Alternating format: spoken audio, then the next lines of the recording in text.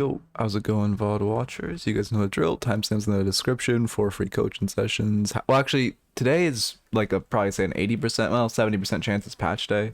So actually, it might just be like 2 or 3 coaching sessions, and then we patch overview, and then I guess I would. Oh God, I didn't want to say the word. Play the game. Ugh, God, it was down my spine. There isn't a Shiv nerf, and there isn't a Kelvin nerf. I'm not playing the game though. Not gonna lie. Fucking Moonlighter 2 is goated. This game makes me like want to strangle someone. I don't think I can say. I don't think I can say I want to like let's say strangle a boo boo. That's a good way to put it. Let me run ads. We have like 2 minutes of peace, and then the you know, the whole masses will come. I wonder if stream, in theory, stream should be bigger than yesterday. I don't actually know how this should work. It's like, obviously, I should pay attention to these analytics, but when I stream DLNS, well, I haven't uploaded in a while, so it probably will be a low-key stream. I need a YouTube VOD today. But normally when I stream DLNS, the stream's like hyper small, right? So in theory, I don't know if that would make it so like the people who are coming and want to watch an actual stream just kind of pile up and then there'd be more today, or it would like kill consistency and hype. Like, I guess not hype is not the right word, but consistency. Not sure.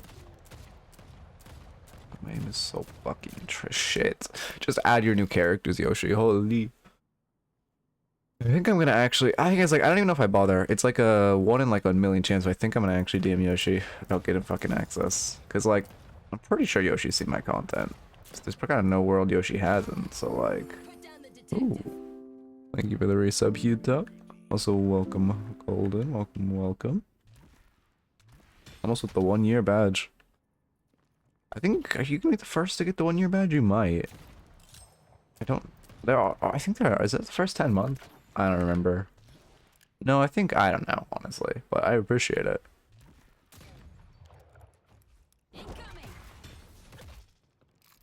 Hey, rocks. Keep going. Okay, I just gotta like, I don't know, man. I need a fucking patch. I really hope it's patch day today. Think I missed a few weeks? Oh my. Alright, well, we got, you know the tax. You know the tax now.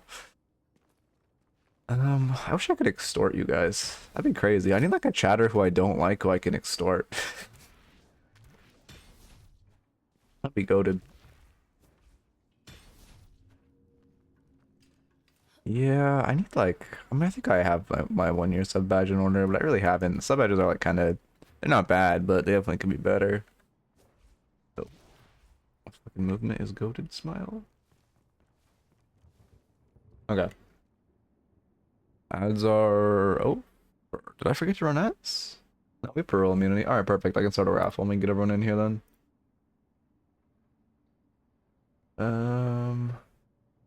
What? Oh, it's not closed. Okay. Raffle. Patch today? I would give it like a 75% likelihood. It might be tomorrow, but I would, it's today or tomorrow, like 90% likelihood. From what the streets are saying. I like, this is all like, you know, street talk. But like, it's relatively reliable. But it's a little, not like, it's not confirmed by any means, but should be, if I had to guess, I would say it's today. Again, I would think like 75% likelihood that it's today. I think. Might need to start locking in on coaching streams. I'm just goofing off instead of getting better. I just honestly just do that until there's a patch. That's what I'm doing, man. I'm so fed up with the current patch. Oh yeah, no, this patch is fucking awful. I like, oh my god, there's so much terrible stuff about this. Like, can we just like remove Shiv from the game? Not remove Shiv actually, but like remove Shiv 3. Holy shit, bloodletting is like the worst ability in the entire game. And like, I don't say that lightly because we have an AoE polymorph in a MOBA. And I still think the worst ability in the game is bloodletting for like, from a fundamental standpoint. Like, percent damage deferral is ridiculous. You can cleanse? Like, are we okay? And the whole rage mechanic, anyway. Fucking remove this character. There's so much. I literally just want to see a wall of nerfs and then Warden buffed. That's all. That make me so like literally every character in the game besides Warden needs a nerf Loki. Rage is cool. I mean, it's cool, but it's not balanced. I agree the mechanic is like cool in concept. I don't think Rage needs to be removed. I think Bloodletting is fundamentally broken. But I don't think Rage is fundamentally broken. I just think they need to look at the numbers of this fucking character, because holy shit. Double dash is so insane. Like, can we please just, like, not give him a double dash? I wish they would tie his range to his 3. Or I wish they would tie his rage to his 3 and reset rage when he uses this 3. That would be cool. That'd be cool. I'd be down for that. It's like, okay, my idea for the character was that it's like you built up the rage, and then when you used ability, it consumed the rage bar to give the ability the extra effect. So it like actually was a skill-based thing where you had to choose, do I want to use it on my 3 to defer more damage, or do I want to use it on my 2 to do a comical amount of damage? And then when you just had it up, you'd get the passive like movement speed buff. That's the old gives. I think that's how they should do it.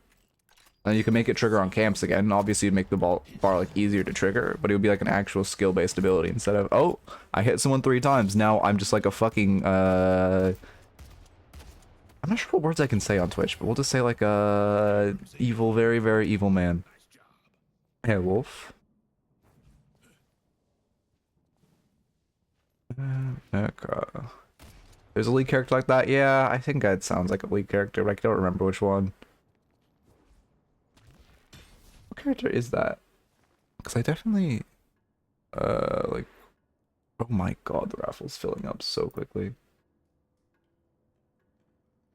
I'll need to reply to that person after this.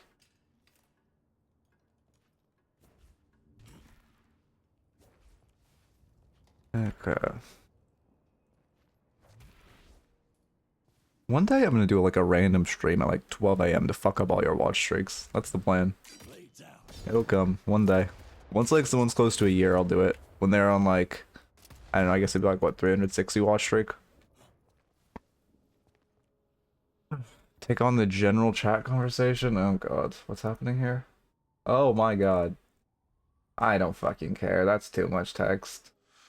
If anyone wants to give me a TLDR or like a summary, I can answer, but like I'm not reading all that.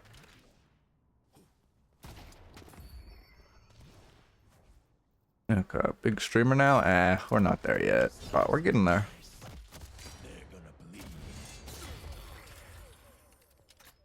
Okay. I just also want a character I enjoy to be playable. Like, is that too much to ask? Make a character I enjoy playable? Like, why do I feel like I'm asking the world?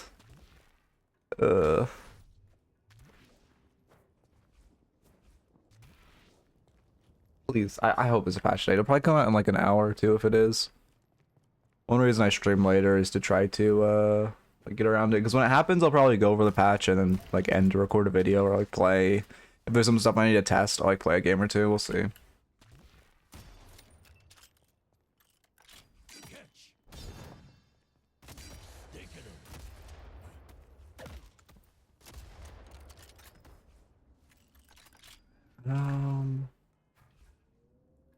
Heard patch is coming today. Also heard that 3 days ago.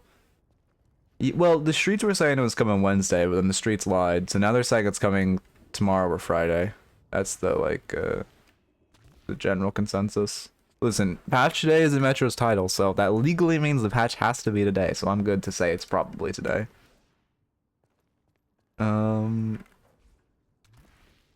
For me in the UK, you stream at like 8 PM. Yeah, I have a lot of European viewers. I stream at like working hours for most NA people, or at least Pacific people. I stream at like literally noon to like 4, which is I guess some people watch me on their lunch break. I know a lot of people who work from home watch me while they're working. I used to do that all the time when I worked from home. And how's it going, Synchro? Sync now, sync out. I love blaming the streets. Well, it's because I can't. Like, I actually have, whenever you guys hear me say, like, streets are saying, it means, there isn't it's not like I'm just saying that, but I can't really cite my source. Like, that's what it means. Stream will start at my bedtime. Big, leave the stream on while you sleep. Come on. I'm EST and I'm watching while working from home. Yeah, yeah. I'd say, listen, that's the vibe. Again, I used to do that all the time. Got a horrifically important exam today. Oh god, go study. Ritualist Infernus. Okay. Hello? Did I like hit my head? You know what I want to see as a patch? I hope. Well, I mean, I don't think this is gonna. Hopefully, next major patch they like add something more up here. I hope every major patch they add like a room or something. That'd be so sick. Lock in. Ritualist review probably won't be a YouTube review, so I could just be like semi-locked. Generally, I try to put higher elo reviews on YouTube because generally, like someone who's like Ascendant isn't gonna want to watch like an Oracle review, but someone who's Oracle is gonna want to watch an Ascendant review. Oh, synchro lock in, yeah. 30 minutes. I'm on the way. Okay, I believe in you. You got this. Let's see. Made art portraits and oh, the arts and the yeah. I hope well, cause like you know how you can have the snow globe and stuff if you did the winter stuff. I hope they add like eventually they have confirmed that you're gonna be able to like customize the hideout, but that's like a long ways away. Just exclamation point. Fuck, what did I make it? Exclamation point. Good VOD. I think was the command. Was that it? Wait, let's check. By the way, good or bad? Good VOD. Nope. Exclamation point. Good or bad. Exclamation point, win or loss. There we go. There we go. I got it. Wasn't even close. I should probably change that to exclamation point good VOD, or at least make a synonym of exclamation point good VOD. Let me do that real quick. Nightbots. Dashboard, commands, new commands, exclamation point, good VOD. Advanced settings, alias of exclamation point, win or loss. Alright, perfect. We need more lore in the hideout? Yeah, I hope we get like a lore compendium. I feel like the only character who's they added recently whose lore I actually read was Billy. Didn't give a fuck about anything else. Oh, there's more leaks? No, I've not seen that. Here, put it in. I really need a scene where I actually show my Discord. Put it in general. Oh my god, what is happening? Okay, can so, like what is this argument by the way? Can someone summarize?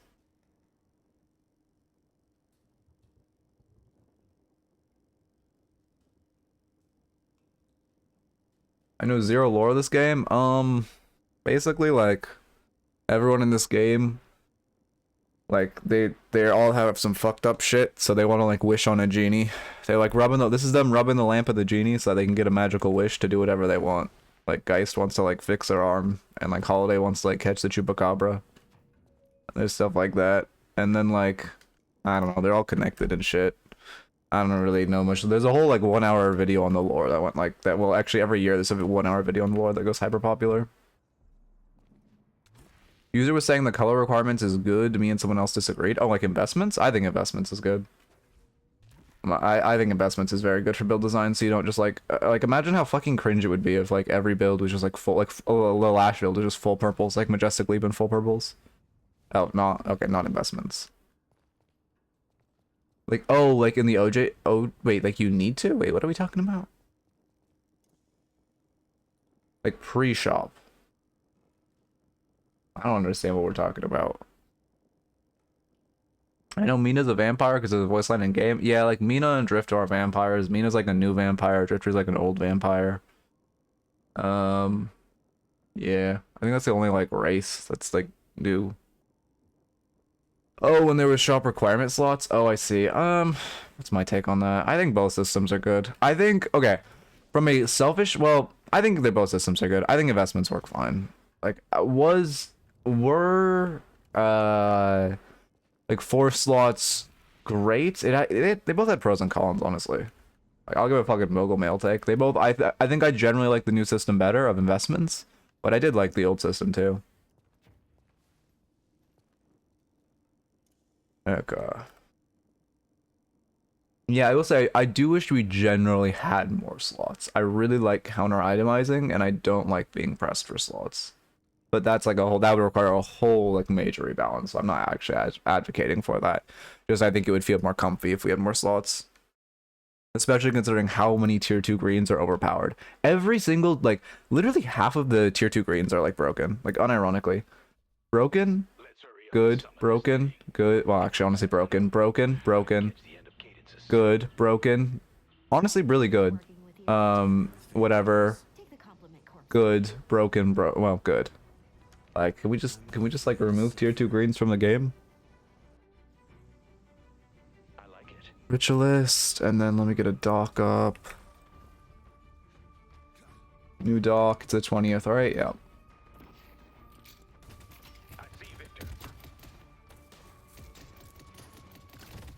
Ritualist Infernus. And then go slash marker. Oh, we are going very aggressively. Ritualist Infernus. Okay, definitely type Ritualist, right? But whatever. Okay, we good.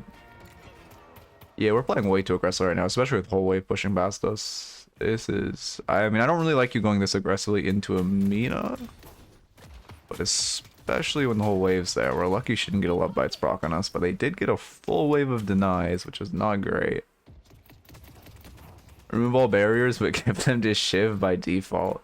God, barriers so cancer. The fact that, like, max rage also gives you fatter barriers, it's the most disgusting shit in the game. I cannot believe this character, like, needs more in his fucking kit when he's max rage. Like, we don't think max rage Shiv is strong enough. We're like, okay. I think max rage Shiv can, like, tank anyone with bloodletting and one-shot anyone in the game with just by pressing dash on them. However, I also think barriers should get like 15% more when he's max rage. It just seems fair. Yeah, Mina's last weakness is slowing hex, but then she just buys remover and it's kind of rough. But yeah, Mina's just like, Mina also needs a major nerf. You're just way too strong early. Is there any purpose to add, wait, to ads in lane? Oh, ADS in lane. If you're like, if you need the, like, aiming, it helps with aiming at a long distance. So, like, if I'm like, not Holiday, can't even right click, I don't think. If I'm like, I actually can't think of a character I right click on. I don't really right click, but it's useful, like, if you're trying to hit someone super far away. But that's pretty much the only time, and it's just like a comfort thing. We're giving a lot of denies, yeah. I mean, the main issue in this lane right now, like, on paper, this lane's winnable, actually. But the main issue is we're just like bleeding ourselves out to denies. They can't hide forever. Yeah, for para 3 it's good.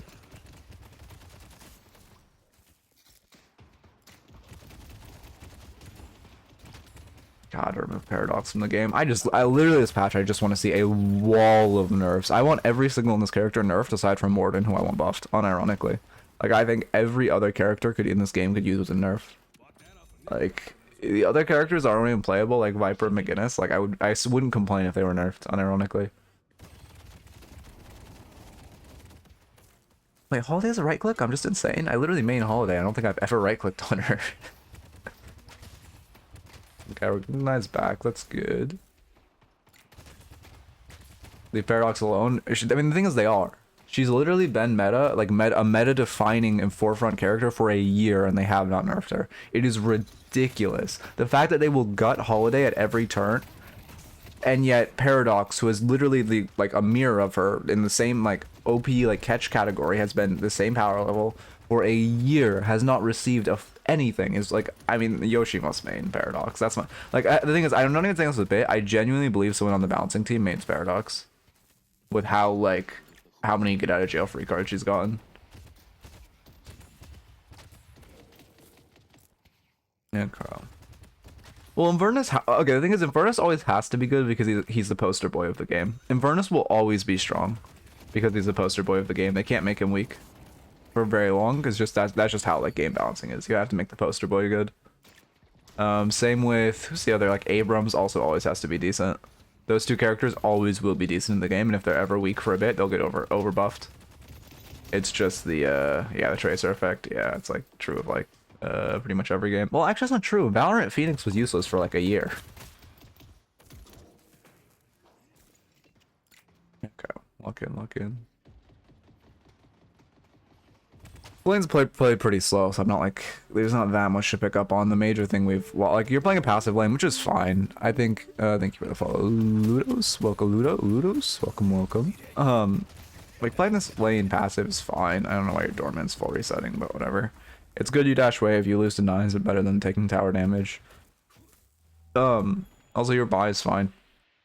Like choosing to play as lane passive is fine. I think on paper you could win this for sure, but the edge is definitely to the Mina lane because it's Mina, so I think just playing slow is fine. I thought Jet was supposed to grow. Well, Valorant kind of has Jet and Phoenix as the two poster characters in the same way Deadlock has Abrams and Infernus.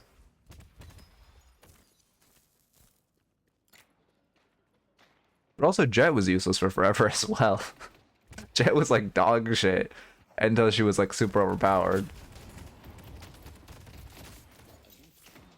Your follow alert gives Minecraft vibes. I don't know if that's the intention. I enjoy it. It's just, yeah, all my like alerts and stuff are just, I just was an FL. I literally just this one is just like a file on my computer called store.mp4 because I just thought it sounded like a little store jingle. I was like, all right. And then when I was like making my alerts, I was like, well, this is pretty perfect. Also, you definitely should have gone for that second orb. Don't forget getting the soul orbs refunds you the bullets. Oh, this is really rough. I mean, yeah, the only real issue this lane, like, again, it's fine to slow play, but we're just bleeding ourselves out to our own denies, which is really rough. Both you and Dorman are just, like, if we look at this lane, I think you've already given over 10 denies.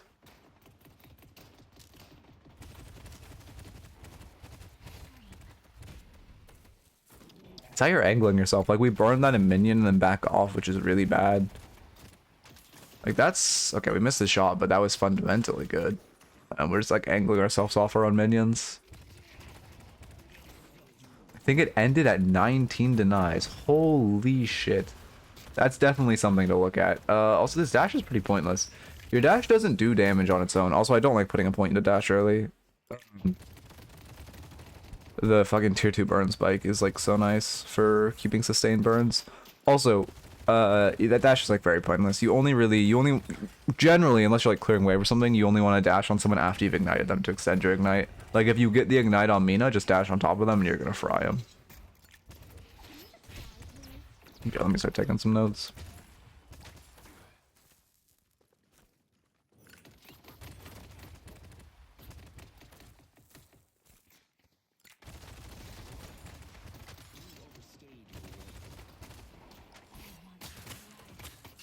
I mean, this is fine. You're wasting time here. You could just be box routing. When both waves are dead, there's no reason. Yeah, now we're gonna hit this camp, which is good. When both waves are dead, there's no reason to like keep poking. Oh, that was a very bad catalyst. Oh, also, we should have catalysted that Victor when we were chasing him. Don't forget you can use catalyst in your dash, and it's what the fuck? She got him, I guess. How? What?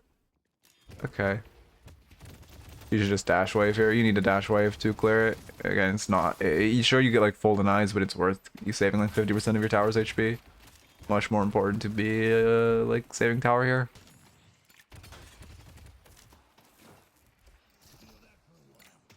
We love Mina ult. Yeah. Mina is a well-designed character. Remember when she came out and she like was bound? No, was she bounced? No, people just didn't know how to play her. I remember I said she was like stronger than Billy, and like everyone was like, nah, you're fucking lying. But like people just didn't play her correctly. Her damage is just so absurd. You just know how to like play around her like overtuned kit. Just like, well, to be fair, she did get a buff, but the buff wasn't even crazy significant. One less bullet on Love Bites was very big, but I think if they changed it and then gave her an extra bullet on Love Bites, she would still be strong. But then like stealing one stamina or like removing one stamina on max Love Bites was like fuck all. Although I guess to be fair, she also literally one-shot objectives back then. Yeah, this is fine. I'm gonna start speaking of stuff because it's a very slow lane. Ult's kind of pointless on Mina with 2. I'm sorry, did she just not 2? Maybe we saw her use 2 early, or like what the fuck? What? She... Oh, she dove you with her 2 down. Oh. If you knew she didn't have 2 up, I guess that was a good ult. If you don't know she doesn't have 2 up, you should not really be ulting Amina. So I don't like this build. I'll give you a good build after this, but this is not a good build. Titanic is not putting that much work in on Infernus. But win rate balancers don't want to see that move. Well, okay, you guys want to know actually why the balancing is so bad in this game? It's because, like, okay, one reason I want to get on the test server really bad is that there's like 4 Eternus players, and the average in that server is Archon. Well, old Archon, new like young Ascendant. Like it's bad. Like it's rough. Those are like the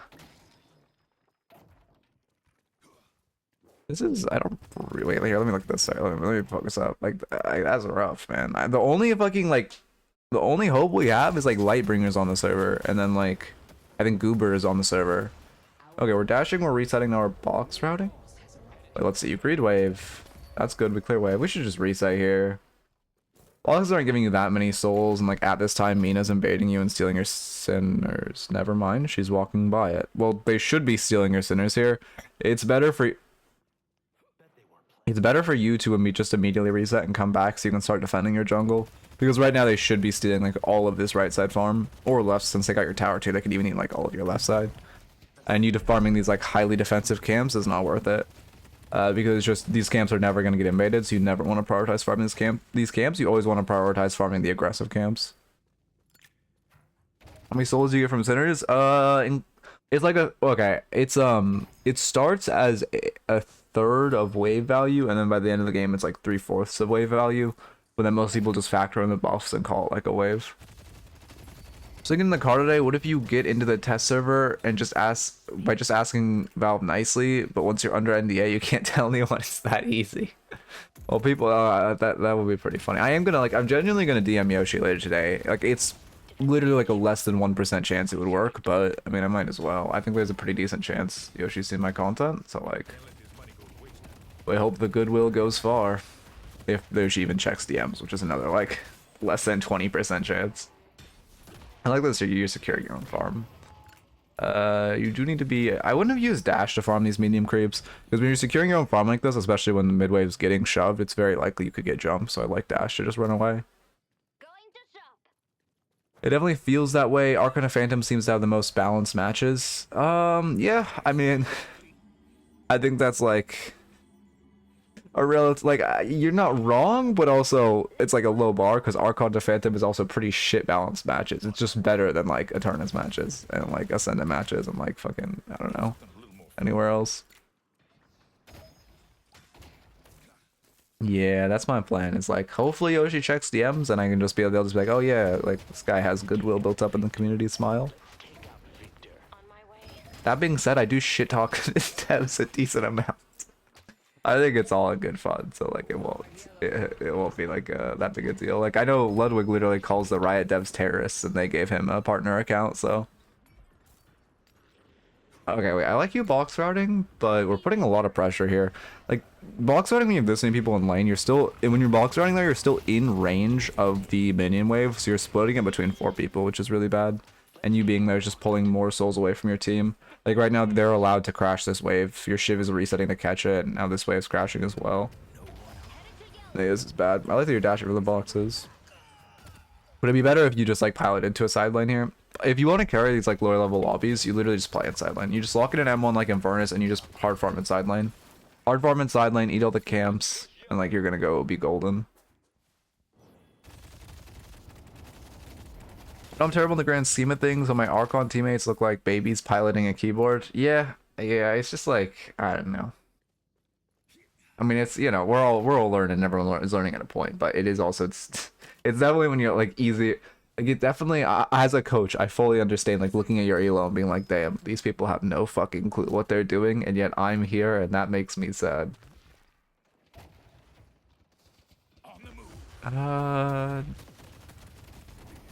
I would just have ignited the medium creep before I dashed and then rushed. You should just be farming the tier 2 camp above, or the tier 2 sinners above you right now. Okay, we got distracted by this Mina, but I don't think we were going for sinners first, which is rough. This is troll. You should just shoot her here. Like, you have her ignited there. She's probably, well, probably doesn't have. No, yeah, she used to, so she's in a bad spot. She doesn't have height. I would just shoot her there. If you and Ivy just like shoot her there, like you're fine. Ult is scary, but she doesn't really have. I mean, she has Mina, to be fair. But without 2-up, she's like in a bad spot. So if you just like keep your burn up and like play in your cover and just keep tapping your burn while she's ulting, you're gonna shred her. Headed to yellow.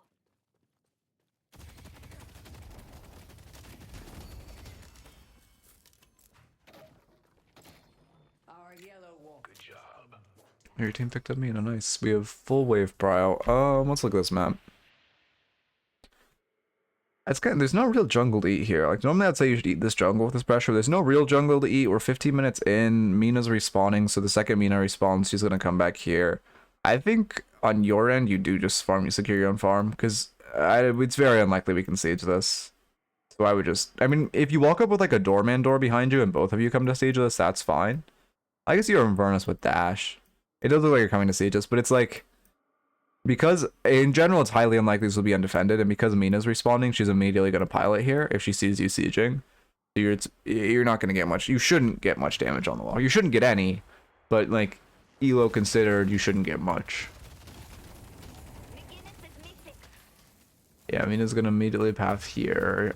Please let her pass. She doesn't. I don't even know what to say. Okay, I can't help but notice a lack of a Mina. What? Okay, there she is. Also, don't forget you can walk in and catalyst walkers to like make your life easier. Not really your fault, but probably should have had a doorman door behind you. So you both could have gotten out like that. Just let him die. Yeah. I don't. The doorman who runs the siege walker without door is not a doorman that could be saved. But yeah, I mean that was fairly predictable death.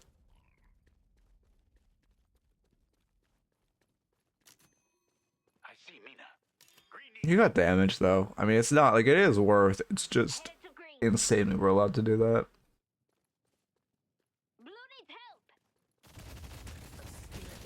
I mean, your build looks mostly fine. I just don't like Titanic. I feel like you don't need more than extended mag on Infernus, and you don't need like any of the like full stat bonuses from Titanic with the weapon damage and such. And you really don't need a bigger mag than extended mag gives you. And because his gun scaling is so neutered, like the weapon damage isn't that great for you either. You should go up the zip. You should go up the zip to the right when you're chasing in here. Nope. Did that hit? Just parry for her. Yeah. In that situation, when she fumbles parry, you should just try to walk on top of her or in between her and Billy, so you can just parry. Because he doesn't have kill potential on her without chainmailing her. Toxic, yeah, sure. Is this a Metro build? I feel like Metro is one of the few Infernus. No, Metro doesn't go Tesla, right?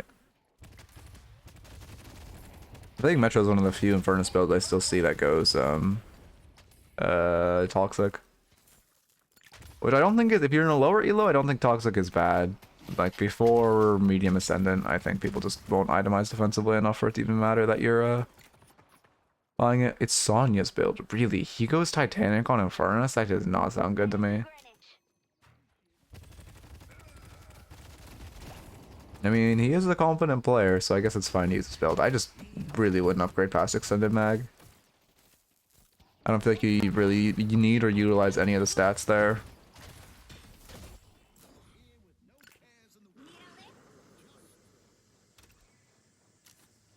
Yeah, I mean, this isn't great.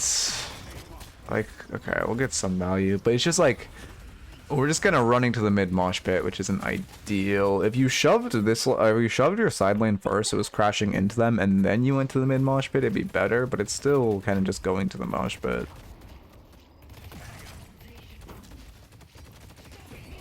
Yeah. I mean, at this point, if you really want to sweat, you definitely could do mid. But I, like, at this elo, I don't expect that at all, and I would just look for, like, at the minimum, eat their farm. You could definitely call Doorman to run Earn. But just getting some, or sorry, eat their farm is on this side. At the minimum, like, eat their farm, and then you could definitely call Doorman to run Earn, too. What about active reload on Infernus? I mean, QSR is just kind of better. Active reload's only, like, Infernus doesn't need the gun stats or, like, BLS, or really the movement speed because of his dash. So QSR just kind of does what you need because it gives damage, gives like gives damage, gives like a quicker reload than active reload, and gives like, I mean, that's really it. I guess the fire rate also is not bad.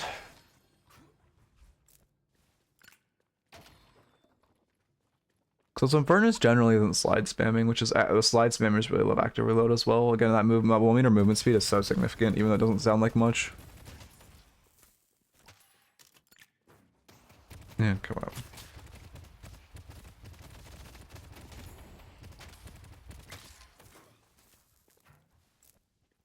Oh, it's an urn on their side? Okay, well, we definitely shouldn't be running this. I hope your doorman doesn't. I hope he's just, like, pressuring. I didn't realize how ahead you guys were. Damn. I'm fucking EP. I hope there's a patch today. Oh my god, I want to play Deadlock so bad, and yet I think of playing on this patch, and it's okay. I'm gonna pause for this tangent. No, we won't pause for this tangent. I'll go on the tangent after this fight. Like, I was subbing around Deadlock streams this morning. I went to like 5 different streamers. I went to, let's see, who's streaming? Listic. I'm blanking on another guy. I went to Metros. I went to someone who was playing with Cran. I can't remember who was playing with Cran. Oh, AVG and Cran. Every single one of them was just like complaining, and this is not flame to them, this is flame to how stale this patch is. Every single one of them was just like mauling about like balance on this patch or something being broken. It was like, it was rough, man. Like okay, this is not a good fight for us. Give a good flank, but it's a 3v3 on their walker. That is not great. Luckily Mina just lets you kill her because she doesn't buy remover into an Infernus. Oh, she bought Cultist at 20 minutes. Definitely first buying that tank buster is worth. Obviously because Valve is focusing development on Half-Life 3. Did they actually like say something about that? I'm seeing more people like talk about it, but I've just assumed whenever I hear more about it, it's still copium. But I have actually seen more and more people talking about Half-Life 3. Like with the Hytale releasement announced, there are people commenting on it like, oh my god, we're getting like GTA 6, Half-Life 3, Silksong. And Hytale now, like, the world is saved. It's all speculation, I see. There's some insiders. Oh, okay. I never played Half-Life 2, so I'm on a Half-Life 3 head. I'm probably in fights a lot.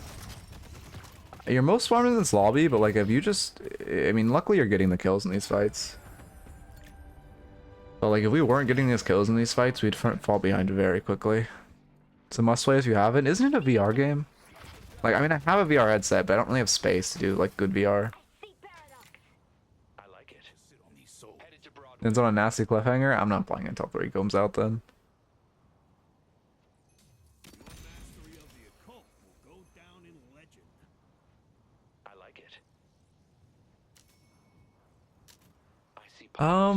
I mean, if you want to sweat, again, it's like, I don't expect this at all at the sea level, but it's like, when they're running Urn here, if I'm on your team, I just call trading, like going mid. You want mid to cry when he's exactly right here. When he's close enough, he's still going to cash, and he can't drop it. Like, he's so close, he wants to still cash. But he hasn't already cashed it, so he can rotate to you, or he isn't like here, so he can just drop it and immediately come mid. This is like the perfect spot where if you get like 6 and pit all meleeing mid, you can like kill it and trade mid for Urn, which is very worth.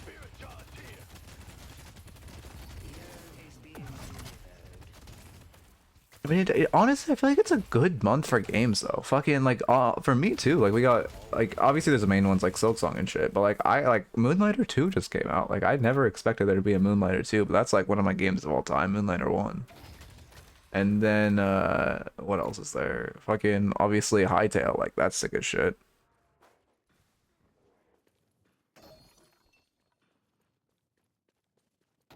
You're spending a lot of time box starting when you should be farming. Box starting's good, but box starting should be a priority. You should either be hitting boxes as you're going in between camps, or you should be, if there's absolutely no farm on the map, you should be box starting. Like, right now, you should, like, angle. I mean, for one, you could farm this camp, or you could just shove and, like, angle to farm this camp. Much more valuable than boxes. Ever played Outer Wilds? I have not. I have not.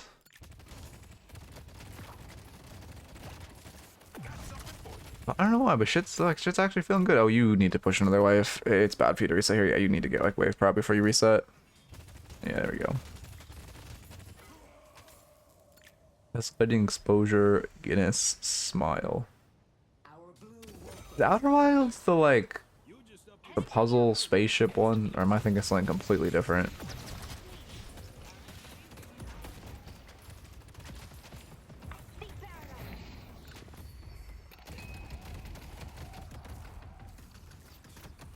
Yeah, we just clear the wave. Oh, your doorman just really likes his gray screen, I guess. Oh my god, that doorman build.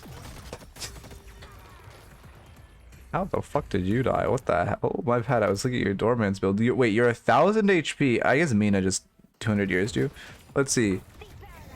What goes wrong here? Because you were 1,500 HP and then you just were no HP. And is that just like Mina being a balanced character? Let's find out. 1,000 HP? You cleared turrets? You're walking up a bit, and Mina looked at you. It's your fault. Should let Mina look at you. We should just be backing up though. Like when you're clearing turrets, you should just be backing up to your walker.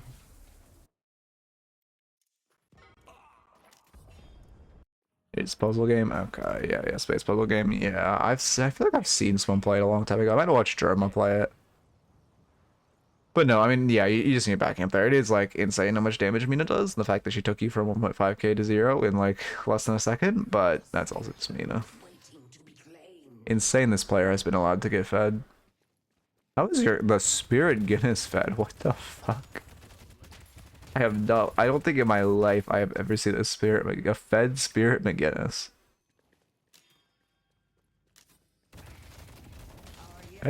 Well, actually, no, you guys, what the fuck? How are you this behind now? I guess I should just come back and yeah, you rotate this fight so you can't get pressure on anyone else. That's fine. Pressure anywhere else, it's fine. Realistically, this fight should be rolled into mid. You should kill the McGinnis, then you have huge picks and you can just go mid. Your page just so ulted the McGinnis. Okay, big. That was definitely needed. The best team fight in mid ults. Ugh. Okay. I'm not trying to flame. I'm not trying to flame. I'm just like again. Also, like you can probably tell even my coaching, I get more like more flamey the longer and longer we go without a patch because like I'm just tilted on a patch. Give me some fucking content. I mean, it should be today, hopefully. What's my title even? Patch today, probably. Yeah, that's a fine title. I didn't know how to word it. I wanted to like make it concise. I was gonna say like most likely a patch today, or like 70% chances of patch today, but then like couldn't make it concise.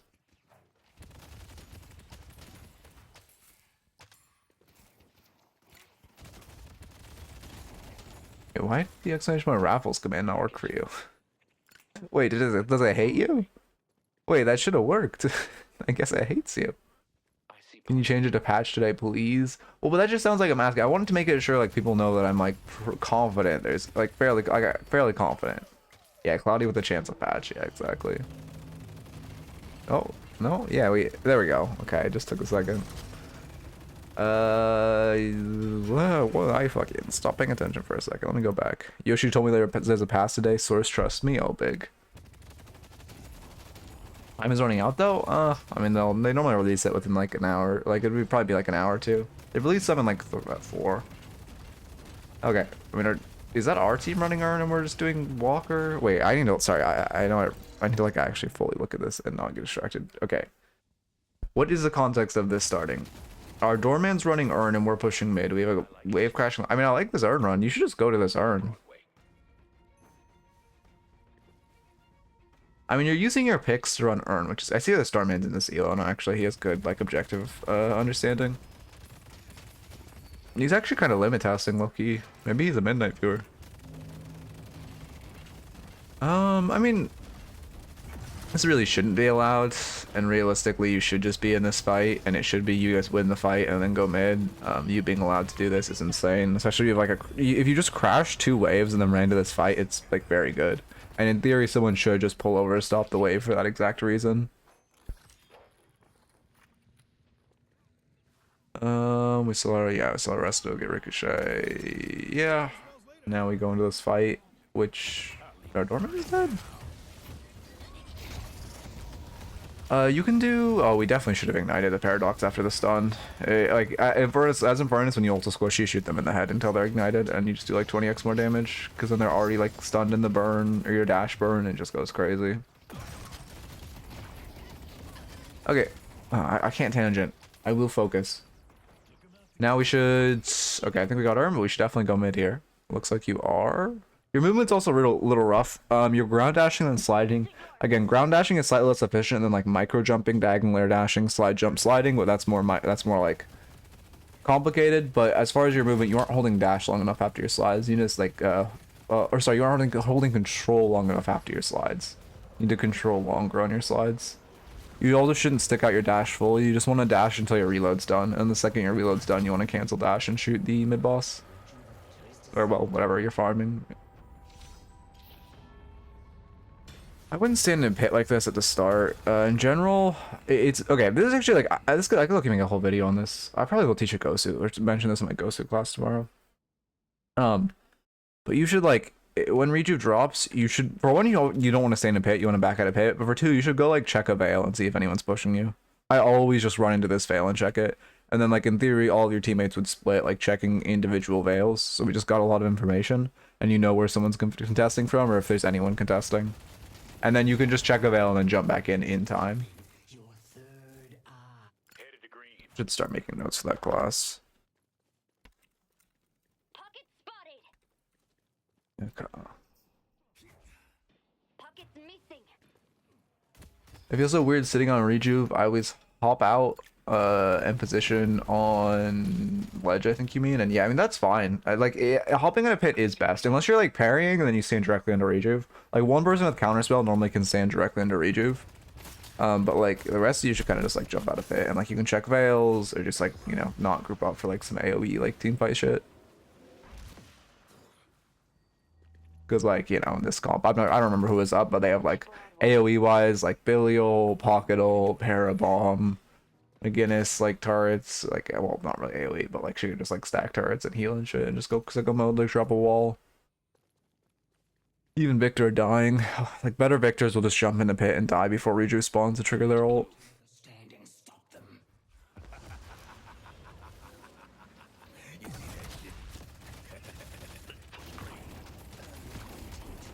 God.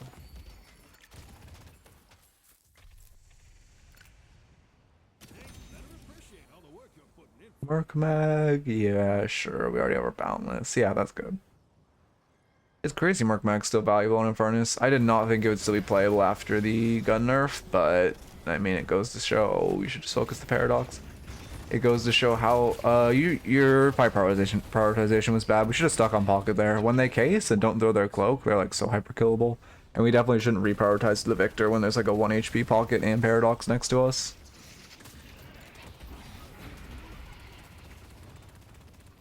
Okay. Wait, what was I saying before? I completely lost my train of thought.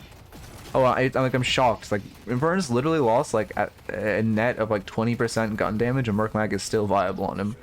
Like that just goes to show how stupid this character's gun damage was before the nerf, and that's like excluding how stupid his spirit damage is.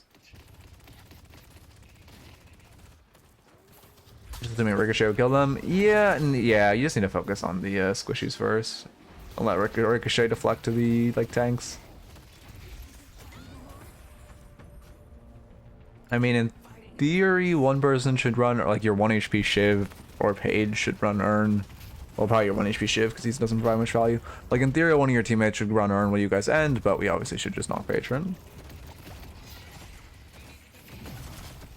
Again, you're focusing Victor a lot. Like right there, you don't have. It's not like you have a crazy choice, but there's an option to target the McGinnis because she's fairly close, and you could just kind of run at her, and she doesn't have like 8 debuff removers, unlike Victor. Oh, he just rolled though. Fortunately, he got 2 up. Unlucky. Counterplayed. Outplayed. I still insane to me Victor has debuff removal on his too. I feel like that's the one thing I don't like about Victor. Like a lot of people complain about his ult. I think the ult's fine. We should just run away now. That was a massive pocket ult, and now we can't contest. One person should just run back and grab Earn, and then you guys like also can, like in theory, you guys should draw back. You didn't get hit by pocket ult and you're full HP, so like the healthy ones of you should eat this farm.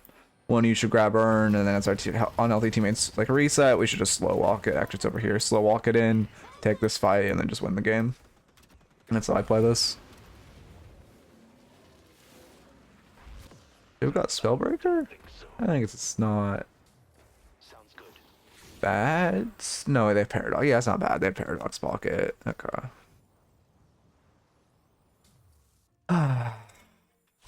Man.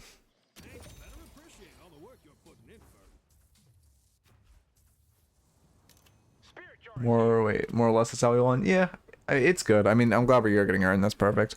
Only thing is just you guys should be eating this Earn, this farm as you're falling back. But I mean, it's great we're running Earn. Or like at least contesting it so they can't just get it on the comeback urn. Sounds good. I just run in and grab it at this point. Every second you waste, like no one's coming to reinforce you, but you don't know they're coming to. You don't know they aren't coming to reinforce the enemies. Yeah, there's our urn. Perfect. Defend green.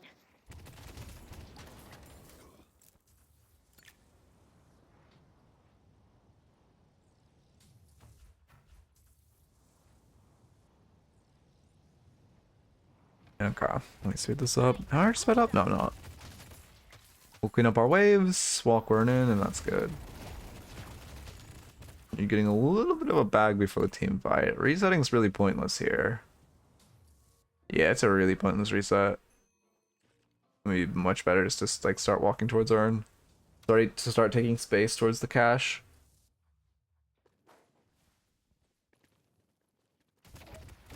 You guys are taking forever to run this. You definitely should, even though it's comeback. You guys are up 30k. It's like, well, 35k. It's there's like no shot you don't. Oh, we just get a free pick though, because this Mina just really likes her gray screen, I guess. She should have died for that. No, you guys should just slowly walk and earn.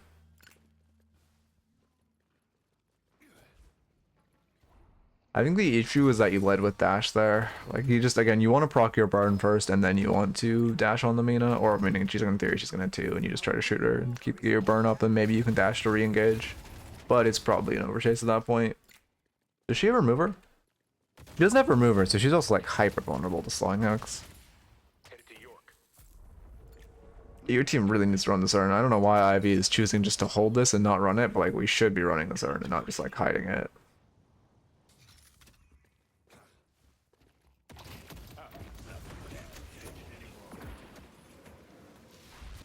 Yeah, I mean, at this point, you guys kind of can't run urn because you have the, like, soul suck debuff.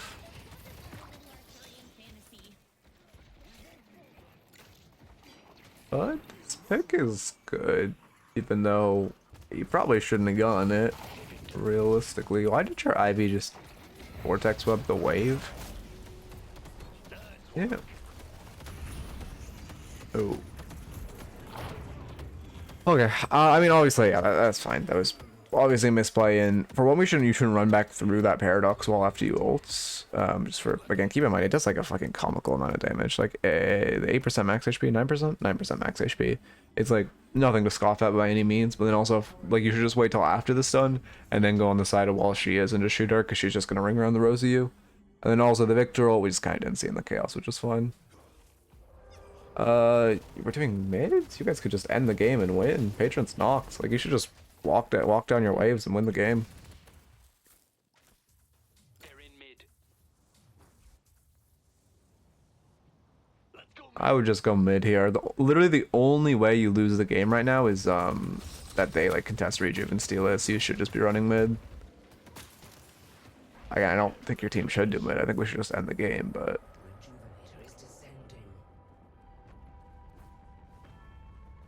also, yeah, so yeah, then your movement thing, you're literally just ground dash sliding, and you're not sliding for long enough, and also, like, you should just be, like, trying to dash jump more. For, like, better movement. That's, like, the easiest way to do, like, quick movement without having to, like, get into the specifics of, like, dash jumping and strafing and stuff. Or, sorry, like, air dashing, and then, like, air strafing and such. Soldier is here.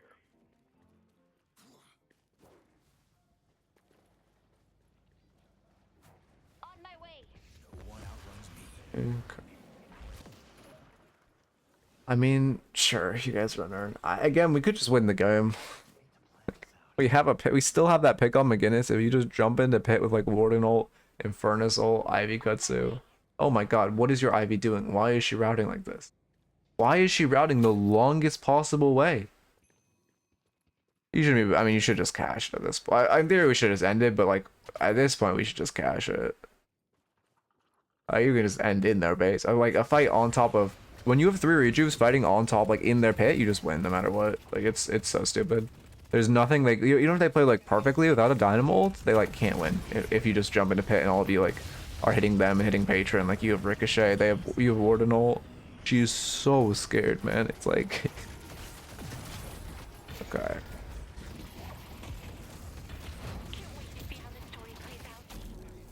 You're also kind of holding left click. I'm noticing we're not letting go of left click when we're switching targets. So we're kind of just like wasting a lot of our ammo. Okay, well now we win. Yeah, I mean she's just gonna die. Doesn't really matter what you do. Yeah. Okay. Well, I mean that was a good game. Thank you. Good game. Well played. Sorry, stretching before I get the notes. Oh, that's what that means. My notes are so interesting. Okay. First off, in lane, like the only reason this lane went bad was just because of the orb denies. It was just like really rough. Were you right? Oh yeah, it was 18. Holy shit.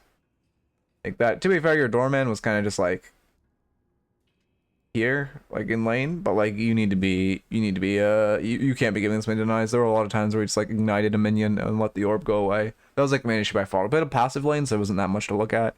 This lane's fine to play passive if you guys want.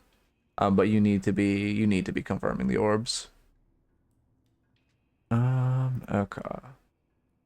And then let's see, as far as the other notes, like let's see, mid game, I would just, again, if you want to carry this game, I would just I would just stick towards side lane more.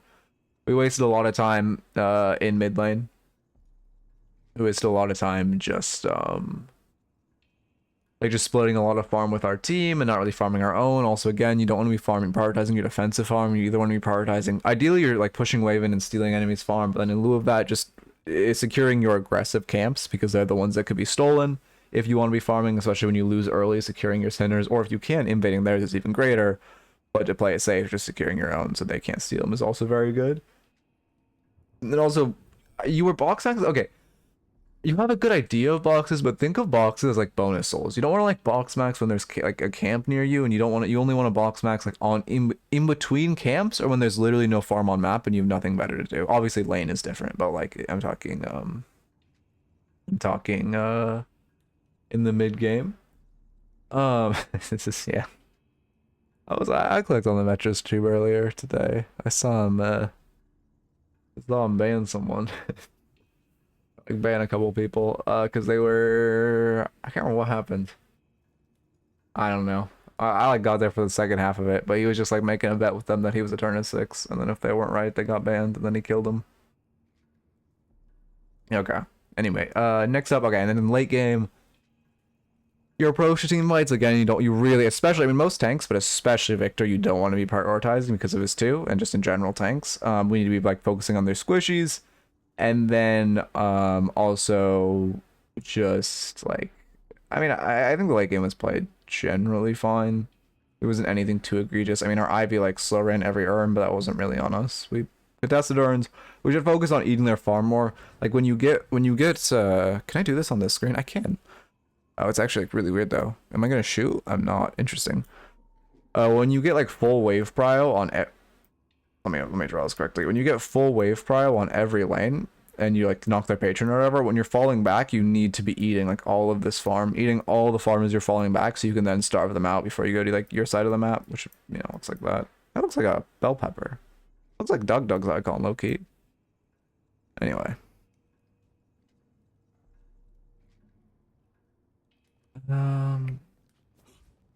You kind of gravitate towards shooting the easiest target. Yeah, that's definitely an issue. Oh, also with your dash, just making sure you like ignite them before you dash is very huge. Okay. Okay. New raffle, I suppose. He said me stupid. Wait, what? Oh, we were betting if the stat locker. Oh, we were betting if stat locker said he was E6, and halfway through someone said stat locker said he was E3, and he backed up and said stat locker wasn't accurate. Oh, I see. Yeah, I came at like the second part. I didn't hear him. I just heard him talking about how like stat locker wasn't accurate, and then yeah, interesting. Okay, I will say, listen, I think Metro is like a good, okay, I think Metro is like a good person, like off stream. Obviously, stream persona is like not exactly for me, but I think he's like a good person off stream. It was really funny when he faked his game crashing so we could switch to his main account. That was hilarious. That was like, that was some of the funniest shit I've ever seen. Because he was looking at the account of it. He was like gonna show the rank of his account, but he was on an alt, and I'm pretty sure he wasn't confident that account was E6, so he faked his game crashing so he could switch to his main. It was so funny. Again, not a shot at Metro. I just found that shit so funny to watch. Okay, slash raffle, 5 minutes. Which raffle? False. Adds Gamba. Okay. And then go here. Oh, wait, sorry. What'd you ask? Would that recipe be I kind of gravitate towards shooting the easiest target. Fair. Would that risk me being picked off while stealing farm? Not really, because if you have a wave prior, it's very unlikely the enemies are going to push past their wave. And especially if you should be doing with your teammates ideally, but even if you're not doing with your teammates, if you have both waves like next to you shoved, it's highly unlikely you're going to get contested on that farm. And if you do, you're in farms with dash, so like you can kind of do whatever you want because your character is very punishable. You just get tickets by entering the raffles. It's like a fully free system. The ticket system is just a pity system. That just like so people aren't like entering like 500 and never winning. Okay. And then let me switch here. Perfect.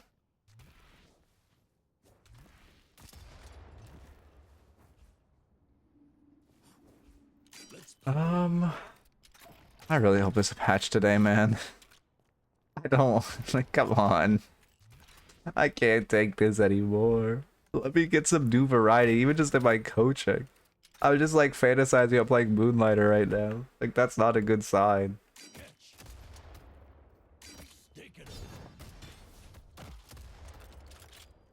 But trust, I believe. Listen, I mean, like I said, Streets have said that the patch is going to be today or tomorrow. And they like Thursday patches, so if I had to bet on a day, assuming it's this week, which actually, I'm not going to lie, every hour that passes I start to doubt it's this week. But everyone has said, every like leaker has said it's this week. Like, publicly and privately. So like, come on. Come on. Surely it has to be, like, dude. Yeah. Okay. Can we just, like, get this fucking character out of the game? I'm so tired of fighting, like, triple barrier, like, unkillable fucking Shiv. I can do whatever I want. I press dash, I one-shot you. Can I say what Metro leaked about heal curse at the start of stream? Yeah, sure. Well, I don't think Metro could have leaked anything. Well, to be fair, someone might be leaking to him, but he's not in the test server. But what did he leak? But to be fair, he definitely knows people who are in the test server, so it could just be... Okay, so that's...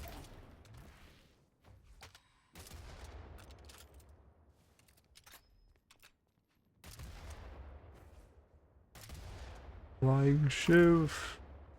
He said enemy heal creeps now drop an AoE heal similar to McGinnis 2. Oh, interesting. Wait, I assume that's like not just enemy heal creeps, but all heal creeps, and then drop an AoE heal instead of like the flat heal. Yeah, I mean, I'm sure. Wait, Paradox is getting a nerf? I haven't heard Paradox is getting a nerf. I've heard Holidays getting the absolute axe, but I haven't heard Paradox getting anything. Holy shit, if they actually nerf Paradox, I will be so happy. It has been a year of this fucking character not getting like touched, even though she's been like full meta defining. Oh my god, if they nerf her, life will be a fucking utopia. Literally the only nerf she's gotten is like off of a buff. Like they buffed her by with the express shot interaction. They're like, wait, making the most broken character in the game, well, not the most broken character, but one of the most broken characters in the game for like an entire year, also do like 20x more damage isn't fair? Maybe we should nerf that. Thank god they did though. Character I mastered now on a 70% win rate. Well, you have like 1 to 25 more hours left of that win rate. Having your favorite character nerf feels bad? Yeah. Listen, you're talking to a former Dynamo main. I fucking loved that guy. And then they fucking massacred him in the street. Oh my god, the poor fucking guy. I believe it's just Gun Holiday. Her barrels might get touched, but it's mostly Gun Holiday. But I think her barrels might get a little bit of a hit. I still think she'll be playable. I still think my Spirit Holiday will be playable after the nerf. What's Lash's biggest issue? I feel like he just doesn't need too many buffs. The power creep is just too heavy on him. I mean, he got hit by a nerf. Lash's issue is just he doesn't do much in lane, and lane really matters right now. And he's like a very weak laner. Unless you're like, you know, he's very punishable after he goes to like ground strikes and stuff. He kind of just has to like survive lane by like, you know, going QSR and flog and shit. And like flog max and shit. And then also in the late game, like good players just know how to position around roofs and know how to buy counter spell, and like it is just rough. And also after he like ground strikes in, if you just have like a slowing hex or something, he just like is kind of fucked. Barrel scaling probably will get nerfed. I don't think, if they're gonna nerf barrels, I don't think it's gonna be barrel damage. Honestly. Is my bitrate tweaking again today? Oh my god, the bitrate's tweaking again today. Is this Twitch or is this me? I think it's Twitch. I had this issue yesterday too. Like, in theory, everything's good on my end. My internet is like very, very solid. But like, yeah, this is not on my end. I guess Twitch is just like a piece of shit platform. Sorry, I shouldn't say that. Twitch mods will fucking like ban me. They'll kill me. But like, come on. God damn it. That's, well, I mean, there's not much I can do. I guess Twitch is just a fun platform. My bitrate graph literally just looks like a fucking, like someone who's about to die. One of their like vital monitors. Holiday in the game the other day had 50 or 60% of damage with barrels. I mean, that Holiday's fine. Well, that's like a Spirit Holiday build, but also like, it's the build that's broken right now is really Gun Holiday. Sure, Spirit Holiday does damage, but I don't think it'd be burial damage that's nerfed if I had to guess. But we'll see. Who knows? I was trying to see why my PC was running like shit. It's so here, let me do an internet speed test. If I do a speed test while streaming and it holds solid like that, so you know something's fucked. Okay, I'm on like 60 down while streaming, so like that's good. And then let's see my up. That's what matters. To be fair, I'm only on 20. No, I'm on 30 up. 30 up while streaming is like good though. Yeah, 30 up while streaming. That's like, come on. It's not on my end. Fuck Twitch. Sorry, no flame. All I'm saying is if another actually half decent stream platform comes out, my ass is leaving this godforsaken platform. Oh my god, give me a real platform that like actually bans people who commit like sexual assault on stream, for the love of god. I think if they remove one more barrel from Holiday, she'll give you Giga shit. Yeah, I mean, again, I don't know what they do to her. I mean, obviously they like nuke her gun, but like as far as her spirit, I feel like her spirit is a little overtuned, but not by much. Like maybe you slightly reduce barrel scaling, sure. I think it's her bounce pads that are fucked though. I think the issue with Spirit Holiday is you just have to fuck with her bounce pads. Like these are the disgusting things. It's just the movement. Need a streaming platform that doesn't kick? Yeah, exactly. Like I need one that isn't like the fucking like joke of kick it mixer. Gets easier every time. I'm butchered. Unlucky. Surely Wraith is there. Wraith is getting buffs. I haven't heard much about buffs. I've only heard much about nerfs. No confirm, like from what I've heard, hello? Can I do my dash buff for my this rusty at Holiday? There we go. From what I've heard, like we aren't even getting a warden buff. There we go. Look at how clean these dash buffers are. The movement is the best part. Oh, I agree, but I also think it's broken. Should try dual streaming on YouTube. I used to, and it was hell on earth. I used to only stream on YouTube, and then I did multi-streaming for a while, and it was actually awful. It is not an experience I'd recommend for anyone. Holy shit. Is recording nuking my bitrate? Well, I have to record. That's not optional. I heard global gun buff and spirit nerfs. I mean, I don't think that'd be a bad change, but I don't know how actually likely that is. Like, I mean, who knows? We're all just like working off what leakers tell us. Archon Yamato.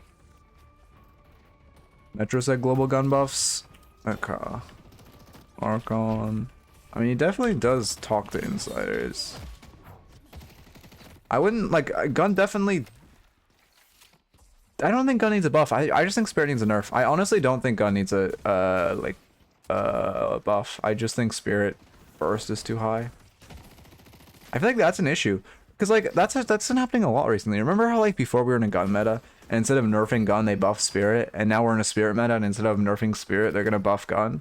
Like, we're just like min-maxing power creep as much as humanly possible. Okay, let me lock in. The Yamato started playing 2 months ago, struggling with macro. Okay, I mean, yeah, that is the Yamato experience. I feel like most Yamatos are, because it's like, you know, you just kind of win lane, and then that's when the game gets hard. Buff gun Geist, smile. Oh god. That's fine. We'll see. If you're not using Yamato tech, we'll get more into it. But that was, I mean, you probably could have mantle one there for a little more surprise. I doubt they're adding items. It's just gonna be a balancing patch. Then there will be a major patch in December that is going to be like listen, I can't say much, but like, it's good. Like, that's all I can say. Like, it is amazing, the patch that's coming in December. Well, either December or January. But they are shooting for late December. Yeah, they're just hinting. Perfect. So take that. Your uncle works at Valve Pog. Exactly. Yeah. I mean, I have leakers who talk to me. I just like don't leak shit because I'm not no flame, but like I obviously don't want them to like get in trouble or anything, so I don't like leak stuff. But again, whenever I say streets are saying something, that means like streets are saying it. We go Mystic Shot here. Yeah, perfect. Okay. Oh, just changing gun item numbers. Yeah. I think Capacitor is going to be literally useless after the nerf. Well, to be fair, it does a lot of damage, so maybe not. Necromancer hero. That'd be fun if you could revive minions. That'd be like cancer. I guess that's literally just fucking Yorick. Just right click. Okay, melee was very risky, but we get our kill. I'm not gonna focus that much on lane also because you're a Yamato. Like, you kind of just win. You literally one-shot page whenever you want. Yeah, they're definitely adding an ARAM like mode. See, also, whenever I say, like, I can talk about shit that's like already leaked. So like, I can say the leakers are saying like they're adding an ARAM type mode, which will be huge.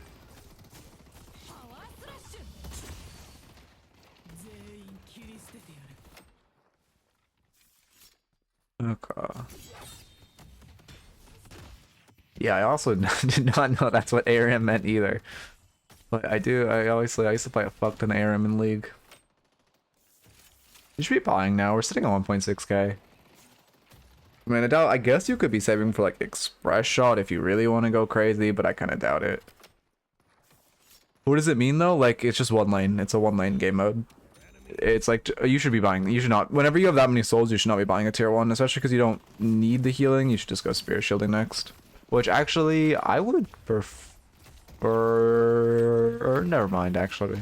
Reactive kinda looks good this lane, but at this level, I don't think Page is gonna consistently hit a root. Oh, there we go. I was using Sunny's build. Okay. Yeah, Sunny's a very good player. But like in that case, when you have that many souls and you're basing at that many souls, you should just go Spirit Shielding. Or just buy any tier 2. Like, there's so many OP tier 2s. Healbane, what else? Actually, Healbane, I prefer Healbane. You don't need the defensiveness of Spirit Shielding, and Healbane will make it so you can just perma-kill them and stay full HP. Like, that would actually go crazy here.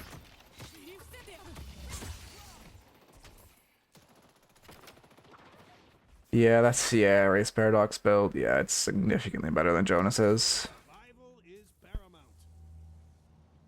I don't really like a full reset here. You should just stay. You have a lot of sustain off your 3 and off your resto shot. Again, this is one reason why Healbane would be great, but also if you can just kind of stay. As long as you don't get Viper Venomed, like, you're gonna be fine. Oh, it is an Express Shot build. Okay, interesting. Oh no, Sonya's is great. I didn't realize you're using Sonya's. Just keep using Sonya's. That one's great. I thought, because I saw Titanic, it was like a griefer build, but Sonya obviously a phenomenal player. I just don't agree with upgrading Extended Mag Titanic, but the rest of that build was great. Also, for Yamato tech, when you're using your 1, you want to slide in them 1, and you'll do like a sliding 1. I'll show this at the end if you remind me. And if you one in front of a wall, you can mantle during the animation of channeling your one for a mantle one. And you can do it off zip with a ZMC. Kind of like you do with Lash ult. Going good, Wolf. How about you? Healbane procs off spirits, so if you're not Infernus... Wait, Healbane procs off spirit damage, so if you're not Infernus-like, you're only stopping healing if you engage on Yamato. It's not really about the anti-heal. It's more about the sustain you get from heal on kill. Like, the anti-heal matters. Like, you're denying heal creep. If you can deny heal creep off your Mystic shot, it's, like, great. But you're mostly buying it for the heal on kill. The, like, bonus spirit power and anti-heal are just, like, bonuses.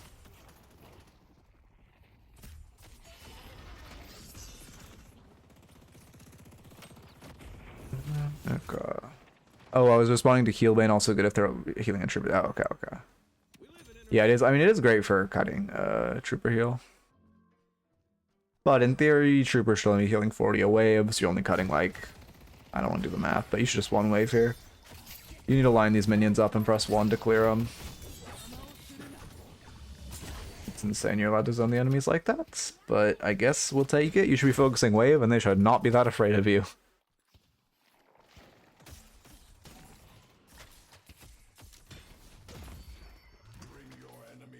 Yeah, I don't know. I'm not sure with the ghostly stuff. I mean, I'm sure after that they'll have you coach more, but I'm not sure with like scrims what's happening. I'm not even sure if I'm coaching scrims on Saturday. I think I am.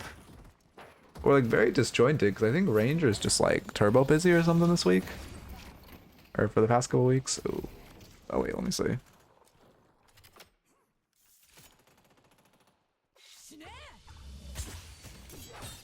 Okay. I really hope the patch is today. Wait,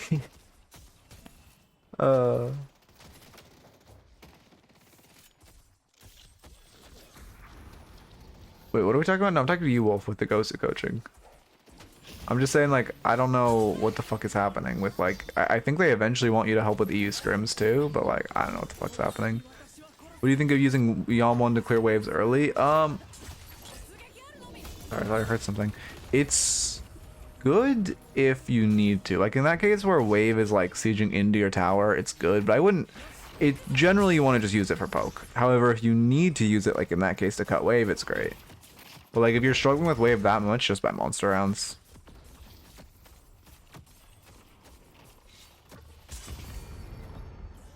Yeah, like, Healbane would just keep us so much healthier than Spirit Shielding here. I love Healbane on Yamato.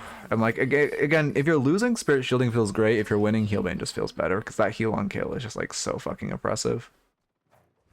We're gonna go farm our Sinners now. I need to watch your Express Shot usage. This is, like, such a skill test, how well you use Express Shot, which, by the way, for the love of God, Yoshi, I want you to gut Express Shot, or it's not Express Shot, gut alt fires. Holy shit. Remove, like, make every alt fire do 50% less damage, and, like, we live in the utopia. Level Settle says patch day or I play Deadlock. Loki, I should be, yeah, no, I respect that.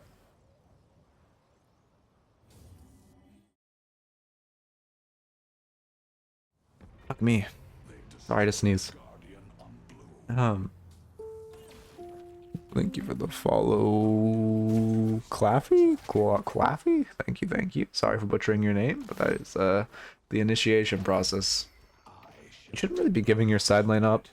I mean, your Ivy's anchoring, so you're looking to pressure. Okay, actually, this is fine. I take that back. I think I mean, Mirage coming over is interesting. I think, okay, my general rule of lower elo is you don't actually start rotating if you're, like, win the lane. You don't, for one, I would like if you just shoved and tried to, like, steal the Sinners or just eat farm, because you're Yamato, you want to play hyper selfishly. But for two, in my general rule for lower elo is I don't start, like, rotating to other lanes until they start rotating. Because if they stay and two of them pressure this tower, even if you get this tower, it's like it's still a neutral trade. So generally, I would just look for stealing farm until one of them rotates, and then you counter rotate. Also, you shouldn't be like box starting back here. You want to be securing your more, at the minimum, securing your more aggressive farm, but really trying to push an advantage. If they like over rotate, you just try to eat jungle, eat any of this like highly stealable jungle. Wait, call a fee. Okay, thank you.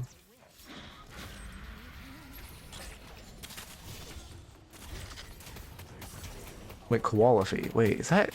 Am I... That's... Oh my god, my brain. Okay, it's fine. I feel like my mind just doesn't like how Koala is spelled. Am I crazy for that? We are so lucky we're not getting parried here. ED's express shot here. Did we express shot there? I don't think we did. Let's see. We should just one and then immediately right click. That's what should happen here. We do. Okay, perfect.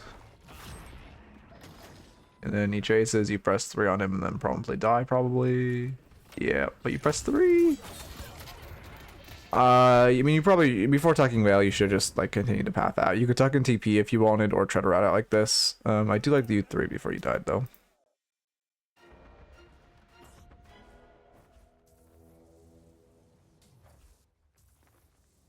Oh, qualify. Okay, okay. That makes sense.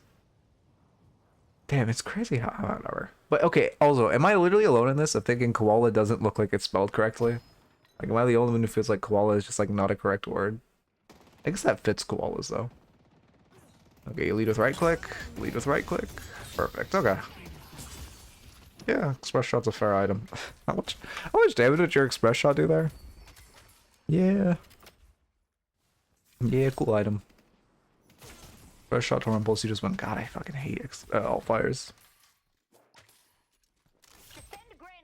I really hope, oh sorry, I keep saying this shit, but I'm just like only thinking about the patch perma. I'm dyslexic, like many words don't look right to me. Oh yeah, I'm dyslexic as well. That's why I butcher all the names like perma. But for some reason Koala just doesn't fit right. I guess I just think I should have a W. It just makes sense. Farming your doubles is fine. We're getting a lot of farm on ourselves. Did Yoshi say a new patch is coming or am I crazy? All the leakers are saying it. All the people on the test servers are saying it. Like it was supposed to come yesterday, but now they're saying it's today or tomorrow. So that's why everyone's like, all the streamers and stuff are saying there's gonna be a patch. I don't really like you rotating this fight. Instead of rotating, you should just be cleaning up this wave. This wave crashing your walker and you guys losing all these souls is not great. It's better if you just rotate down and like clean up this wave, then rotate to the bad fight. Or well, it's not a bad fight, but it's less important than the wave. Yeah.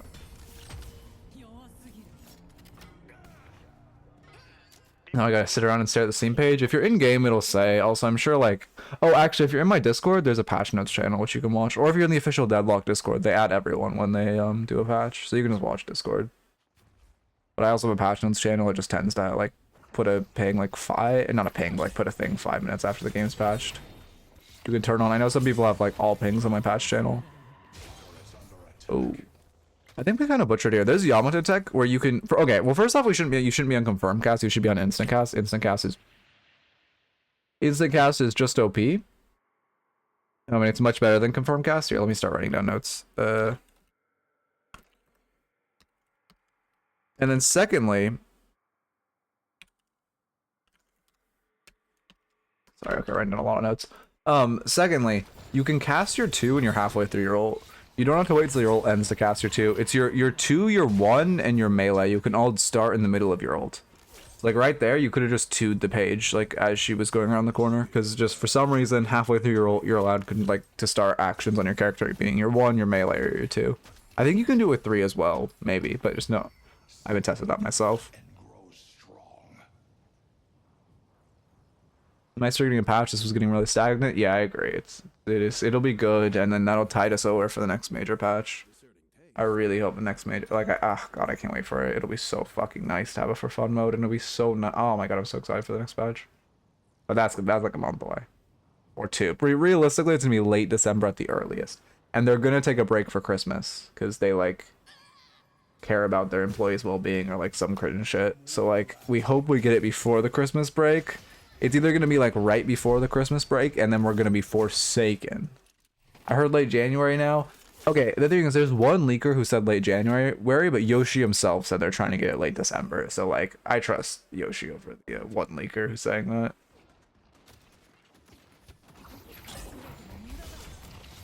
Okay. I mean, you're playing this build well. Like, your micro is good. I'm literally just going to focus on your macro. Because like, your micro is definitely above your elo. The issue is we're just kind of running at him. one, and then right click. Oh, she's already gone. Okay, I think she had counterplay there. I mean, to be fair, she's vastly over positioning as a page, and that's her issue, but... Well, we're either going to get the next major patch, like, right before Christmas, or probably, I would say, mid to early January after their break.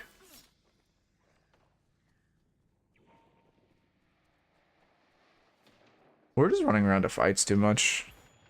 Like, I mean, I think that's just going to be your main issue here from what I'm watching. Like, you shouldn't be rotating this fight. You could just hit this walker. Sure, someone... I mean, they have 2 dead and, like, 3 showing on map. Like, there's only 1 that could be here. I guess if you just go hit this walker, you've, like... I mean, you're sure they're going to rotate over the 2 that respawned. But you can definitely just run away, and you probably get, like, half the walker HP, which is far more valuable than going to this kind of, like, weird dead fight. But, I mean, yeah, realistically, the respawning guys are going to go there. But you could still take half the HP, and it's better than you doing this. Because, yeah, we're just kind of chasing with our whole team, wasting a lot of XP, putting too many people in this lane. Either way, 100% going to be worth the wait. Oh, yeah, it's like a... Yeah. I just wish it was sooner. Sag. What? You don't have enough information to engage here. Your kill potential is pretty low because the page can very easily get to Walker. Also, you're fighting in front of wave, which is really bad. Very hard for reinforcements to get to you. And then secondly, you have no idea if she has backup nearby.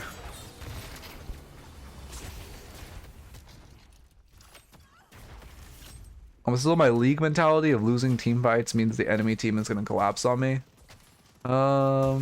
Losing a team fight means the enemy team is going to collapse on me. I mean, I think it's kind of similar to League, but like generally when you well, okay, at a higher, I guess it depends what level you are. But like when my team loses a team fight, I normally just keep shoving whatever I'm shoving because my mental is like, okay, they're going to go do mid boss now. Or okay, they're going to go do earn now, so I can keep like taking space. But obviously that depends on like game state and elo and such. Insane you guys got those kills, bro. Those should not have been allowed. You should be wanting the walker. It's good. Like Yamato, yeah, there we go. Yep. Are you guys actually gonna full kill this? This shouldn't, I don't know, whatever, you get it. It definitely should have rotated over. One of you needs to grab this Sinners as you're backing out. No, one of you definitely should have grabbed that. Also, the boost was really wasted. Okay, we grab our own. It would be so much better if you eat the enemies, then fall back to your own, then go back to your base. Because you're going to have to full reset anyway because you're low. Also, I don't like the light melee there. It's 3 buffs. Generally, like, you only want to light melee machines if you're, like, really pressed for time, which there's no chance you get collapsed on right now, and there's nothing you need to rotate to. You should just wait the rotation for the heavy melee, because it's, you know, 3 buffs is... Like, just think of it as, like, would you spend 3 extra seconds there to path towards, like, 5, what are they called? Not urns. What are they called? The, like, jars? Not jars. The yellow things. I think they're just called yellow urns? Why can't I think of it? Yellow Buddha statues? Yellow statue. I don't know what they're called. But you just gotta think of it like that. Also, I don't like this rotation either. Yes, there's nothing in this lane, but there's a lot of farm. I would just rotate back, keep shoving this, and then, like, eat your farm. To be fair, it is better to have Mirage weak side, and Mirage does end up going here, which is good. But I would just, and so like you, I generally just recommend playing more selfishly, which you just sitting in the side lane and eating like all of these camps would make you so big. Versus going over here where there's no real enemy jungle to invade, it's highly unlikely you're going to be allowed to siege the walker, so you're probably going to end up eating your own farm, which for one, there's no sinners, unlike this side, and for two, it's just your own farm, which is less valuable to farm. Yellow smiling Buddhas. Yeah, was there actually no good name for them? Yeah, I mean, I get the idea, but the chance of you actually being allowed to siege this walker is so low. Like, they should never let you siege walker here.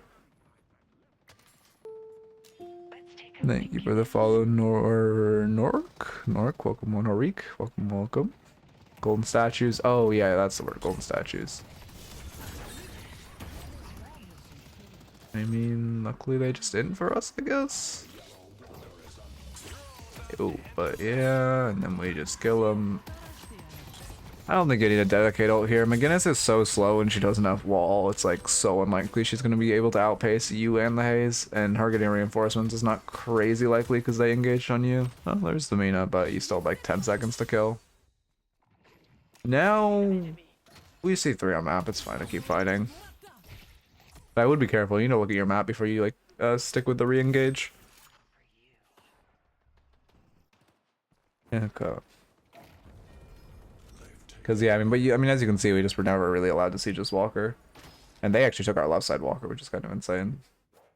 But not exactly on us. Still would have been nicer to have us in that lane. Let me show y'all how it's done. Oh wait, was my name Free Deadlock? Wait, no, it's supposed to be Free Coaching Stream. Those are my new stream names. Free Coaching Stream. The longer this goes on, the worse it's gonna I should title my, I titled it like I titled my odds. Because Free Coaching Stream makes it seem like it's only like it's a rare event. So then it gets more people to click. Cause it's like, oh shit, the coaching stream might go away. They don't realize the truth. Yeah, you run away. This is good. Okay, let me speed up. Yeah, I don't really love this re-engage.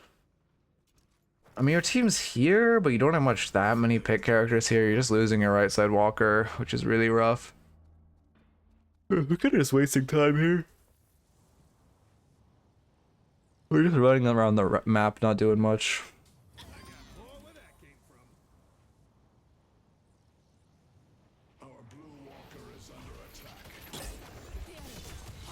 Okay.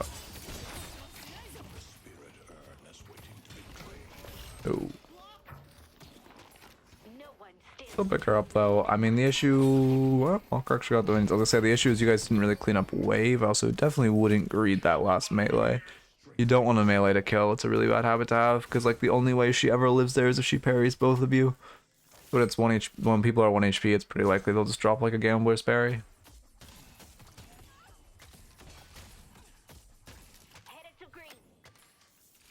You probably should use your pick to run or earn. That's like the best option here when you only have 1 player. Sieging mid Walker, I mean, this should never be allowed. It's insane you're even getting damage here, but they definitely should like all collapse. What the fuck is the Viper doing? Why is the Viper backdooring your mid Walker? Holy shit, Viper players are human, by the way. We do get the collapse on us. Oh, you did the attack there to 1 out of your ult, I believe. But yeah, there's a collapse. I mean, that always should happen. You generally just can't really like brute force siege mid Walker. And definitely not into Christ. Somehow they managed to make the Jonas build worse. And they said it couldn't be done.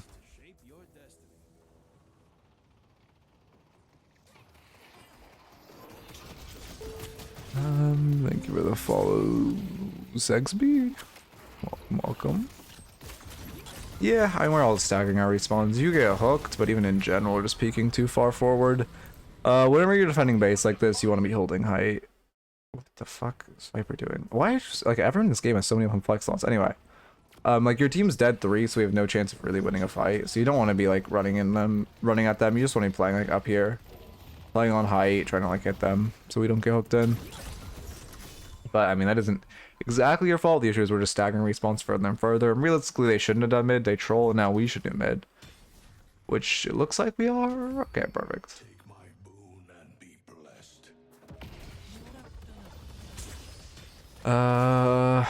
DBR? What is DBR?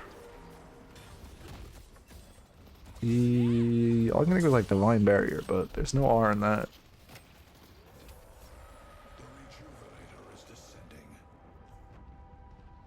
Is it worth using a higher FOV?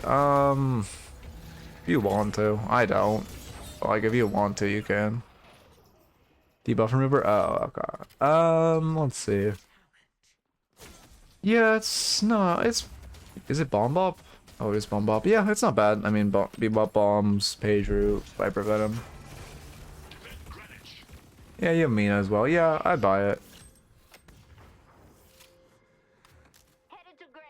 Okay, we have Rejuve. I mean, this is just like a Rejuve hygiene thing. You guys are just kind of like running down mid for fun, which is really bad. You need to be fixing your waves for sure. That should be your first priority. Then you want to like run earn. Then you want to eat their farm. And then you can all go die mid Walker for fun. We do not want to be just kind of like going mid Walker for no reason.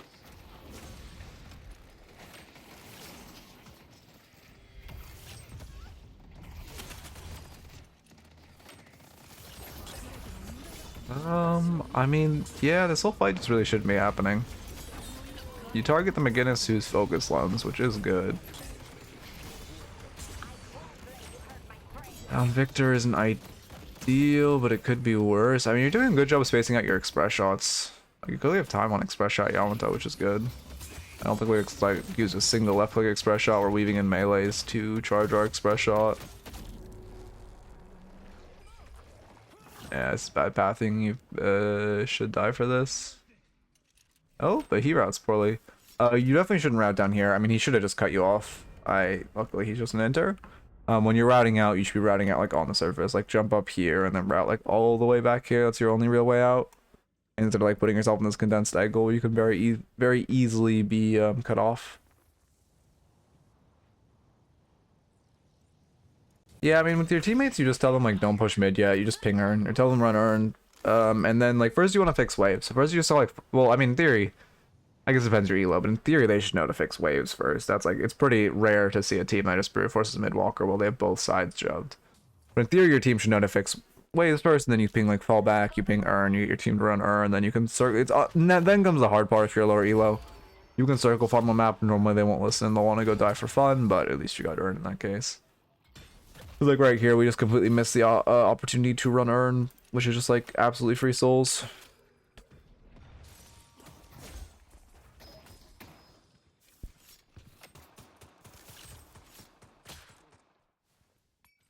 Okay.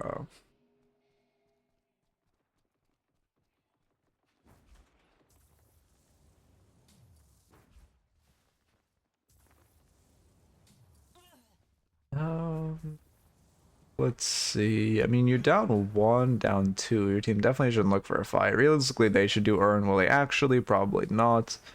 You just want to play slow for a minute, secure your own farm. You have Lash cutting her off. I mean, I guess this isn't awful because, you know, there's one right side. But, I mean, yeah, she's overextending. It's just like a respecting your enemy's intelligence thing where, like, yeah, because of this elo and because she's on McGinnis, you can probably assume she's just like doesn't know what the fuck she's doing and is pushing into you for fun. But she should never be like. I mean, it works because of your elo, I guess is the caveat I'm saying, and because she's a McGinnis player. But like, if that's like that player should never be doing that. Also, Healbane comes out way too late. Like at this point, well, is it worth buying Healbane? You aren't a Victor, so I guess yeah, it is worth buying Healbane, but I would have just bought it like way earlier.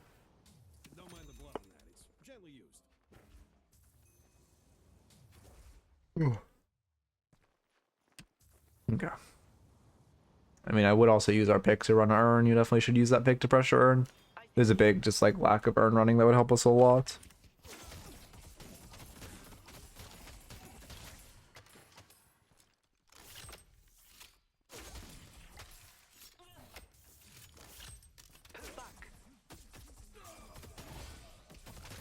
Okay, that probably shouldn't have been allowed, but we got another pick. I mean, you can look for Mina, but again, I would just go Earn here. Earn is like the way you use your advantages instead of just kind of fighting for fun on this side.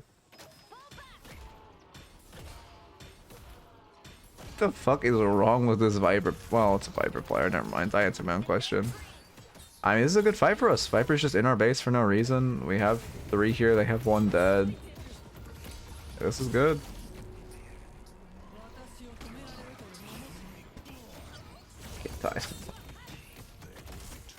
I can't believe I just watched that. Okay. Well, good kills. Yeah, we're just gonna push into the base. I mean, in theory, again, you guys should just do Earn off of this, but we go get our flex slot, which is good. Oh, come on.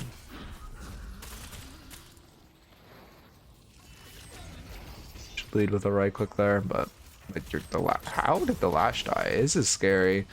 Your Mirage does have ults, but your Ivy isn't really that close. Yeah, I mean, remover is good. You need a 3 here. First off, you need to lead with your 3 before you 1, just for the healing, but also, I mean, the main issue there is that just we're sieging with 2. Your Mirage ended up getting Earn, which is not bad, but you kind of need to either siege with your whole team and like use your advantage, or you guys just need to run Earn instead of just like kind of splitting and like doing whatever you're doing. You lose to 1v1 to Viper? How? How did that? How does this player possibly? He's 1 in 12. Brother has weapon shielding. He bought Cultist. He just bought Cultist. He bought Cultist 32 minutes into the game. What the fuck am I looking at?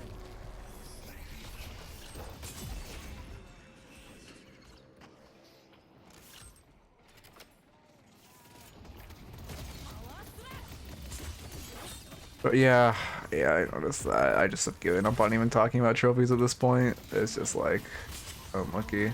We're just gonna see him like chain built now. Not much I can do about it. Like, if anyone who I'm reviewing builds trophy, I'll go on the whole tangent again of why it's shit, but it's not worth talking about it when literally every game there's like 2 players with it, like just in the lobby.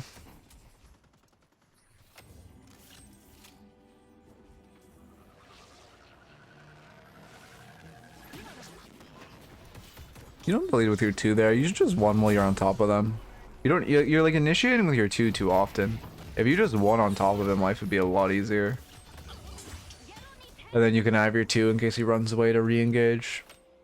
Did Dynamo warp to counter buy or because the hero likes it? Warp Stone's just really good on Dynamo. This item's like, it's even how he does it. Warp Stone is just like fantastic on this character for getting good ults. It's like a very must buy. If I just want to place Phantom Strike Dynamo, I feel like that would be fun. I might try that, honestly. If we don't get a patch today, I might play that tonight. Yeah. You just want him... Yeah. Here, yeah, I'll do a... I'll show some Yamato tech after this. Because this is a big angle for tech. Oop.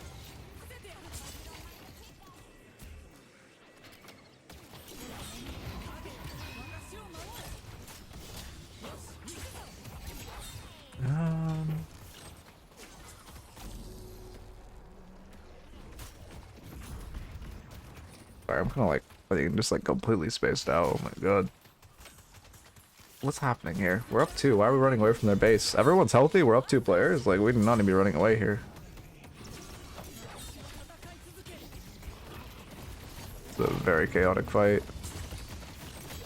Focusing Victor isn't great as he's just like frontlining for his team. We also popped debuff remover too early, I believe. We popped before Viper Venom got on us.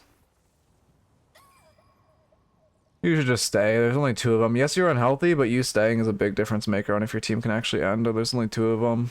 Well, I guess your IV's 1. I guess you guys actually have to reset because your IV's 1, damn. You should at least run Urn off of this. Okay. They only have 1 shrine left. Somehow the Ivy doesn't die. I guess Viper just didn't press Venom on her. You could be right-clicking their spawn there, just to like try to cut off the enemy. I'm trying to cut off to try to like execute the Viper. Need to press ults. Yep. Debuff remove the Venom. Why didn't the Venom just go away? Oh, we let the Venom pop. Debuff remover again is up. You're just letting yourself get chain venomed while we have remover up.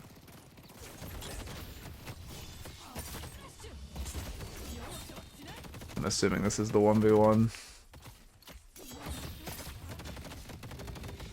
She just spaces the melee. I mean, crazy she just doesn't press parry on her keyboard also. That wasn't really, I mean, yeah, you just started that one very down in HP. The issue is we just didn't remove the, like, initial venom that, like, one-shot our diviners. We need to debuff remove that one. Nope. And now we just lose? I mean, your whole team is just, like, perma-stagger and respawns. Oh my god. Okay, now we just win? Oh no, the victor. Damn. Almost a dynamo save. Mirage continues to buy us time, so we may bring them low. Okay. Viper is typing? Oh my god, the 1 in fucking 12 Viper is typing. That's so crazy. That is so crazy, man. This fucking build The 32-minute cultist weapon shielding guy is typing. The bullet resilience on Viper is typing. Oh my god. Ugh. Yeah, I mean, you guys lost because you just perma staggered respawns at the end. Like, it wasn't. Yeah, we were just like never coordinated and like never. If you guys just ran Earn off your small advantages, it would have been great. Also, we were never really leveraging our we were just always we were always up players, but never felt like it, and we were just never using our advantages and never leveraging our advantages. So we just kept getting like chain staggered. Anyway, as far the Viper did 18k. The fucking page almost out damaged him. They just got hard carried by the balance character. Okay. First off, you should use instant cast. Instant cast is OP. Second off, when you're like winning the lane really dominantly like that, heal bane early would be great. Your rejuve hygiene definitely needs some work of just like when you get rejuve, you know, again, first you fix waves, then you run Earn, then you steal enemy farm, and then you go and like all running down mid. We kind of fucked that up. But then also, I mean, the big issue is just that we never ran Earn. You guys need to be running Earn there. Okay. What am I doing? Oh yeah, I want to show you the tech. Okay, first off, slide once. You should be doing this on Yamato. Makes life like way easier for hitting him in lane. Again, it's literally just dash and one. Tech is like comically easy. And then second up mantle ones, where you just one in front of a wall, you mantle, you hit the one. It's also would have been great for you to use your ones in lane to just like, you know, jumping on behind cover. Also a little more right, like just taking height and right click spamming in lane would have been nice. We did it a bit at the start, but then we kind of forgot. Oh, and then also the attack is just like while you're ulting, you can just like start your 2 in your ults. Or you can, let's see, wait for him to respawn. You can start your 1. It's like a decent chunk of it. Okay, it's not like I lied when I said like halfway through, but you can start it before it ends. Believe at least. Did they fix this? No shot. Oh, they actually might have fixed it, or I'm not doing it correctly. Wait, no shot. Oh my god, fucking Valve fixed a bug? They said it couldn't be done? Okay, it looks like that tech is actually patched. That's crazy. I never expected that. Okay. Yeah, I mean, I think those are the biggest notes. But definitely use the first 2 pieces of tech in lane. Right click spam is so oppressive. I played EU Death Slam Pugs, and the Eternus or High Ascendant Yamatos just bodied me with it. Yeah, no, it's very gross. You just like can't. There's no counterplay to it. Fucking Yamato just standing on top of like a fucking bridge and going like, "Oh, you wanted an HP bar? Oh, I'm sorry. Oh, you wanted me to do as much poke as like a fucking viscous splatter on one button?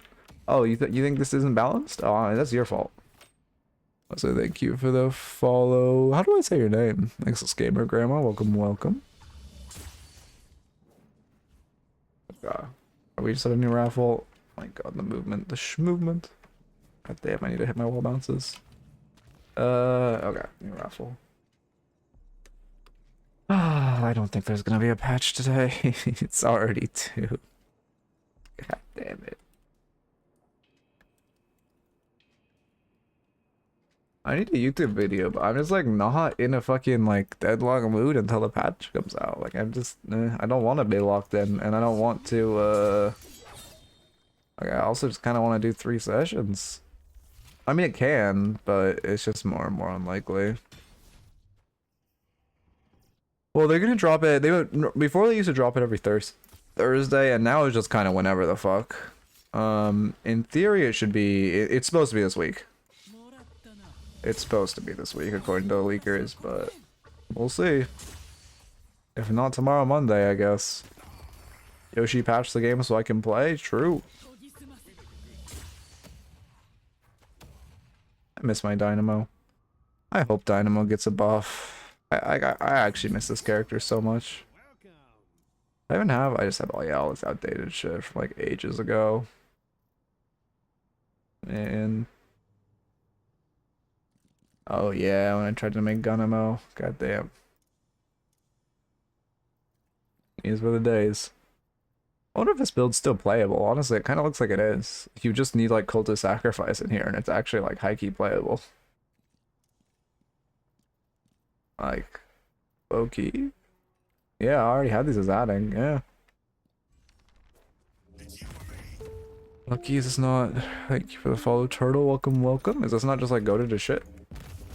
Like, you still just have all the goated stuff. Spirit and Lane. I don't think I actually need this. I think that was kind of troll. Meh, you have 5 kick scaling. 2 kicks, 1.7 scaling. Ah, Spirit and Lane is troll. You go 1 Spirit for a potential improved. Did I actually go compressed on kick that early? I did, because you were completely out of charges. Yeah, I remember actually, yeah. You just went an early cooldown because you need it on this character. You still playing Arc Raiders, got him last week and loved it. I play, nah, not really. Like, I fuck with the game, but it's just, everyone's gotten sweaty at this point, and it has to be your main game to be like a game, and Deadlock has to be my main game for my career, so it's kind of like unlucky. I think it's a good game, but also I just don't really like the extraction genre. I'm gonna be honest, I think Arc Raiders is the best extraction game I've ever played, maybe short of Hunt Showdown. But like, it still just has some of the like I don't know. It still just feels so miserable to like die to it. Like, okay, I can have like fun playing 100 games, and then I play one game and I just lose like my good shit to an extraction camper, and it's like, yeah, like I don't wanna like play the game then. Man, my tracking on the fucking knockups is so bad. Have you seen? Oh wait, yeah. Unfortunately, the clip, the link's off. But what's the Shiro clip? Just describe it in vivid detail, and we'll pretend like we're watching it. Thank you for the follow, howdy. I need to get good at tracking off kick if I get back to playing Dynamo. I was always so bad at kick tracking. It's cool for an extraction. It's cool, but extraction shooter is instant pass for me. Yeah, I feel that. I feel that. Again, I think it's one of the best extraction shooters I've ever played, but I also think the genre is kind of dog shit. So. And I hate that you have to just be like perma locked in. You can't like space out. Like, it's better than a battle royale, but it's still just kind of a shitty genre, low-key. Obviously some people like it, but not for me. Do you need to aim for characters like Mina? Yeah, Mina's actually very aim reliant. Thank you for the follow, Globus. Welcome, welcome.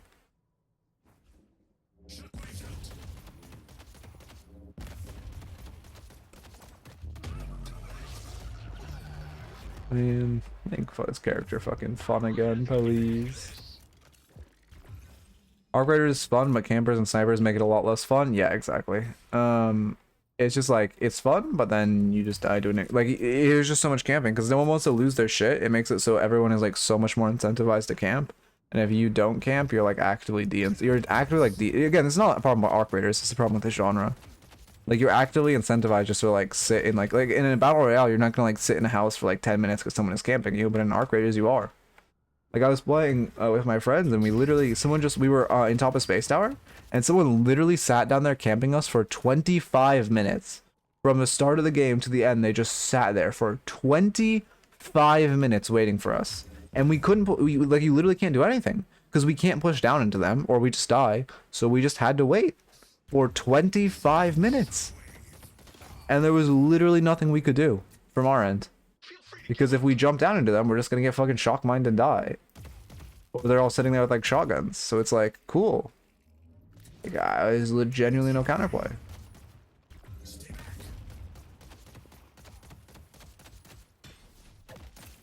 Oh, solar one. Okay. And that's a pretty young win, or like a pretty low ticket win. Extraction shooters loop back to the oldest problems that break the game. Cheaters. Plus permanent loot loss. Yeah, exactly. And then again, just campers. Like, it's like a genre that, again, I think Arc Raiders is a really good game, but the genre as a whole just like full incentivizes like everything I dislike in games. No, that's not what I meant to press. I need to go to ranks and then go here and get Seeker on screen. Okay. Yeah. They're just like, I don't know.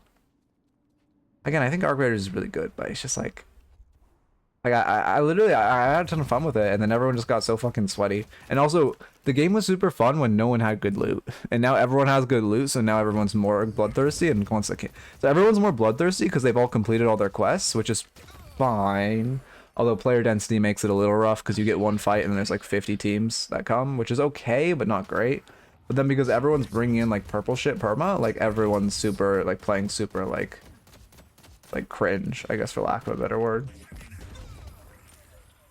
And then I really don't like that you have to, like, prestiging is on a hard timer. You should just be able to prestige when you finish your spaceship. It's so dumb you have to wait. Like, I get the idea of, like, that being cool, but, like, as a player who finished it within, like, a week, like, I just don't have anything to do in the game for 7 more weeks. So, like, I'm probably just never gonna pick up the game again. Okay. What character we're looking at? Geist. Okay. That looks good.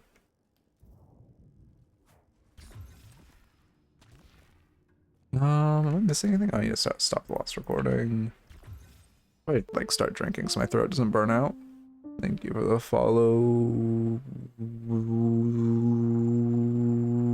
I'm not even gonna try that one, I'm gonna be honest. Almost tried. Okay, wait, let me smell. Okay.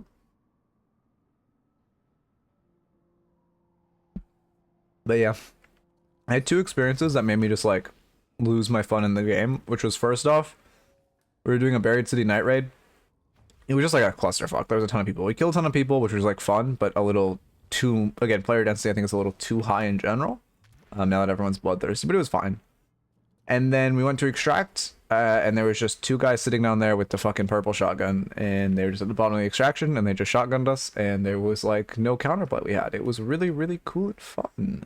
I mean, there was counterplay obviously, but it's like, you know. And then I was like, all right, whatever. It's like annoying, but it's whatever. And then I mean, that was the main thing. That was the main thing.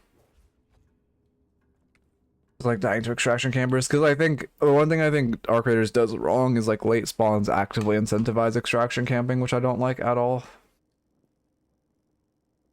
I think if late spawns were in the game, it'd low-key be like 28x better. But that's just my opinion. Anyway. Start recording. I really hope there is a Mino nerf. Yeah, I'm one day I always think about bringing leaks back, but then we never end up doing it. What fucking Geist? Seeker Geist. Okay, I will pay attention. I will lock in. I actually don't get many like lower level reviews to YouTube, so it would be nice to get one because I don't actually know if they would do good or bad. Cause I've never gotten one up. Like on paper, it seems like they would do worse since higher elo reviews normally do well, but who knows? I hate Mina so much. Yep. Hopefully she's gutted next patch. I mean, this is good taking space. Are you on Deathy's build? Yeah, I mean, that's fine. I think we probably could have contested that space, but they're giving you full wave prowess. This is good. Now we can recontest the space with wave behind us, which is great. You should just run at him and suck. Yeah, perfect. Yep. No, I mean, that was perfectly played first wave. Like in general, it says that she basically is up on souls in every match. Wait, I gotta look at this. I thought it was gonna be a clip. It's just like, oh my god, you guys are typing. What the? Okay, that's too fucking nerdy for me. I'm not gonna lie. But basically, she just always top souls. That makes sense. I mean, that's why she rushes Tank Buster, because it allows her to farm really quickly. And then also, she just does a disgusting amount of damage to not just players but camps. Nerf Calvamina Paradox and buff Victor Drifter. I mean, Drifter needs like a rework, not a buff. Because Drifter's underpowered, I agree, but... okay. The only thing with that is when you hit enemies under tower, the tower will aggro to you. But, I mean, I like the idea of poking them. It's just like after you get the suck in the bomb, you just kind of got to either play behind these barrels, the tower can't hit you, or just backpedal even further. Yeah, no tangents, pay attention. I mean, it's great you permanent wave, bro. As Geist, it's really good if you're taking height. Like, you're staying on low ground, which isn't great. I mean, now we just want to walk up and see showers is great. Yeah, you're looking right side. That's great. And you're also playing, like, perfectly out of tower range, so it doesn't re-aggro to you. Not gonna lie, I get hit by tower so much. I see. Yeah, it's definitely, I mean, that's partially that'll come with time, but it is... In general, like, just trooper and tower damage is something that's, like, a very, skill check when you're new to the game. Drifter sucks against any competent team. Yeah, exactly. Drifter just... I don't like Drifter as fundamentally, and I just don't like stack-based characters, or like stack-based items. That's good. Your trade back is a little late, but it's more micro than anything else. We also are pretty late to buy. I wasn't paying attention to this, but I assume you should be buying. It's bad you're walking back now. I assume we're gonna go double regen item. Oh shit, hey Dark Knight. I know you. Who do I talk to? You're friends with Baxel, right? Baxel was, or I was talking... Baxel mentioned you when we were talking like a week ago. I guess you're also in the Ghosty Discord, but anyway. Okay, now we do. I'm assuming it's just double regenerative. Expansion and regen. Interesting. Yeah. Even on the bot is super nice. Also, wait, what was I saying? Oh, what build is this that you're using? Is this? Cause I don't recognize the build. I also don't really like regen on guy. Like, the regen's good, but like, I kind of prefer with how perma-aggressive this lane is and the fact that the item just kind of heals a little more. I kind of prefer restorative shot. And you're a 2 build 2, which means restorative shot's probably just your best option.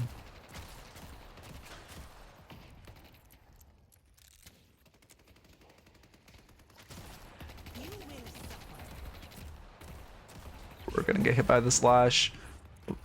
Oh, no, he just didn't. Nice.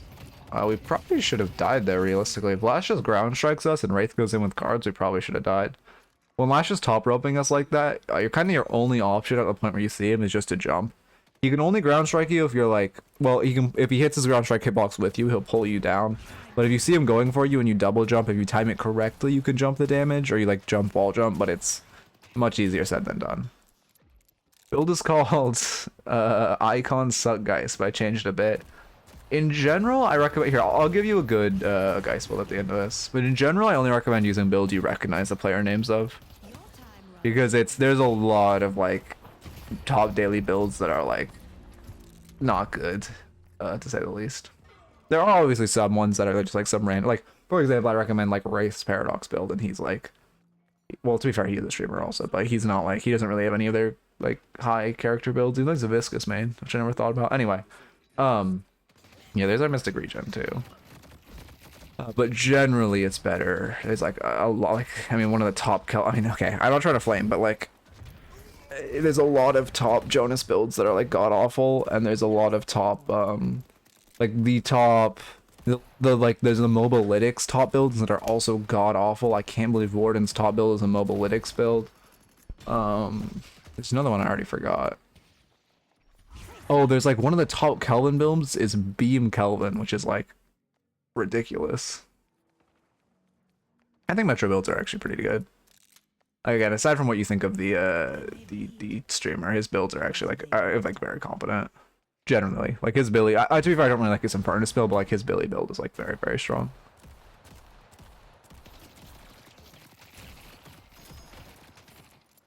I mean, when you get tower this early, you're kind of like wasting time by just staying here and hitting wave. Right now, when you have like this super hard prio, you just kind of have time to do whatever you want. It's very early, so I mean, in general, you could anchor and Haze could roam. She's a better roamer than you. She should roam to like a winning lane over a losing lane. But I wouldn't really leave your lane. But when you get a hard prio like this, you should just like walk back. For one, you have time to full reset if you just want to heal, because you're low. You could just full reset. But also, you could just like clean up this camp, go do some boxes. They'll naturally push wave back into you, and then when it naturally pushes back, you go and get it. So you're like min-maxing your time and getting as much farm as possible. Okay. Do you really not like his Billy build, Shiro? I don't really know any of it. Oh, to be fair, well, yeah, I don't really know any other builds very well, but I feel like his Billy build is competent.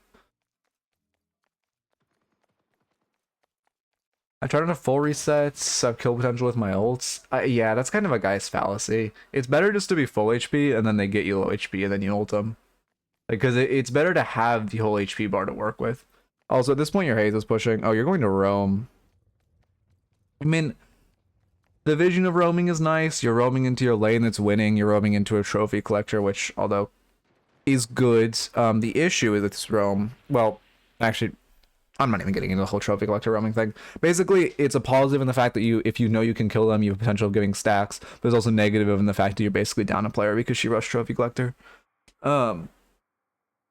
However, well, with this roam, it's not bad. It's just you have 0 ults to work with. Like if you're roaming into this lane, you kind of need Paradox ult to be up because it's pretty it's not terribly unlikely. It's pretty unlikely you're gonna get good kills on them without having ults. They are fairly low. No, actually they're fairly low. Actually, I don't mind this room. I didn't look at their HP. It's just without Paradox ult, in theory, they should just play really far back and just like dash wave, nade wave, and it should be really hard for you. But it does look like we'll catch them out. That's good. Someone needs to clean up this wave though. It's really bad waves full crashing into your tower. Also getting more damage. Okay. Main issue again. I mean that was also why you should have reset. That mistake stems from 2 different things. First off, you should be prioritizing wave when it's hitting your tower and not walking up. And then secondly, we should have just reset in the first place or reset to this roam. Also, one thing I recommend in like this elo, because quite often when you win a lane early, like these 2 players, they aren't actually shoving in lane, but they aren't roaming. Quite often, I don't recommend roaming until you know one of the laners from your lane is roamed, because it's like so like one of them they just won't think. At this elo, they just oh, I'll show you a jump after this. At this elo, there's so often they just won't think, they'll just keep pushing mid, and then when you roam, they just take your tower, and it's really bad. So I generally recommend that you kind of wait to see one of them roaming or moving around the map, and then you use that pressure. Good bomb though. We went monster rounds burn. I mean, all these items are good. I don't really know why you go pointing to suck though. I guess pointing to suck seems so bad. Stalling your like you're a bomb build, but you're stalling your bomb spike. That's not worth. That's what gives me the red flag about this build being good.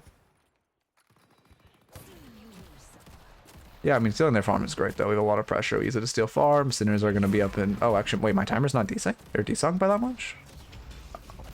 Christmas miracle. I mean, it's a good fight for us.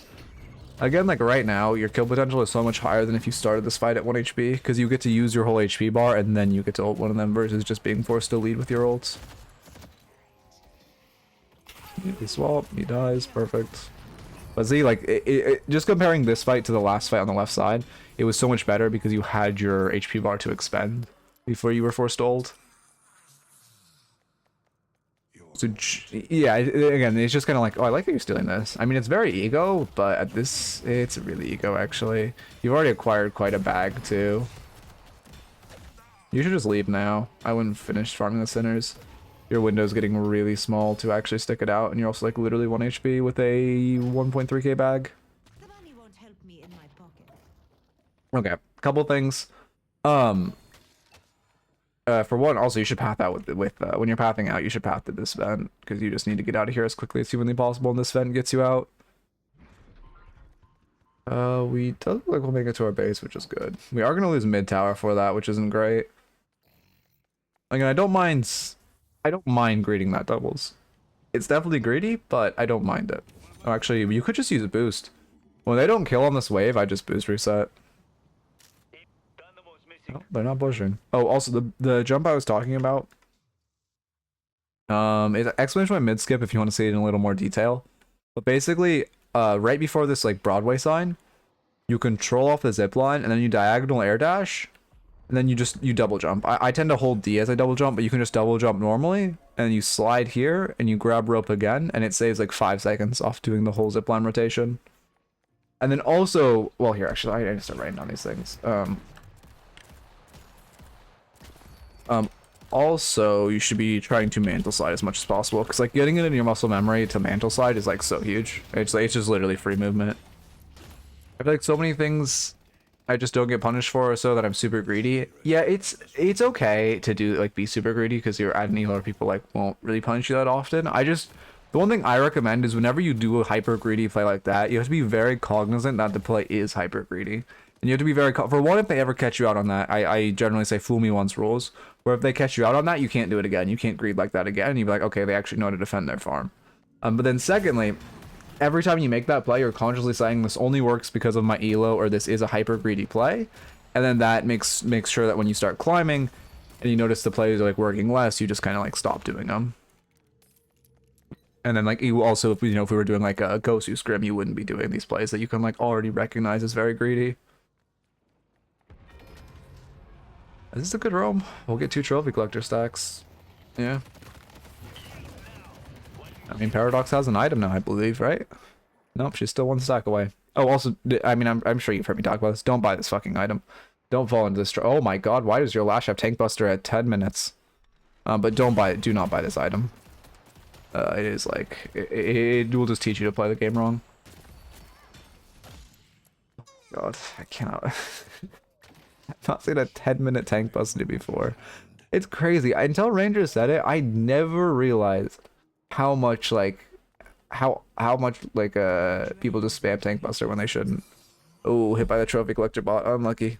Okay, what did you say? I stayed away from trophy collector. Okay, that's big. That's big.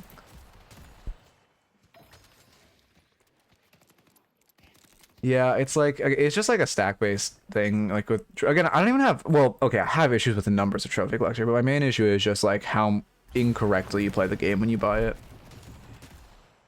Because you're just like not playing Deadlock if you have trophy collector. You're just overfighting, and it's not even inherently bad that you're overfighting, which is just not how you should be like playing the game, especially when you're teaching yourself.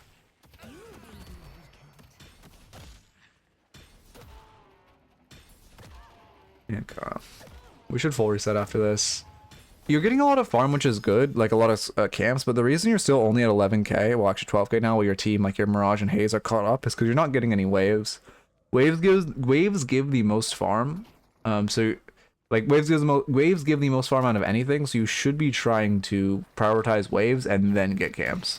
Also, right now we are really low. This is like really risky. Again, you're sitting on a 1k bag at 300 HP. It's like, if you die here, it's so bad. But yeah, ability range is a good combat stat for Lash. It's good. It's mostly good for your ult. Obviously, it's great on like your ground strike, but it's mostly good on your ult.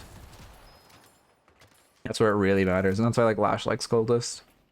And also because his gun is like an actual dot for no reason. That's when I just reset though. But anyway, the point is you should always be trying to prioritize waves, and then you go get farm as like a bonus.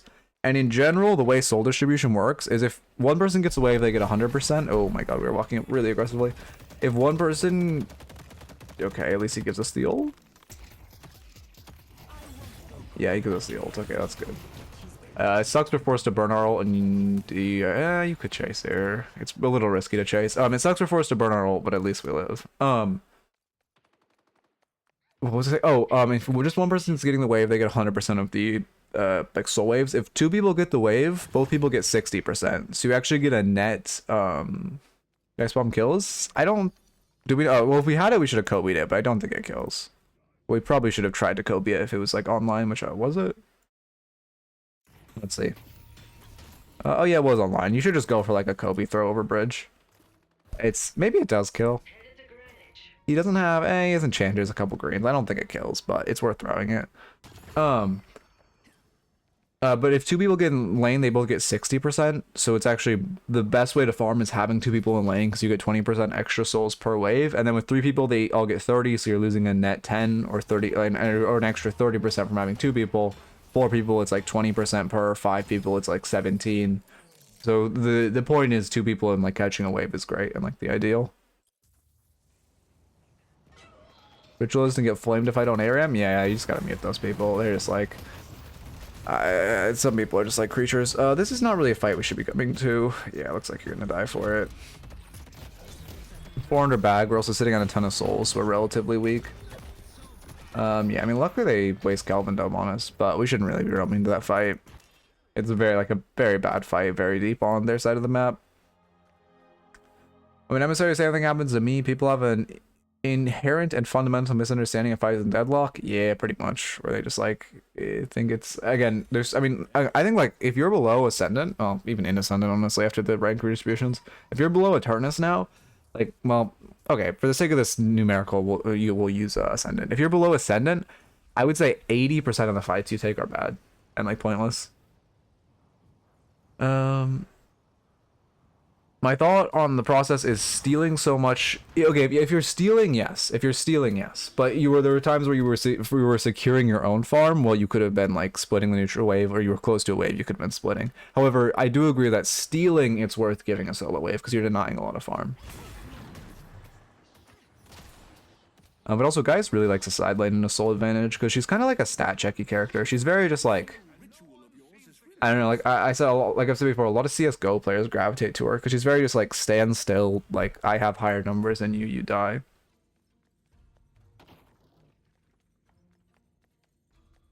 Yeah, I mean, if you're in a rank where people are just like ARAMing and permafighting, really the best way to climb is just locking a split push character and just like splitting. Even if you're not a split push character, if your team's taking a pointless fight and you have the ability to like siege the like enemy objectives, it's great. Also, I do like this urn. We're up. I mean, our team is, yeah, this is a good urn. We have control over the fight.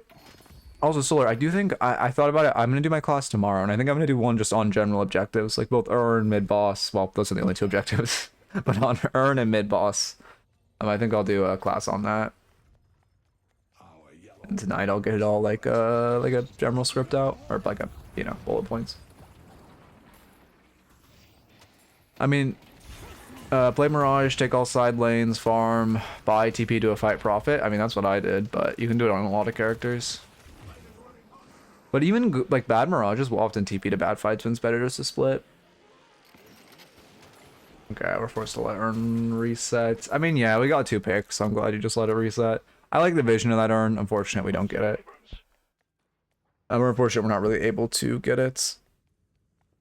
Third map objective confirmed leaked. I mean, they'll get one eventually. That's like, it's basically confirmed we're eventually going to get another objective, because like there's no shot Valve would like not give us another objective.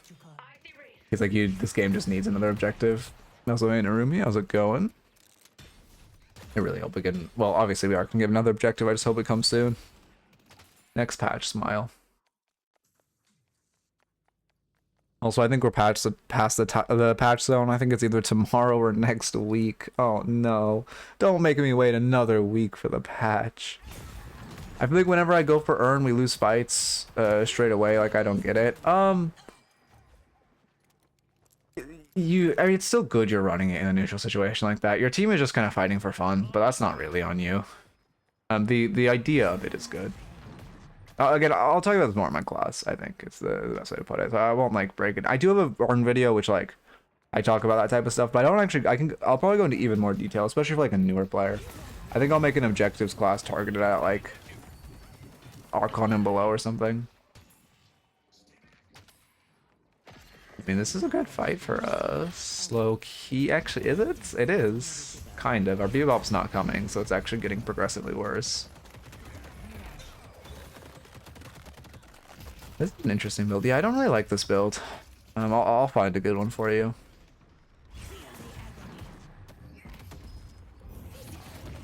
Yeah, we're just gonna look for a swap. I mean, he ults after, so we're fine. Oh, never mind, we're not fine. I like the vision of that swap.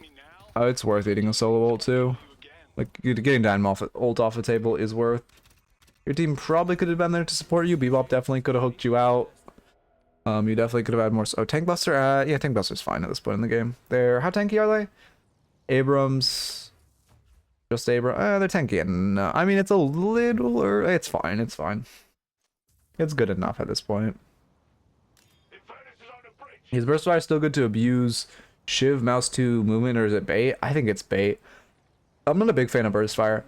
I think Burstfire is only really good on Viper. Oh, you should be cleaning up wave first. You always want to prioritize waves. Like, just tossing a bomb at this wave before you come over is best. I'm not a big fan of Burstfire, because I just think there's so many items in this game that give fire rate. And Burstfire is just like, it gives good fire rate, but there's just so many options and so many better options for fire rate with stuff like K-Dash or like, what other fire rate items? I don't know. Insert another fire rate item. I'm blanking on Swift Striker even. As far as tier 3s, I mean, like, I don't know. Any of these guys. Like, there's a reason, You don't see like Infernus or Wraith meta builds buying Burst Fire, even though they're like capacitor based damage, or Ivy, even though they're capacitor based damage, which in theory is fire rate based damage. Well, obviously they do a lot of damage on their own, but a big like a decent chunk of their damage is capacitor. Well, maybe not Infernus, but for Ivy and Wraith, even though a decent chunk of their damage is capacitor, they don't buy Burst Fire, even though in theory they love like really high fire rate.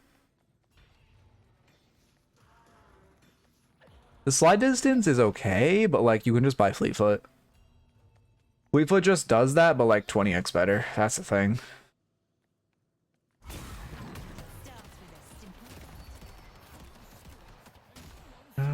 Oh yeah, also yeah, that's a good point. Cultist is like, if you want, like if you could buy Burst Fire, just buy Cultist, and it gives you more farm, gives you like pretty comparable fire rate by the end game, and it's like consistent fire rate, gives you ability range, like all this good stuff. Oh, you're all about to enter Lash's world.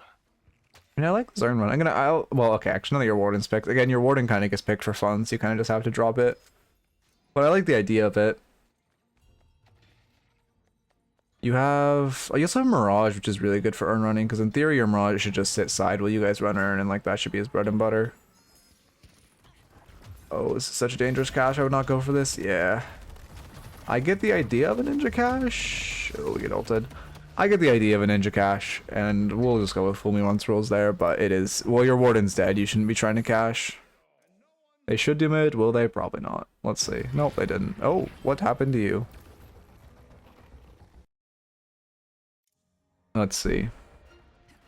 Oh, I'm zoomed out. Okay, there we go. We're boosting the peel for our Mirage. Oh, I see. Yeah, we're just boosting it to too many of them. We should just, yeah, I mean, this is a pretty classic mistake. You're just, like, dying for your teammate. You just kind of gotta let your Mirage die instead of dying for him. It's, like, never worth to die for our teammates.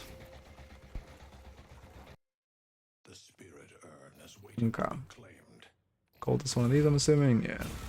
That's good.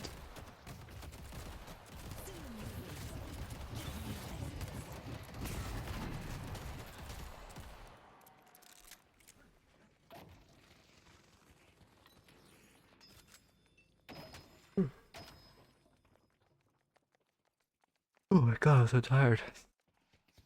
Did I stay up last night? Yes, I did. Bitrate been dropping. Yeah, bitrate has not been good recently. It's not on my end though. My like speeds are great. It's just like a Twitch moment. We love Twitch. It's been like today and yesterday, like bitrate has been terrible, but again, like my Wi-Fi is like everything on my end is fine. Wait, I need to look at this fight. You're probably not. You just need to run into Veil here. You need to run like into the Veil, and then if he chases you, ults. As a Geist, it's much better to play Veils. He does 2, we press bomb below us, and he evaporates. Yep. Yeah, exactly like that. I mean, yeah, good kill. He's, again, also, one thing I want to point out, from, like, his perspective, is like, well, I mean, for one, again, we should run into Veil there, but for 2, like, if you look at this fight from him, like, the reason I like this fight from you is he is, like, his wave is back here. He is fighting so far past his wave. So like your team is allowed to reinforce, and they just get here significantly faster because his team can't reinforce, and if they do, they have to prioritize clearing the wave at their walker, and then your team ends up coming. But also it's just so much better for you because he's fighting past his wave, but you have also kind of done the opposite where you fight past your wave, and this is like a perfect example of like why it's so good for you on this fight. And it looks like he did have teammates. Yeah, he did have teammates coming, but yeah, exactly like that. Kelvin just had to clean up the wave while Para could beeline you.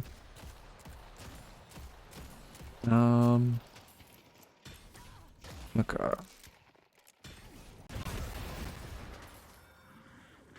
No, I've always been streaming in 140 or 1440. I eventually was supposed to switch to 1080, but then I just kind of forgot. It's just because my like source monitor is 1440. So I've just always kind of been streaming 1440 when I probably should stream in 1080.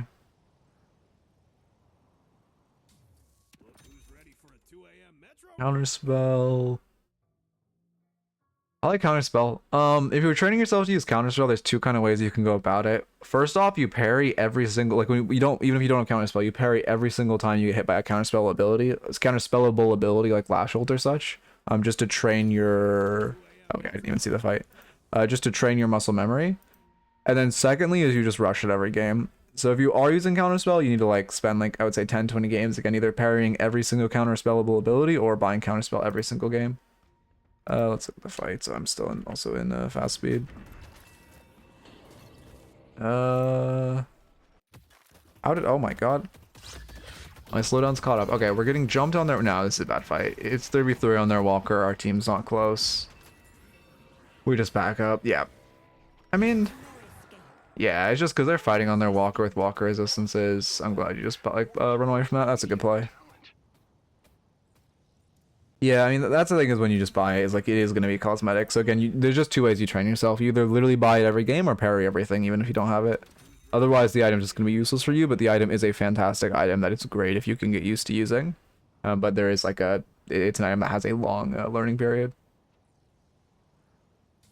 I keep thinking I hear my phone going off. I think I'm just going insane.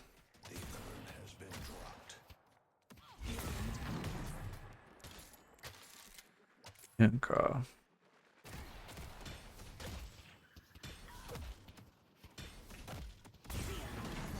What's our win con this game? Oh, let's look at game state. Oh, never mind, we're taking a fight.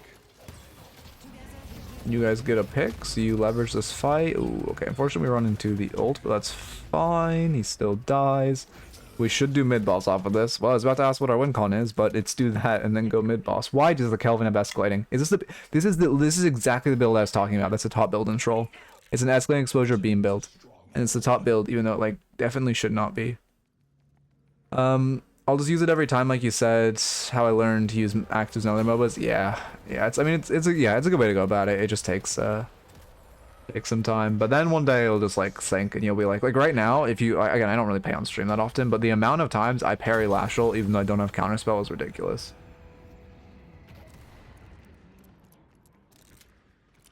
It's a good mid though. Now we should run Urn. Again, Rejuve Hygiene, you get mid, you buy, fix waves, run Urn. So it's good your Warden is not grabbing Urn. God damn it. Well, he should be grabbing Urn. When I find you, you will see. Oh, also, you can check... Oh, here. Remind me at the end of this, I'll show you how you can check how many times you use Counterspell in a game. Does healing scale? It doesn't, right? It doesn't scale. Yeah, it doesn't scale. I was going insane for a second. In theory, okay, it looks like you're going for Urn now. Again, whenever you... This isn't... It isn't great. When you have Rejuve, if you're farming, you should be sitting on the enemy's farm. It looks like we're making our way to Urn, which is good. No, unfortunately not. It would be great if you just like grabbed Urn here. Your team should just run Urn off the Rejuve. It's like, they aren't going to contest, so it's quite literally free souls. Which is great for us.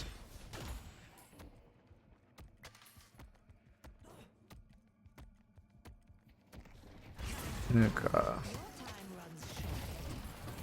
Great pick. Ooh, warps don't carry. We're in the Slung X. This is fine. I mean, again, running Urn first would be good, but this is... We see 3, we should start backing off. Yeah, when you get 3 with your bomb here, you should just start backpedaling.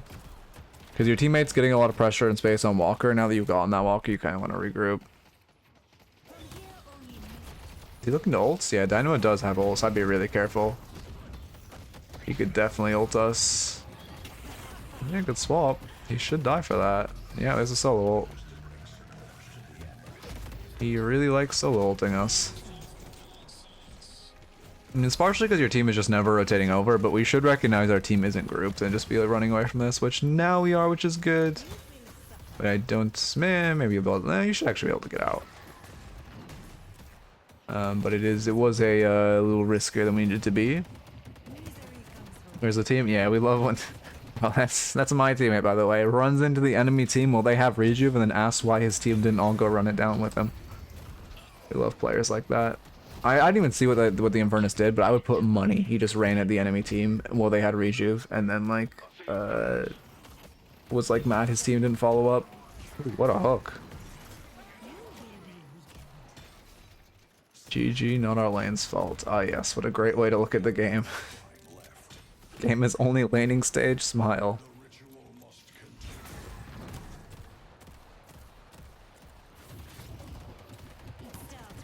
I'm trying to flame, but like I do flame outlooks on the game. I feel like again you can just see a mentality, like being like GG not our lane's fault is just like, oh at least okay, you know what, to be fair, is being maybe this guy does have a better mentality. I thought it's just like that mentality of this like that rough. Oh, we shouldn't be staying.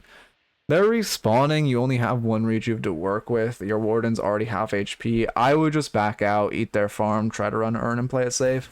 This stay is really risky. Yeah, Lash has ult and he just bought refreshers, so you guys are gonna get ulted. You do have counter spells, so in theory if you could hit the counter spell this would be great. But as you said before, of not being able to hit it. Oh, you did it there, that's perfect. I mean, you know, unfortunately he missed the ult, but that was perfect. And now he's gonna refresher and ult you again into spawn, damn. It's really useful to pay attention if they buy refresher.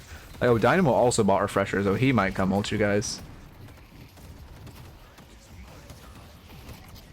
Burnus wants to. Debuff removal would also be really good this game. You're getting a lot of stats of escalating exposure on you. Very good against Infernus, good against this like Troll Kelvin build. It's not like sorry, good into Wraith as well, good into Lash, good into Abrams, and not bad into Dino.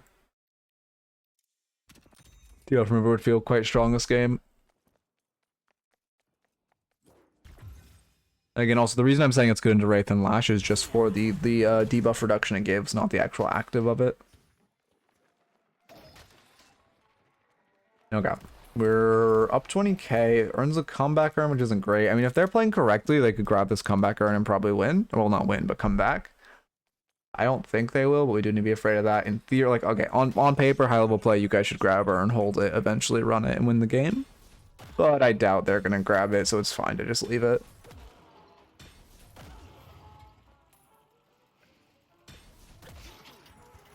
Okay.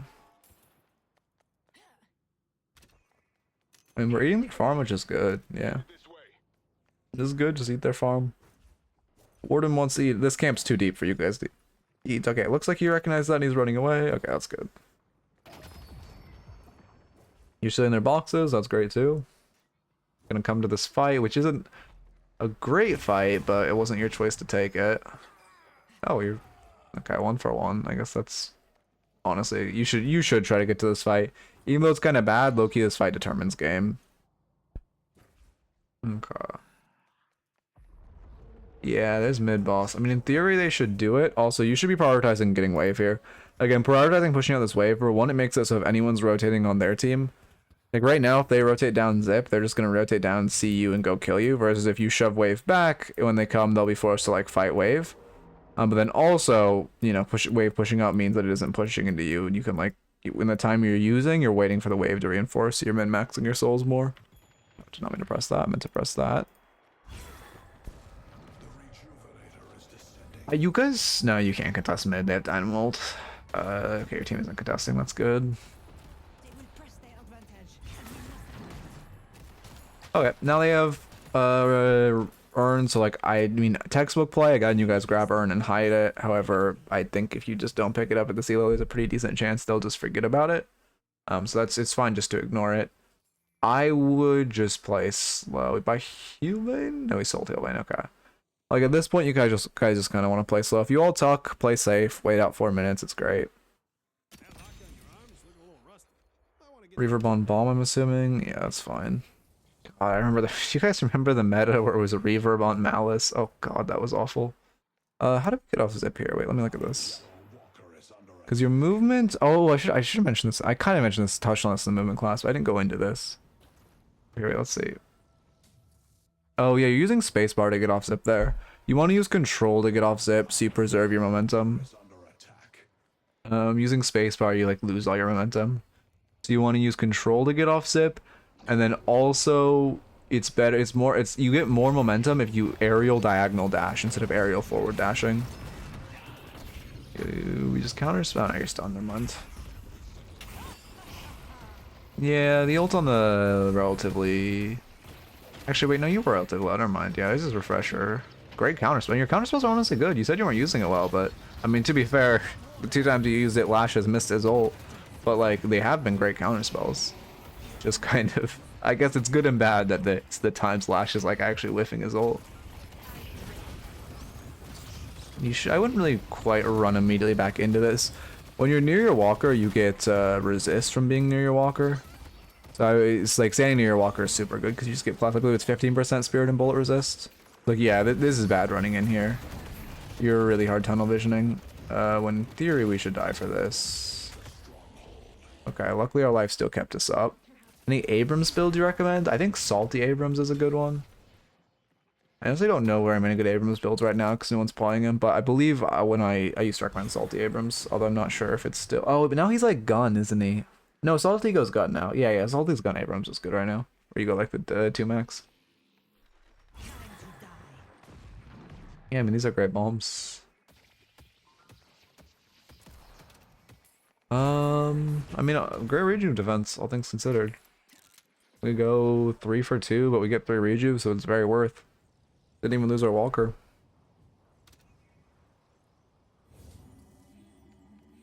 To be the first game I've ever used counter spell. I mean, hey, it's you know, first time for everything. And it's good you're using it. Lash Ult is one of the like best things to start using it into, because Lash Ult is probably the ability where it's, well, like Lash Ult and Infernus Ult are 2 abilities where it's super useful to have it against, and they both give you like not a long time to use them, but they give you like the longest time compared to like Wraith Ult or Shiv Ult, which are pretty instantaneous. Okay.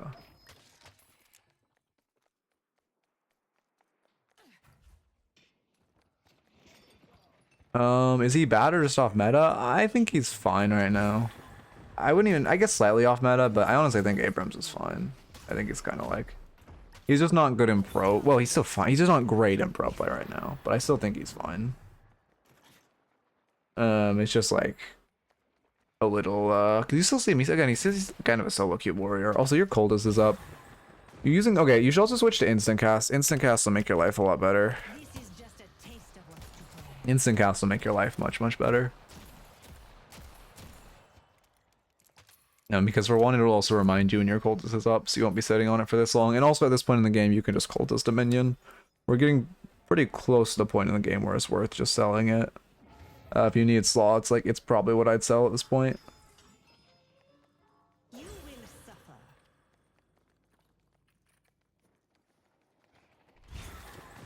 From here, only misery will follow.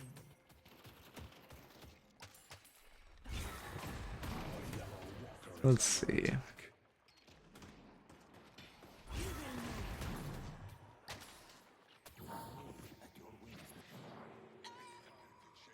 I mean, this fight isn't great by your Warden. I kind of just let him die when he does this. Yeah, looks like... Okay, luckily you guys get out. But like low-key when he goes in like that and your team is taking a fight on the left side, and the left side is a positive fight, which implies when there's 2 fights going on and you have a number advantage in one fight, the other fight you're gonna have a number disadvantage, I would just like let the Warden die and run away. Ask Yoshi to drop the patch. I want to play the new patch. Oh yeah, I'll get in his DMs, don't worry. I hope Yoshi drops the patch. It's not today though, it's gonna be tomorrow, if it's even this week at this point. Which it'll be tragic if it's not this week. I'm sorry. But I'm still gonna have patch tomorrow in my title for like the next century. It's supposed to be this week though. Good fight. And now we just win the game. Yeah, don't go mids. Let's just win the game and it's perfect. This is just a Okay. taste of what That's good. I mean, honestly, it was a pretty solid game. Like, you definitely played well. Also, our like earn pressure was great. It just kind of sucks that our Warden really liked staring at a gray screen whenever we try to run earn. the official funding. Yeah, looks like we will win. Well, this game went on for too long. Oh yeah, I mean, it's definitely the reason this game went on for so long is just because no earns though. Like that's the main reason. You guys called mid. Well, from your, I think the enemy team missed an opportunity to go mid. But from your perspective, you called mid when you had the opportunity. It was really just the earns that dragged this game out to be so long, and the fact that the enemy team didn't go mid, and that they wasted the mid they did go, or wasted the rejuves they did get. Well, yeah, I mean, your damage is like very solid. Okay, let me... Oh, here, I guess let's start here. I have a couple things written down though. First off, again, it's kind of a Geist fallacy. You want to be on low HP. If you have the option to reset, you should just reset. It's just better. It's always better to be healthier because then you can expend your HP in a fight and then ult someone. Like if you're fighting 1 or 2 people, it's much better to have your fight or your HP to work with in the first place. Secondly, oh here, I'll show mid jump. This is the jump I was talking about. This is great. I probably should have shown this in the class, but whatever. This is a great jump to get the reins of. Let me. Let's go on holiday. It doesn't really matter what character. Well, actually, it does matter if you're 2 stamina character and you do a roll dash for fun. Basically, just right before this sign right here, you jump off, diagonal air dash, double jump, just like that. I mean, you do it quicker. I'm like doing it slowly so I can explain what I'm doing. But it just looks like that, and it's like I think 4.7 seconds or something quicker than doing normally. Again, right before this jump, diagonal out dash, and then double jump. I hold A while I double jump the second time. It looks a little difficult, but as long as you're controlling off the zip line and you're using a diagonal air dash and then a double jump the second you're on the corner, it's much easier than it looks. Or yeah, that's what I meant to say. Okay. Yeah, it's like 4 seconds faster. So if you're mid, you should kind of perma do it. And if the enemies are doing it, you can but like 2 people do it, you can potentially hyperline each other off. Any character is faster. Okay. Oh, next up, again, just play some games you just try to train yourself to mantle slide. It's like weird to learn, but once you get in the habit of mantle sliding, it's like the most OP thing in the game. You just mantle, hold control. Like it's again, it'll take you a second to learn, but it's literally free movement. That's so OP, and you should be doing whenever you get the opportunity. Just hold control as you mantle, and you get so much movement. Next up, you should always be prioritizing waves. Waves are like by far the most important thing in the game. And we just want to be, for one, just like don't fight in front of a wave, clear wave if you can, and then fight. And then for 2, you know, unless you're stealing enemy farm, consider waves more prio, and then farm is like a bonus. Next up, you want to play as a Geist with, when you're low HP with ult, it's really good to play around like closed corners or veils. It's not great to just like play around one piece of cover because they can kind of wrap around you. You want to like tug back into an area that's like much more secluded. Oh, can I not jump in here? You want to tuck back. Do they fix this? No. Yeah, you want to tuck back to an area that's much more secluded. Or you want to just like go inside a veil and play behind the veil. Oh, and then finally in settings, just like do this. Go to settings, keybinds, change quick cast mode for all heroes. Just click instant cast and your life will be 20x easier. Sometimes you have to like toggle this on and off to actually see the setting. But it'll make it so whenever you have an ability up like your suck or your bomb or your suck or your cultist, you'll see a little icon under the I think you actually have to do it for items too. I think there's a second setting where you do it for items, like slightly below. Yeah, quick cast for all items. Change that to instant cast as well. And then it'll make it so you see little icons when you have your abilities up, besides like bomb, like, well, abilities you cast on players and then stuff like bomb, it'll just like instantly cast instead of having the thing where you hold it and then have to throw it. It feels very weird to get used to, but once you get used to it, it is significantly better. Even though like at first it'll feel worse because you have to like just kind of like know your Geist bomb throws, you'll just get used to where it is. Ult on scroll wheel, interesting. Yeah, that makes sense. That does seem very solid.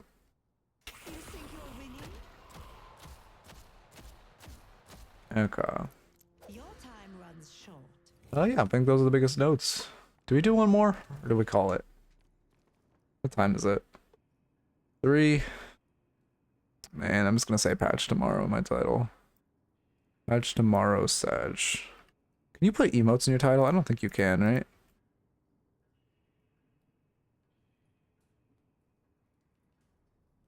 My god, this is so broken. Oh my god, what is wrong with OBS? What is wrong with OBS? Hello? OBS? You want to like work as intended? Oh my god, maybe that's why. Thank you, Solar. It's very appreciated. You've been gifting a lot recently. I really appreciate it. Thank you. I'm just farming the emotes off you. Can I? Okay, I give up on making a say patch today. Oh, patch tomorrow. Okay, I give up. But thank you. Hype train as well. Much appreciated. Alright, I'm gonna get hyped for the emote. Okay. What am I doing? I guess that's okay. I guess we'll do another one. That is assigned to do another one. Alright, we'll get one more raffle up. Thank you. Oh, is my chat broken? Okay, there we go. They've come out as late as 6:30 CST previously. There is still cope. Alright. I believe. Which raffle member falls at Gamba? Okay. Uh, Hopefully it's not like a super high elo review. I'm gonna regret it if it like pops in the Turnus review because I just want to like fucking hang out and chill. Although it would be nice to get another YouTube review. I just really want to play Moonlighter 2, man. That game is like really good. Ugh. Also, don't eat? Nah, it's fine. Too much copium? Yeah, Patch is dead today, Loki. But tomorrow, Smile. I honestly don't think it's coming tomorrow.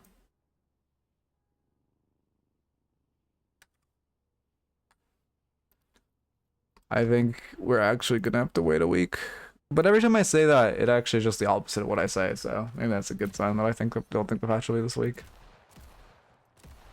Come on, come on. We hit the bird off a flick. I can flick on the bird. Okay, maybe not. Come on. Are my flicks really this bad? Like, I know I'm just one flicking and not like micro or correction flicking, but it's surely my flicks aren't this bad. Are they really this bad? Maybe they just are. I mean, it's pretty absurd how badly I'm missing. Is there a drill for this? Well, I guess in theory you're just like doing like correction flicks. You're doing one major flick correction. Oh, actually my corrections are really bad. Wait, my corrections are really bad. I never realized that. I'm like doing multiple correction flicks. Uh-oh. I know, I have not gotten a chance to try out Where the Winds Meet. I'm not sure if I will. Here, let me look at it on Steam. So probably it's on Steam, right? Where? Oh, there it is. The way top of Steam. Wait, no, I didn't see this on my feed. Oh, I mean, yeah, we'll see. I have to finish Moonlighter now.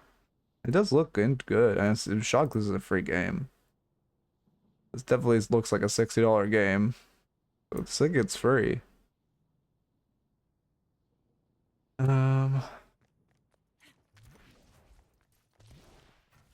Okay. I'm downloading it all day. Big. I think it looks cool, but I mean, my hype is for Moonlighter, man. I fucking love Moonlighter. I'm probably gonna finish the game soon since it's only early access right now. And surely there'll be a Deadlock patch, and I can actually play Deadlock. I need to get a video up too. Whatever, who cares? If this next review isn't a YouTube review, we might just maybe like sparse for videos for a bit. I just haven't gotten good YouTube reviews as of late. My week's going okay. How about yourself? Thank you for the follow, Sweet Beats. Welcome, or Sweet Sweets. There we go. Okay. What do I need? What is this thing I need to do? But there really isn't. Okay, just chilling. I mean, I want to get YouTube content, but I don't know any. Yeah, I don't know. We pray for a Deadlock patch, but I only caught up on global XP cap. Oh, big. Is it? They really just like? Did they really just make profit off the cosmetics? Because that's insane for a game that looks that polished. Although to be fair, I was just looking at a trailer. Does my bitrate graph still look like a vital? Yeah, my bitrate's getting slightly better. Okay, actually, it's looking more stable. That's good. Give me a patch, Yoshi. Yeah, let me pray, but I think we're gonna have to wait a whole week, man.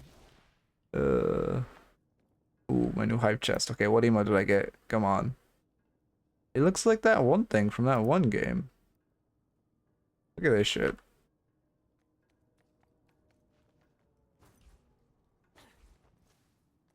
Yoshi's already clocked out, I fear. Yeah. Yeah. Yeah, I don't think, oh, god damn it. The chance of them releasing... I mean, they've released patches on Friday before, but it's also, they take the weekends off, so it's kind of rough if they, release a patch on Friday.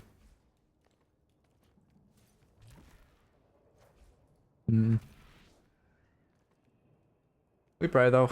Yoshi, we trust. Did I romance, or did I just completely forget? Would suck.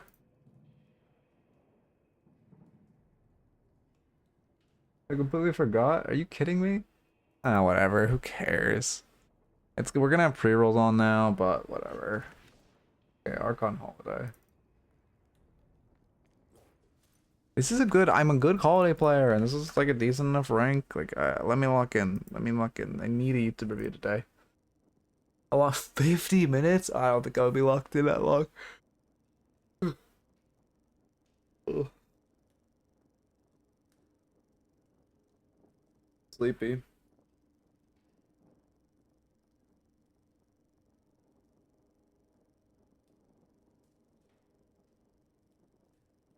If I ever make like a secondary streaming account, I'm just not gonna make it partner.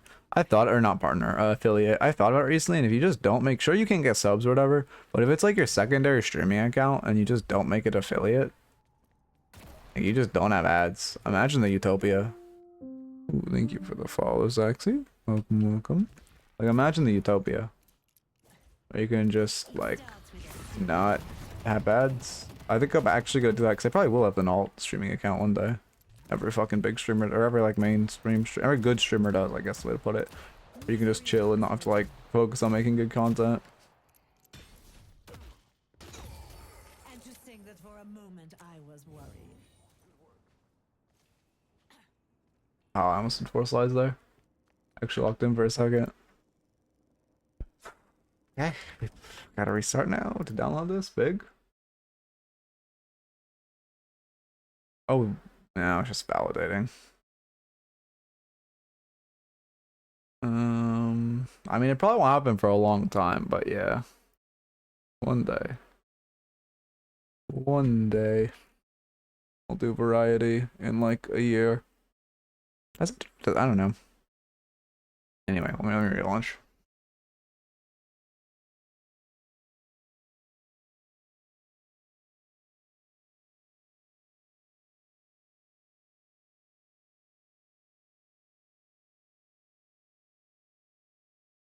Okay.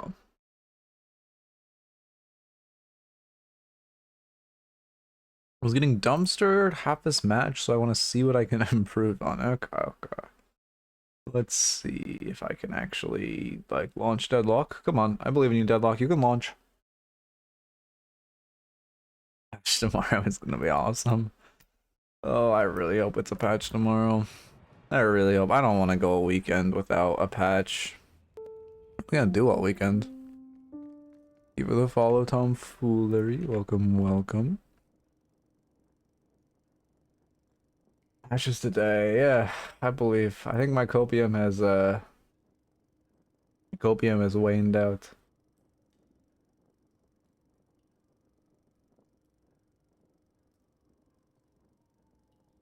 Okay.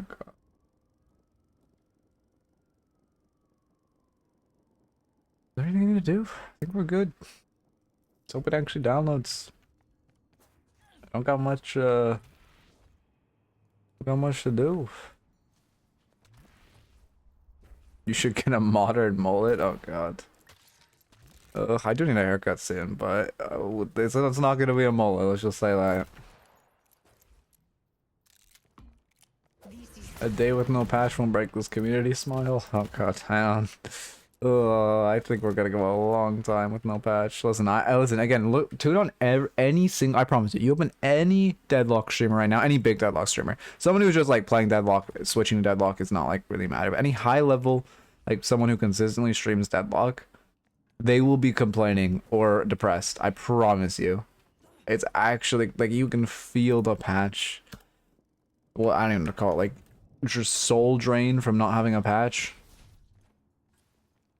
Oh, actually, I guess if they do a patch Friday, that can just be my video. Yeah, I didn't think about that. I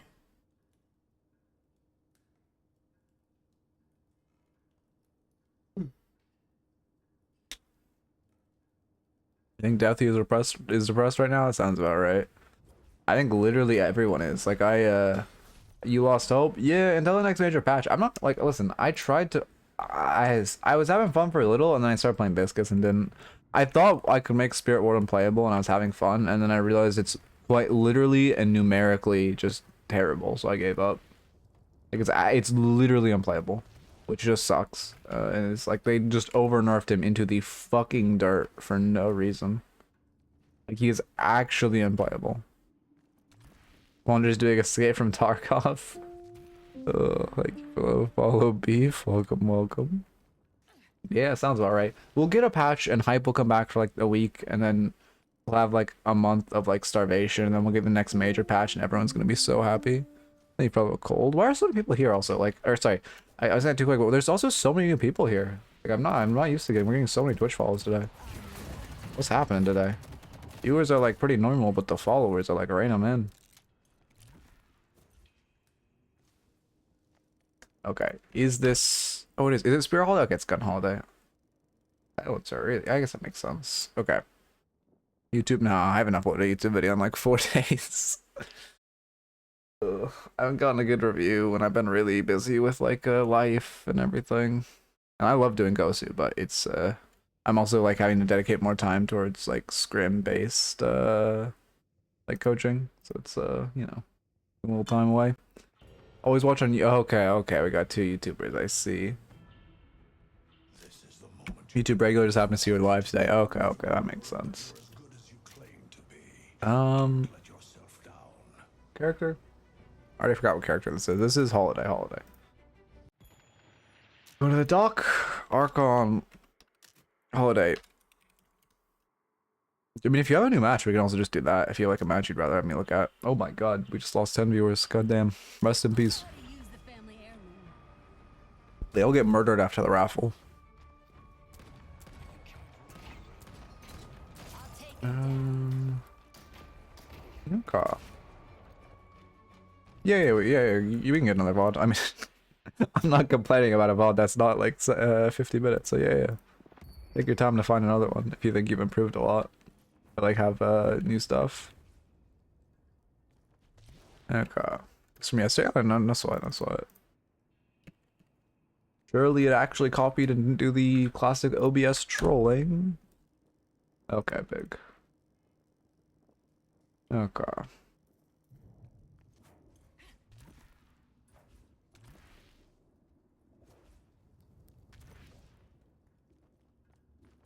I think Geist is actually a good character to movement train.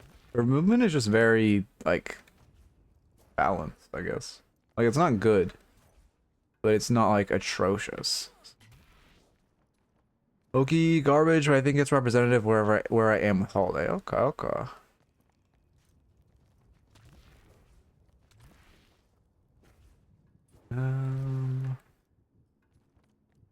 Early Yoshi will at least. Oh god, please, dear Yoshi, let this clock put like a fucking dot on this clock when there's a patch. I hope they do that actually one day. That'd go crazy if like the clock showed when a patch was gonna happen. That'd be sick. Instead of just like we cross our fingers and pray that the leakers are fucking not leading us astray. Where are your builds? Expedition White builds. I only really have Holiday's my only like well, to be fair, okay. Right now, I tried to do Warden for forever, but I gave up. I have a good, I have a great Holiday build, and my Doorman one is better than any other top Spirit Doorman, but it's not, like, crazy good. It's, like, fine. It's better than any other top Spirit Doorman, that's why I made it, but I never really bothered to, like, flesh it out. But again, better than, the other ones.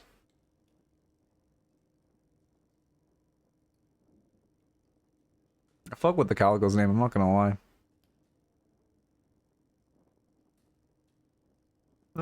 Sure, I can look at it.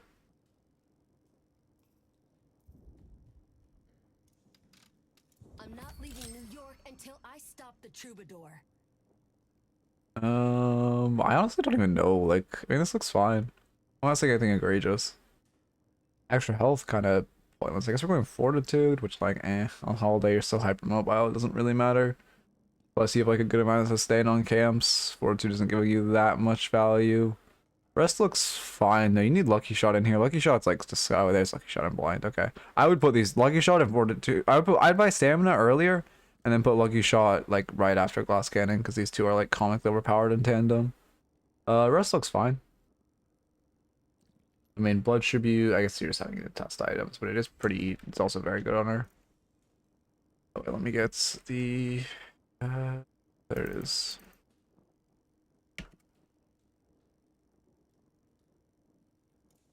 I don't go in order. Okay, okay. That's. Deadlock is my first MOBA. I'm Ascendant 1 and I have 800 hours. Is that good? I mean, yeah, that's like, I would say that's like pretty on track. For your first MOBA, that's definitely good. There isn't really like, I couldn't really give you like an hour-based progression timeline though. 1K to like Ascendant, I would say is pretty solid though. You're not much of a talker, are you? Okay. God, you and Wesley would get along famously. Start recording. I have to lock the fuck in. Yeah, slash marker again. Slash marker Archon Holiday.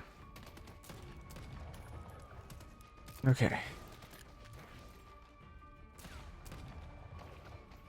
Oh my god, ow. My shoulder just fucking popped. One reason you're bored of playing is that you're not bending to the meta. I mean, honestly, exactly.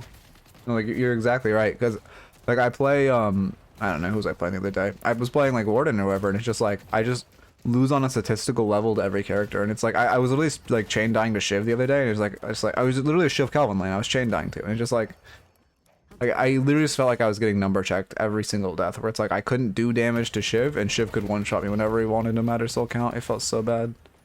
I would not expect that re-engage. I mean, okay, who are we laning with? Why is our Calico so passive? We're into fucking Dynamo Haze. The fact we don't have bridge control is pretty crazy, but I guess our Calico just wants to hide.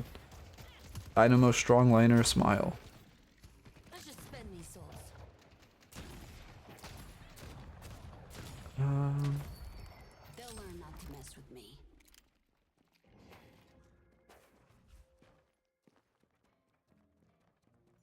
You got expensive taste. I was saying, that's what I was thinking. I literally said that in chat later. I think, yeah, I mean, it's unfortunate you get a hyper passive person like this. Someone actually recommended I make a laning tier list, which I might, because I feel like, again, I normally think tier lists are useless, but like a tier list of who does well in lane is actually would be pretty useful. I'm not going to do it until the next patch, because I don't want it to immediately be dated. But I think it's worth giving a look at. Don't mess with the law. I hate passive lanes, so boring. Yeah, I mean, if you play an aggressive, you kind of dictate if the lane's passive or not, though. You're re-picking Haze with 24 fixation on her. That's not, or on you. That's not good. Yeah, you're letting her stack and keep so much fixation on you. That's why she's doing so much damage. Also, if you just like play Holiday, you're like never really gonna be in a passive lane. If they play passive, you can just like take their tower minute one. It's great.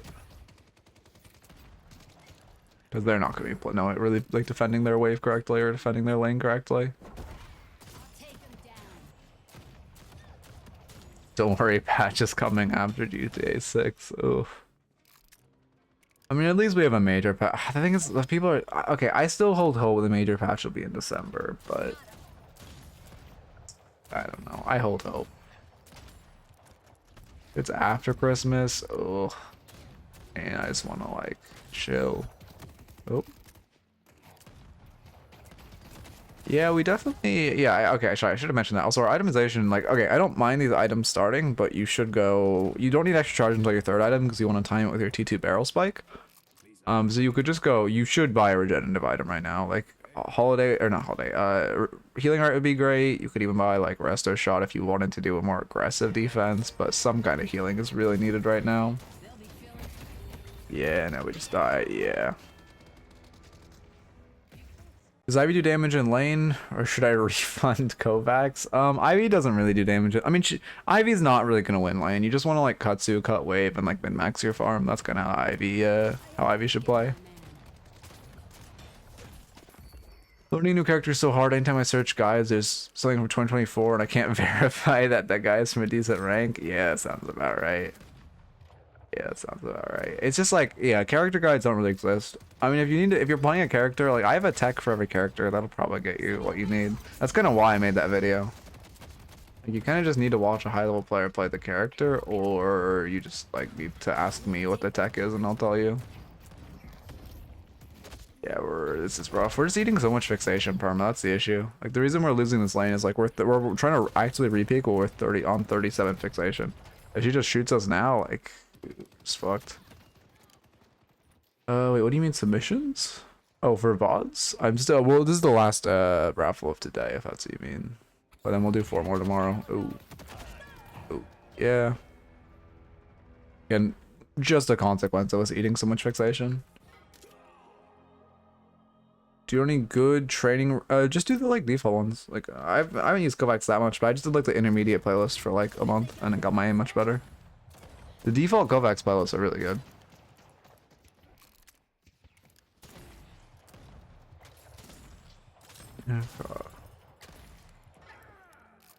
Yeah, I mean in general dot characters you just have to like space out their passive. You can never repeat them while you have like a lot of fixation on you or a lot of whatever the passive is. Like whatever dot it is. I guess it isn't a dot, like on hit effect it is. Like, you know, burn us burn, you know, love bites, whatever.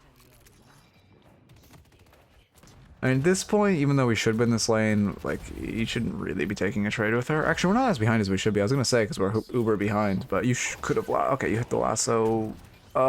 With Holiday tech, if... Okay, a couple of things wrong there. With Holiday, you should dash the second after you hit the bounce pad when you lasso someone to, like, instant cancel the vertical momentum. Secondly, you should pull him into tower range, get him meleeed, and then pull him back out of tower range so he can't just, like, instant parry tower after the lasso ends.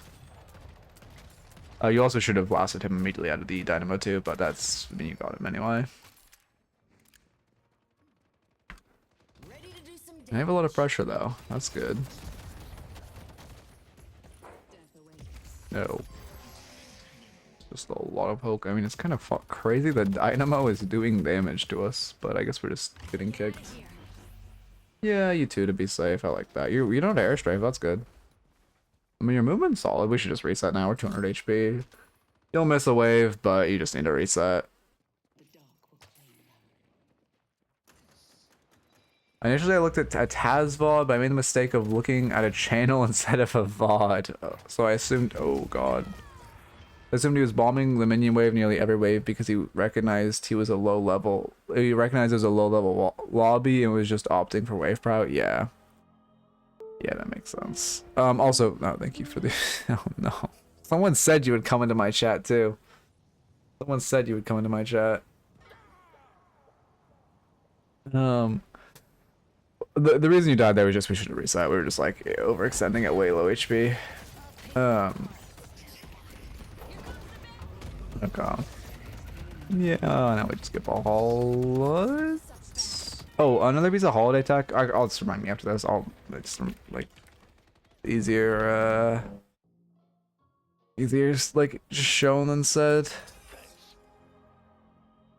We have multiple people with a very like you're not the first person to come into chat with a name very similar to that. Also, to be fair, that wasn't your first time message, so I assume I can't remember what you typed before, but there's another one like you. We get our kill, perfect. Yeah, lasso is definitely too much. I get that you're lassoing for damage. I do that too, but you don't need to. At that point, you can just like shoot her head and she's gonna die. When she's gonna get, even if she lives on that barrel, she's gonna be so low.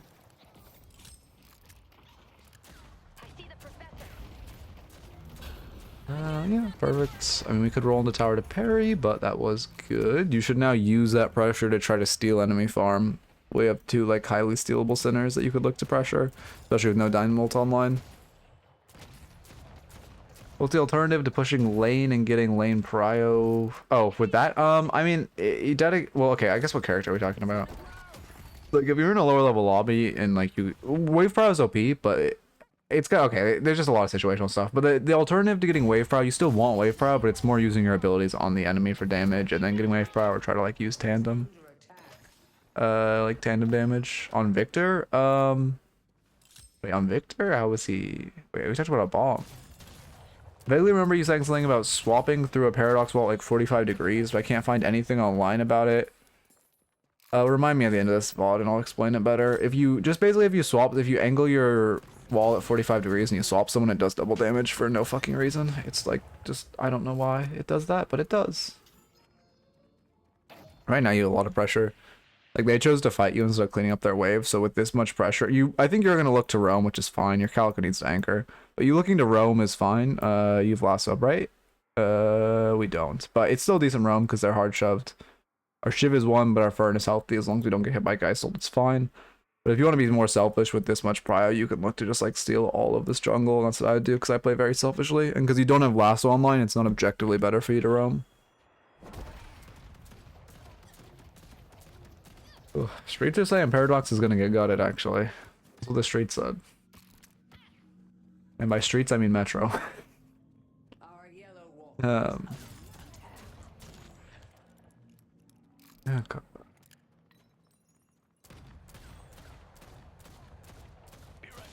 We should just run into this wave. It's better for you just to keep farming and split the wave with the Calico. It's good you're reacting to bridge buff, but you should just like go into wave, bomb it, clear it quickly, and then go to bridge buff. You're denying yourself a lot of farm by like farming that from so far and then leaving. I was hoping that the Paradox channel in the main Discord would have a good Google tech talk like the Holiday channel. Oh, I didn't actually know the Holiday channel is a tech talk. Paradox tech, I actually don't even know how to explain Paradox tech. I don't know how you do the infinite dash thing, which is actually kind of insane. Taz was allowed to do that in DLNS last week, but whatever. Yeah, he lived like I think it was 2 or 3 times because he was bug abusing, which was like, I mean, not like. Like, you know, but it's fine. I mean, it's not. I'm just surprised it was allowed, especially for him doing it multiple times and the commentators multiple times commenting on like how good his movement was, even though it was like active bug abuse, but whatever. Everyone's obsessed with the fucking patch because we're so goddamn tired of this fucking stale ass meta. I'm so tired of Kelvin. I'm so tired of Gun Holiday. I'm so tired of fucking Shiv. I'm so tired of Triple Barrier. I'm so tired of Infernus. I'm so tired of Capacitor. I'm so tired of Page. Like, give me something fucking new, man. Ugh. Yeah, or you like right click twice while you're zooming through the air and it gives you like an Uber boost or something. I don't even know the exact details behind it. The movement's really good. That air dash wasn't. We should prioritize double jumping over air dashing, but your aerial movement's really good. Metro almost lost his mind staring at the Yoshi icon. Was he waiting to see typing by the name? I respect that. You know what I should do? Wait, remind me, guys. I'm pausing to like talk this. Remind me next stream. I'm gonna just sit on the Deadlock Discord, and I'm gonna have like in the top corner like Yoshi's profile picture, and it'll show if he starts typing. Oh my god, please remind me to do that next stream. That would actually be so goated. Can I do a circular cut on this? My brain just died. The channel, oh, a circular cut like on OBS Linux. I don't know, for cropping. The Holiday channel has a Google Doc in it, which pins with links to YouTube's videos and a bunch of tech. Oh, I see. That's very nice. Yeah, okay, this fight feels very pointless. Let me look at it. Reminder, do that next stream. Yeah, someone gotta come and stream like off the bat or remind me, even though I'm saying this to like all the later in the stream chatters, but it's fine. Okay. Yeah, I mean, I guess we're pushing for the tower. They're showing how many, what's our information? 2, 3 ult engage. I mean, the issue is we only have 2. We're kind of just like running into a 2v2. At least they waste Wraith ult. Careful, Shiv. Don't do it, Yoshi. Don't make Bebop the best. You please. Also, we need to Bebop in there. Oh my god. How does uppercut still reset hook? Why is like, aside from all of Bebop's other problems, someone tell me why uppercut still resets hook? Like, are we serious? I wouldn't reset here. You should like clean up this wave with your Calico and then reset. You're just denying yourself a lot of farm at max level. But its max level is that when he uppercuts a player, it resets his hook cooldown, which is why he can just perma hook you in and like there's no counterplay because he hooks you in and then you literally can't escape because his hook is back online. It's so disgusting. I don't understand why it's in the game. Like, how is that okay? It feels so fucking bad to play into. And there's literally no counterplay unless you buy like counterspell and counterspell his hook. But you can only do that once before he starts spacing his hook.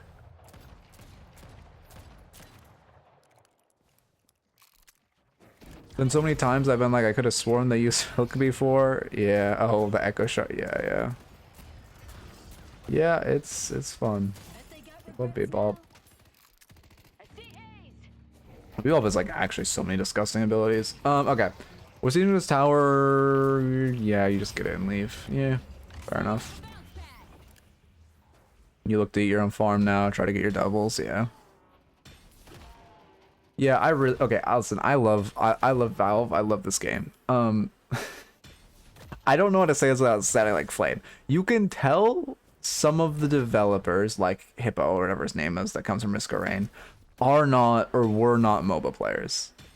And like, it is my genuine belief Hippo or whatever his name was shouldn't have been allowed to add characters to the game until he did more research into MOBAs, because the fact that he added Viper and Sinclair as the characters he wanted to add, like, I think that's a sign that he clearly doesn't understand MOBAs at all, and therefore should not have been allowed to design a character yet. Hippo, yeah. Hippo's character designs are terrible, like actually awful. In my opinion, Sinclair and Viper are the two worst characters in the game. Like, if I was to remove two characters from the game, it would be Sinclair and Viper. From a fundamental perspective, I think fundamentally those two characters and like Shiv Bloodletting. Oh, you should grab Bridge Buff right now. You should definitely grab Bridge Buff while you're next to it and then rotate in. I think from a fundamental perspective, what are we doing? You're rotating to the other Bridge Buff across the map? You're rotating to this fight. Yeah, I don't really like you rotating, especially like rotating cross map. Oh, you're rotating for the cultist. You could have just like shoved mid and gone for like this cultist though. Now, which would have been great invade.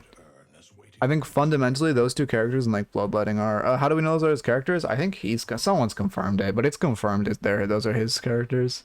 It was like a long time ago when they came out. Someone confirmed that he was the one who designed them. I think he confirmed himself he designed Sinclair, and then someone else confirmed he designed Viper. Let's push York.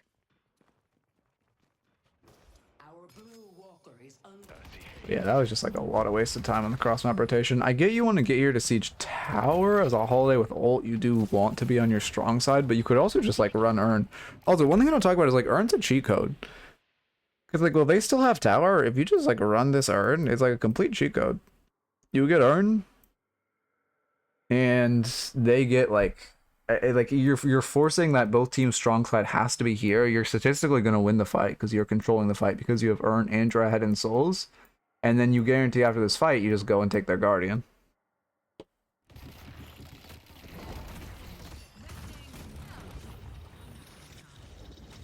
Oh, you should not be routing back in. You should just be jumping away when you have Wraithbolt chasing you there. Good lasso.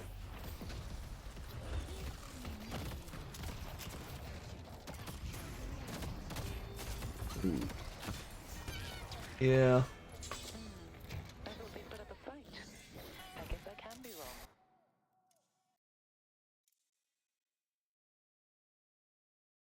Discord doesn't update the title. Wait, does my Discord title say patch tomorrow? I'm ready to go in. Patch when it does, okay. Pull back. Okay. We cleaned it up, thankfully. Yeah, we didn't get tower though, which is a little rough. Oh, Wheel of Pauses.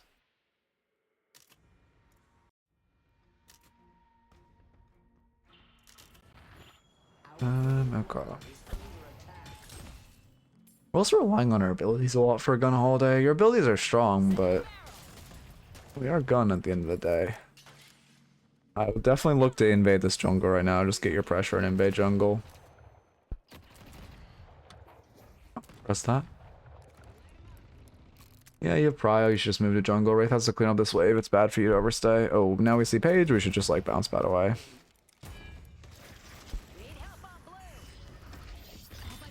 Yeah. Also, why I think I need to stop playing Holiday. My positioning has gotten really bad because you just are allowed to misposition Parma because you have bounce pads. Like a really bad habit. I've noticed that when I'm playing these slower characters, I'm like Parma caught because I'm just like positioning too aggressively. You guys got 2 picks. I mean, you could do mid here, but I like Urn as well. And mid is always like at Archon, it's not. It's worth mentioning. It's a mid angle. I don't actually expect, or would you probably not even like it to see all you guys to do it. No, why is Sinclair stupid? You made the ult. Okay, if you ever played a MOBA before, you know you don't make the ult stealing character a poke mage. From a fundamental perspective, you don't make the character that steals ults a poke mage. That just doesn't work. That doesn't make sense. That doesn't work. You just don't do that. And then also AoE polymorph, like if you've ever played a MOBA before, you also know an AoE polymorph is just not something you add to the game because polymorphs are always like really, really strong in MOBAs. Just look at like Lulu in League, for example. But a single target polymorph, that literally that one ability makes her like, well, she has other good stuff. But that ability makes her like the best. Rubric is like an ability stealer. And also, again, there's a very difference from ult stealer and ability stealer. Oh. Also, I don't fully know his kit enough to talk on this point. Okay. And then also the bolts are just disgusting. Assistant in general, just whatever. I mean, this is just like a Valve moment. But then also AoE polymorph is just fundamentally like, not like, if you ever played a MOBA before, you know you don't add an AoE polymorph to the game. Like that is just like an objective statement. AoE polymorph overpowered. It's a good fight though. We get our left clicks. You guys again, this is a great Well, you're into Dynamo actually, so you shouldn't do mid. Polymorph is like Sinclair Bunny. It's like when it turns you into a smaller creature. That like you can't like use your abilities, but you can like run around. Let's go with polymorph.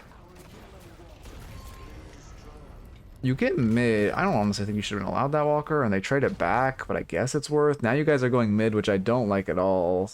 You're doing a forced mid too late in the Dynamo. This is really bad. Yeah, I like the mid. For one, this even if they didn't have Dynamo, this mid is too late. Okay, we get off it, thank God.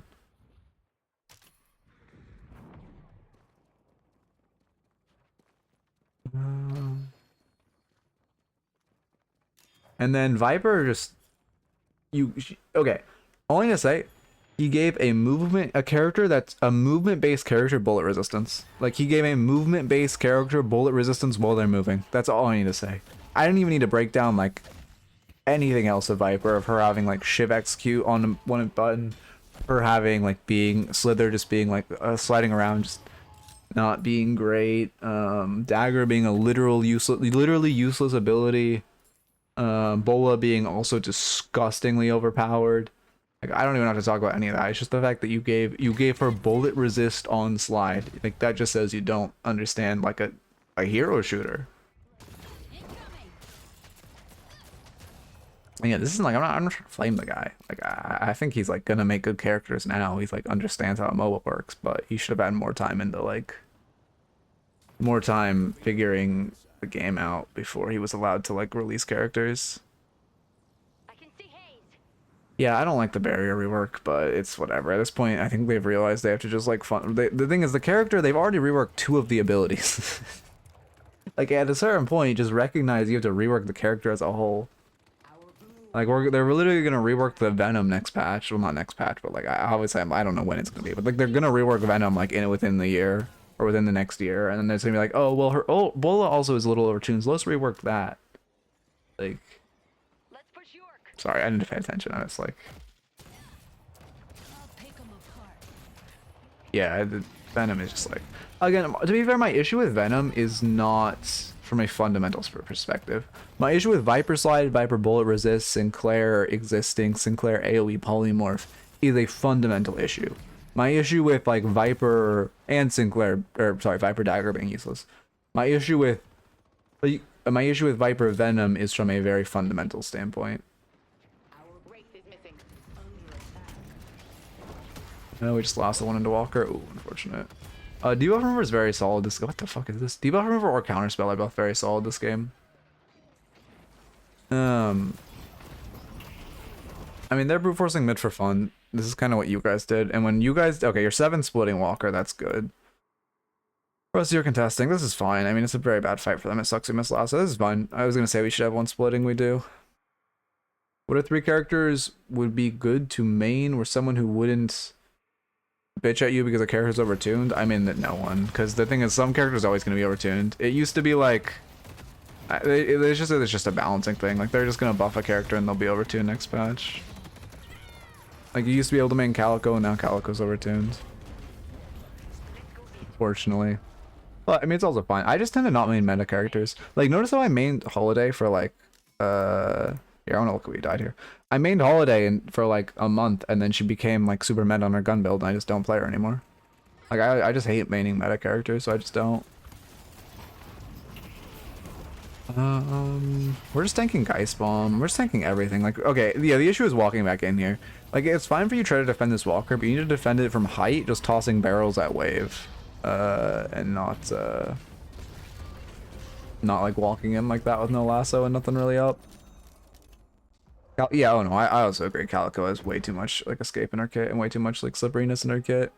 She needs to be like, I don't even know, fucking put in a blender.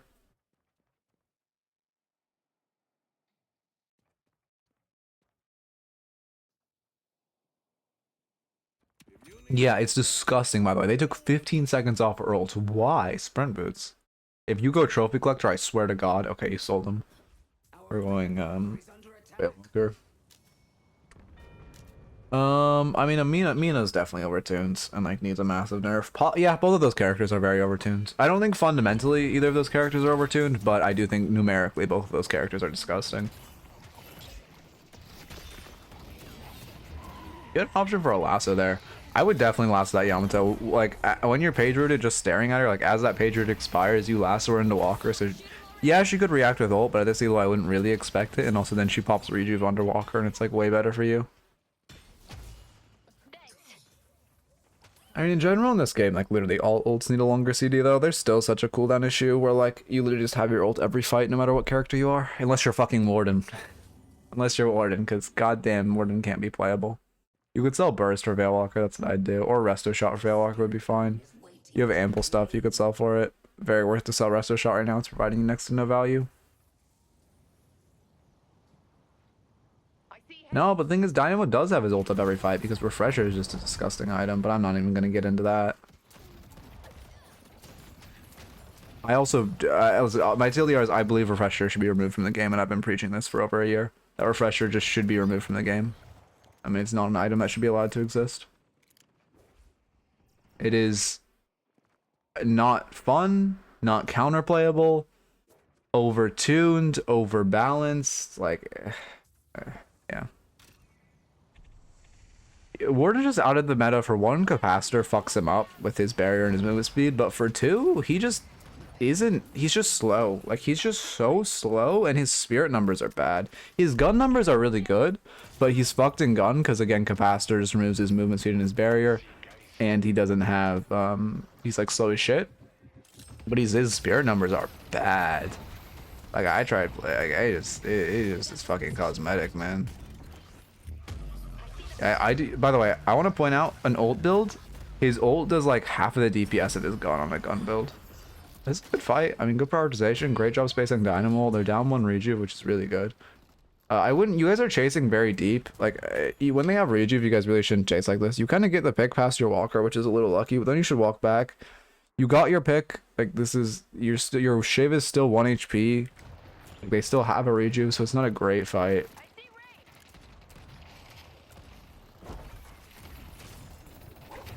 Oh, unfortunate. I like the vision of the lasso, but I mean, I don't really like this fight as a whole. We're also sitting on... I know I popped Embers, I was gonna say. Yeah. I mean, the issue is just, yeah, your Shiv had to reset, your Infernus is catching waves. Now we lose Walker. We just chased way too deep into them while they have Rejuve.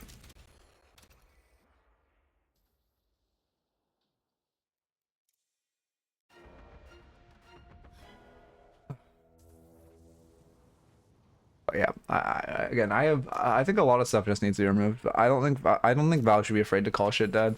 I get they want to have a lot of characters so they can add drafts, so I understand why they don't remove like Sinclair or Viper. However, you can remove Refresher and like it doesn't change shit. What is this? She is intake. Hey, you guys should fight this. This is like griefer shit.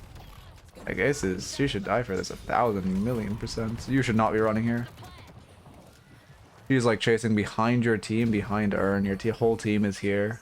Your team's prioritizing Urn, which makes sense, but you could still be aiding your team. I mean, the fact, like right here, the fact that they're choosing to fight you guys instead of dealing with Urn is ridiculous. Like, they should never be doing this. Yeah, we're set of bounce pads. This is why you see some, even gun holidays go rapid recharge. Because having 3 bounce pads is really, really good.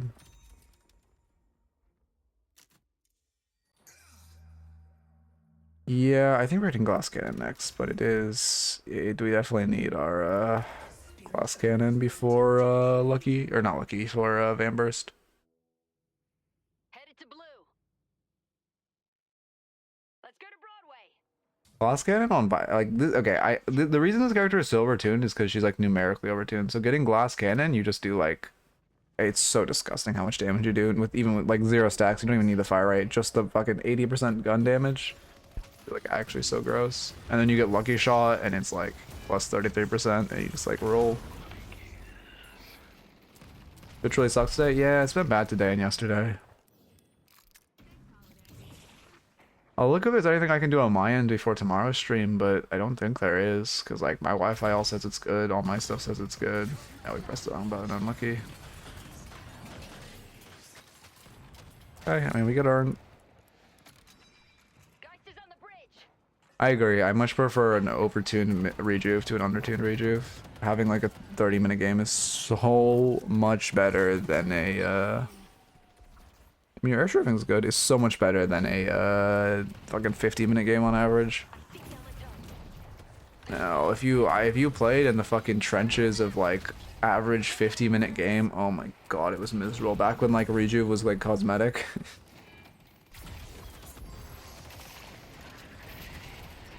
Okay. I mean, this isn't really a great fight for us. We're still down 3 players. We're fighting off the back of 7 ult, which is like, yeah, you should not be rolling in here. I was gonna say, it's fine to like, if you like, you know, fight from the back and just be shooting them, but in general, we're still down 3 players, so it's not a fight we should really be looking for.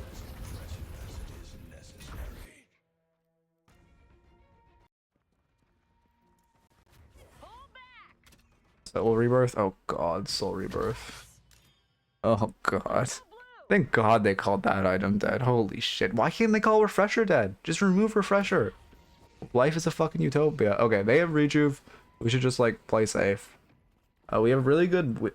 Oh, this is actually a good time to fight. Okay, you want to sweat? Like we see 2 of them on map. They're fixing sides. You have 6 here. You all just flood out. You guys should immediately flood out and fight these people.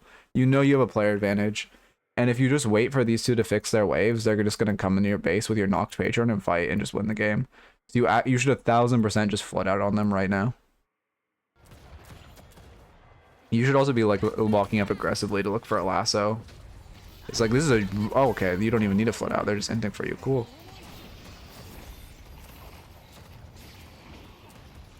Damn. Yeah, that's... I mean, low-key, our team should just be like killing them here. I don't know why we're like afraid. It's not really on you, but our team is just kind of like fucking hiding on the Yamato running into 6 of you. We're like scared.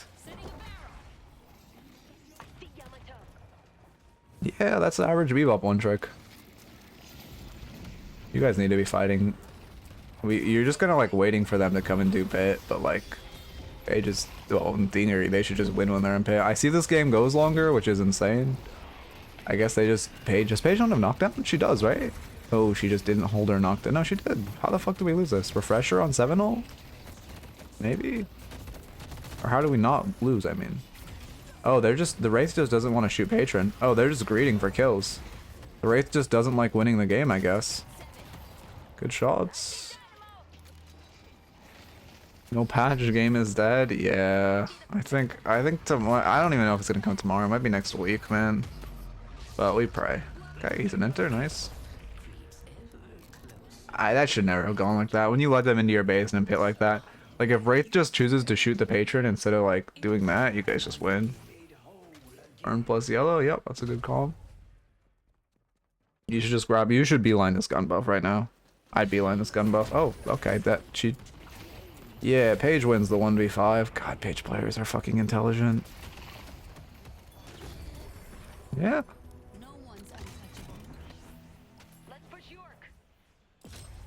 I mean, at least their team's positive, but like... Yeah, they did all fuck up. It's crazy your team didn't punish the Yama running in there. Anyway. What is she doing? She's a Paige. She's like, every Paige main is comically boosted. You should just sell Mystic Burst for Lost Glass Cannon. Now, we're taking way too long to shop. It should just be like Mystic Burst gone. This item's giving you like flat. You always want to sell flat damage. What are we doing? You need to be buying now. You always want to sell flat damage items first because they provide like a static value and not a scaling value. And Glass Cannon is like a massive, massive spike. It does a coming out at 35k is really tragic. Yeah, I mean I do like Theron. We have movement buff? Oh, we have movement buff and superior stam. You better not stop dashing. I just want to see you spam air dash. You have superior stam, just jump, diagonal air dash, slide, jump, diagonal air dash, slide, jump, slide. You literally have 1, 2, 3, 4, 5, 6, 7, 8, 9 stamina. You should use them. Help me deliver this thing. Yeah, there we go. Oh, you could have cashed. Maybe not actually. Dino was fairly close. I would have gone for it and probably lost us the game, to be fair. So you're better than me and not going for it. But it is really bad where now this fight determines the game and we are cosmetic because we don't have our glass cannon. Really bad. Uh-oh. Uh-oh. I mean, this Yama's hard over chasing. Nice. Sorry, they're positive, so I don't want to flame, but like, God. They're playing Yamato, Page, Wraith, Haze, Geist, and like every piece of me wants to flame the shit out of them. But I have to hold back because they're positive. Can you hear my voice starting to go out? maybe. I think I can actually hear the, my voice is like, starting to fade out at this point. Do I sound different? Like, to myself, I sound different now. Lasso, we bring him into spawn. Movement's good. Yeah, I mean, she's kind of great fun. She just, yeah. I mean, actually, she does live off that. I'm kind of surprised. I thought she would die, but the play. Do they just not hit Riju? Oh, ow, that hurt. Do they just not hit Patron? Like, what the fuck is wrong with these guys? They could have won like 2 times. Leaker said patch will come today or tomorrow. It might be coming next week though. It was supposed to come Wednesday and then kind of got kicked down the curb, but we don't. Nothing's confirmed, but the leakers say. Yeah. Oh, you were saving. Okay. I mean, I see the vision of buying Tank Buster, but you still should have sold Burst for your glass cannon. Headed to yellow. You should do a not. You should split with knocking Patron and running your. Oh, my voice is back. Big.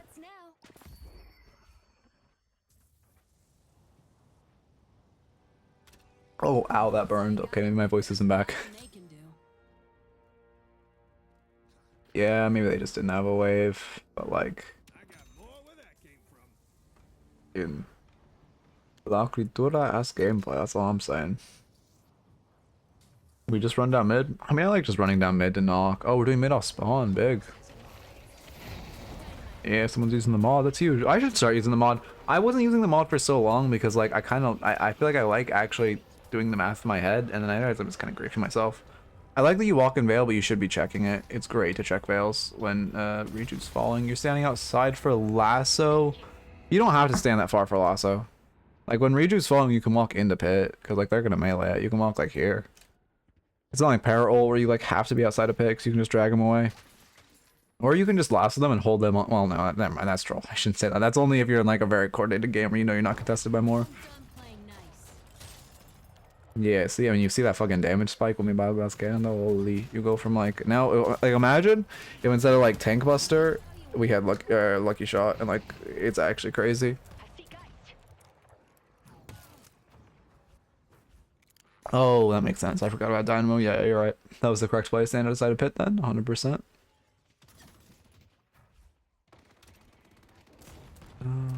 Okay. You guys should just run Earn. We have Rejuve. Take your free souls. That's not an actual witchmail queue, right? What the fuck is up with this witchmail gassing? I don't understand. Like, it's not bad, but it's not... It should not be bought on Holiday. Especially not over Lucky Shot. Okay, swear to God. I don't know why... Like... Are people buying witchmail just because Jonas likes it? I don't think it's bad, but like, I feel like it's like I don't understand why it's overhyped. Yeah, good lasso. You should do your little stutter step. Okay, and we need to go over a little holiday tech after this. Oh, she just doesn't want to kill you, big. Okay, well you're kind of letting her kill you. You should press. I'm assuming my cooldowns are glitching. Your Vamp Burst isn't online. Because if it is, it's very intuitive. But I assume offline. You should just boot. You should just like boost and reset to base. Movement's really rough with that double roll. Boost, reset to base, then we just win the game. You guys definitely shouldn't have been allowed to win that game, but we were. Had a green Bebop tell me he had Wishmail for his power spike. Yeah, that's if it's a green Bebop, that's Jonas. That's like Jonas's build. Oh, yeah, I like clearing for backdoor. That's smart. That's Jonas's build 1000%. Like it's the fucking, I don't understand how it's allowed. Well, I do understand why it's allowed the top build because he's like a popular streamer, but holy fuck, is that build bad? You should keep clearing for backdoor. I'm scared of Wraith backdoor, to be honest with you. I think that's the only way you guys lose right now with 2 rejuves. Like I would 100% just keep clearing this wave at the very least, and honestly you could greet another one. Yeah, Wraith respawn low key if she just boosts down this lane. Like I don't think she has kill potential, but there's a non-zero chance that she could do that and win. But we win. Think you have lasso up? Is it a visual glitch? You do have lasso up. You should just sit in pit and be shooting patron right now. Like you need to just be hitting. You're doing the exact same thing they were, where you guys are just refusing to hit patron. If you just shot patron right now, like okay, your team wins. Surely, there we go. Only time I played against Wishmail is when Disco was playing against. Wait, only time I've seen Wishmail was when Disco was playing against like Giga Spirit Trick build like on Victor. I see. Yeah, it's again. I don't think it's bad, but like, oh my god, that's actually, this is the most perfect thing in the general. Here we go, I'll show this. This is literally what someone just put in general of Discord. Completely, like this was like 5 minutes ago, completely unrelated to what we're talking about. This is the Jonas build. It's literally the Jonas build. I don't understand how it's allowed to exist. Literally the top, oh no, actually top, thank god Together took it. One of the top builds. Thank you for the follow, Cultra. Welcome. I'm probably butchering that, my apologies. Look at this shit. It's so bad. Like, we, like, by the way, this is, I'm not trying to find the person who posted this. This guy is Archon. An Archon player is allowed to tell that this build is bad. So, like, how is it the top build, Jonas? Why are you saying it's a good build? Okay, sorry, no flame. No flame. Anyway, let me find someone to raid. Oh, wait, yeah, sorry, I forgot to go over your notes. Never mind. Wait, let's go over your notes. I got distracted. Okay. As far as your notes, what's our damage? 31k, so not great. First off, in lane, you need to be not afraid to reset and just resetting the heal. Also, we gotta respect the haze fixation stacks and not just letting her rolls with fixation. In the mid game, I mean, we kind of just over-rotated. We were just like spam over-rotating, like right, left, right, left, right, left. Not really right, left. Sorry, that's an exaggeration. But there were like, there was literally that time when we just like walked across the map for fun. When you should just be, when you have lasso, sure, you want to be strong side, but you want to like make your way over there by pathing with farm. And then also you want to be strong side with lasso and with weak side without, but you just like, when you have lasso up, look for a gank. When you don't, look for farm. Or like stealing the enemy's farm when you're ahead. That's kind of the flow chart. So I also would have liked early you steal their left side farm first, then your lasso's up in 30 seconds, and then we go gank the left lane with our, you know, OP gank ability.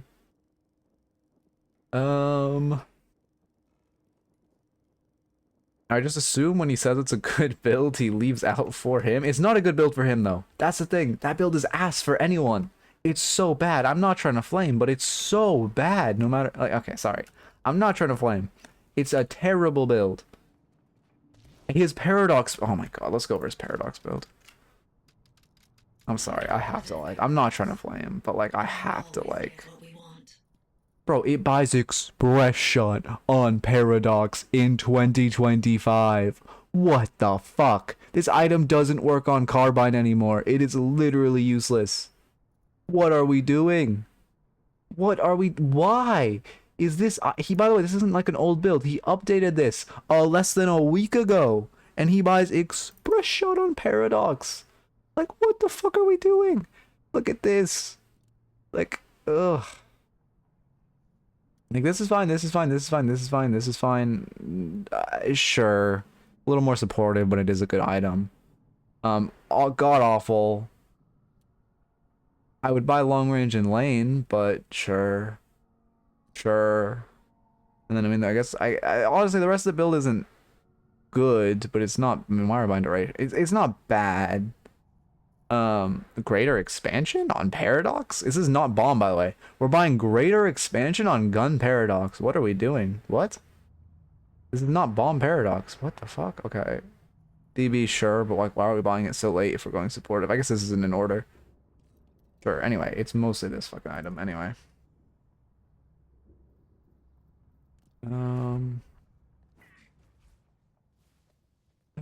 Let me... Can't M1 after carbine? No, the way it used to work is express shot would work on your carbine shot. Like, okay, I do 61... Oh, okay, I need a... I need like a... okay, we'll do it with this control variable. With Alkfire. So if you look at my express shot right now, fully charged express shot in the body, 74 damage. Now by express shot, and before it used to give you like essentially double damage because it used to apply an express shot. However, now... Okay, like it's still 120. I'm using base values. So let's actually use it in the Jonas build to like make this more exaggerated. This is the Jonas build. So we'll do, you know, we'll literally compare buying sharpshooter to it. So this is if I buy sharpshooter, how much my carbine does. 253.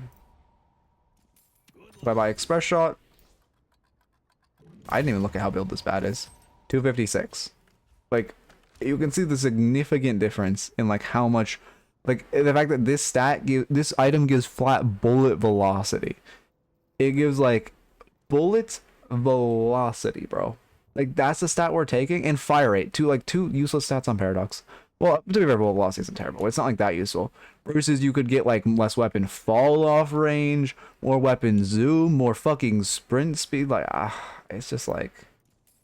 Even like, or like, imagine you just go crippling or like any other orange in the game. Imagine you go headhunter, by the way. We aren't buying headshot booster on Paradox. Like, are you kidding me? Literally Paradox's best item. We aren't going headshot. Okay, I'm gonna dissect this building further. We aren't buying headshot booster on Paradox. Paradox's best item. We're choosing express shot over headhunter, which is like 20x better as an item. Gives you more health, gives you more... Again, you know what, we'll compare it again. Express shot. Oh, how am I here? Express shot to the body.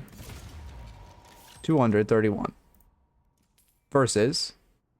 where's the other item? Headhunter. It's not in his build, of course. Forgot about the good items aren't in his build. Headhunter. Oh, I'd have to headshot to show this. Okay, wait, how do I guess I'll do a show car run in the head to show this. Headhunter. 242 plus 87, so like a net above 300. And then versus express shots.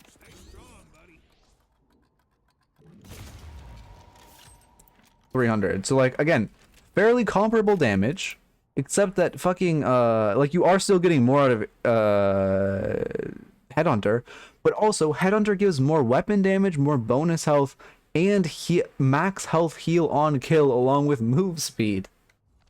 So it's just giving you like 20x better stats and like flat stats, and it's giving you more damage. Like, why the fuck are you buying Express Shot on Paradox when you could be buying Headhunter? And then also, notice a suspicious lack of greens. Notice how there's not a single green tier 2 in this build. What are the most OP items in the game? Oh, I'll give you a hint. Battle Vest, Enchanter's Emblem, Guardian Ward, Healbane, Reactive Barrier, and Spirit Shielding.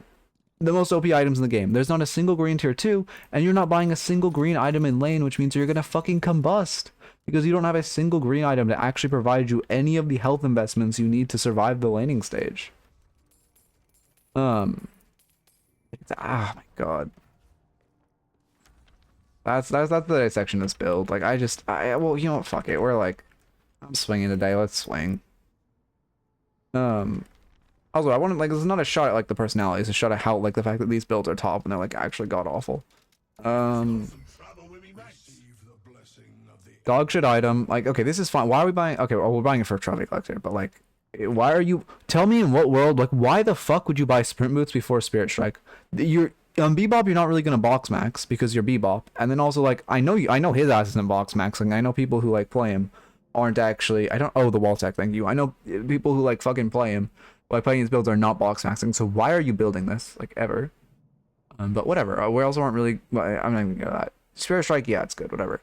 Dog shit item. Why are we rushing this? You're buying this before you have any base stats, which means you have nothing in your base kit to stack it. You're literally just inting your lane, which is one of the most important. The part of the game where you have the most control over is laning stage, and as a character who is very strong in laning stage, you are actively inting your laning stage to buy this.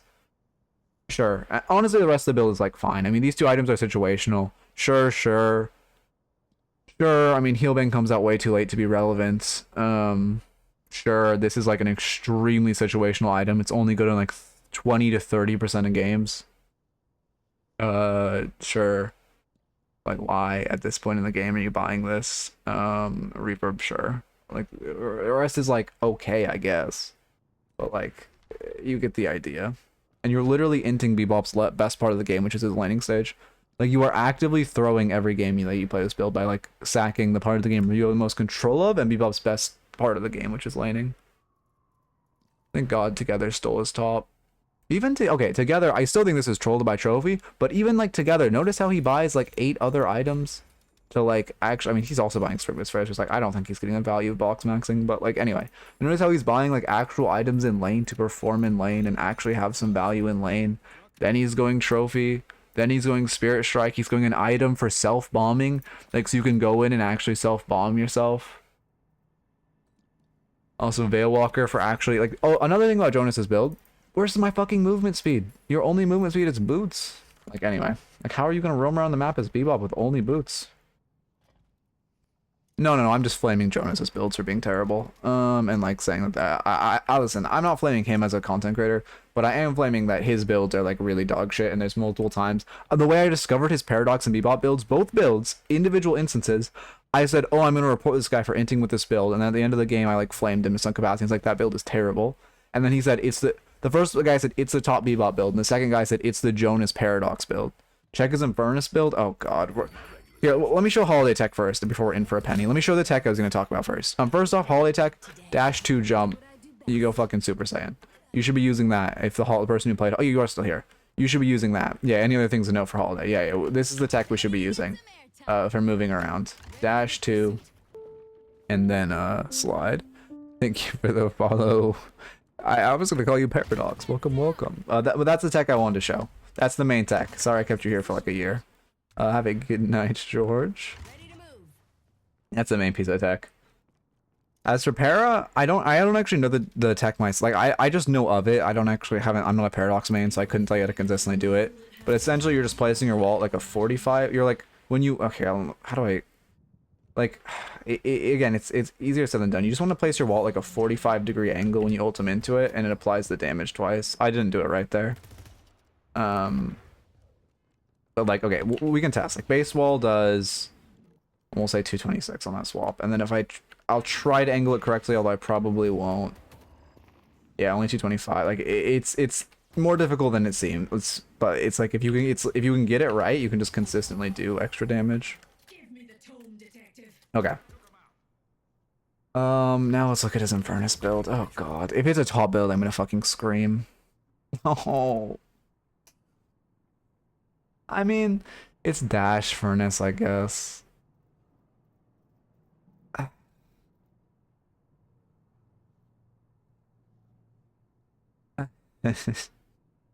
Like, god damn it, why does he like this item? I mean, to be fair, it's Dash Furnace, so like, as Dash Furnace is into shit, and like, you're trolling if you play Dash Furnace. But like... Oh yeah, you're right. Actually, Mystic Regen and upgrade to Radiant is like 10k down the line. But like, at least he buys a green item in this build. Thank God. 70% win rate. Like it must be on his ult or something. Okay, I'm not trying to flank. Fuck it. The gloves are off at this point. I was watching him play in like Pugs. It was so funny. I'll just leave it at that. I can't remember who he was playing against in Pugs, but it was so fucking funny. Anyway. You could tell he got the content creator pass. Anyway. Like, I would not do better in those for the reference, but it was still really funny. Yeah, I mean, we never upgrade Radiance. Rapid recharge on our spike, sure. Is it really just dash? It's literally just dash max. You're not even putting points into burner, whatever. And then like, I guess that, I mean, like, I guess why are we why are we going Mystic slow at like 50k on a dash Fern build? Why are we playing a dash Fern build? Why is Healbane coming out this late? Why does he like buying Healbane after laning stage?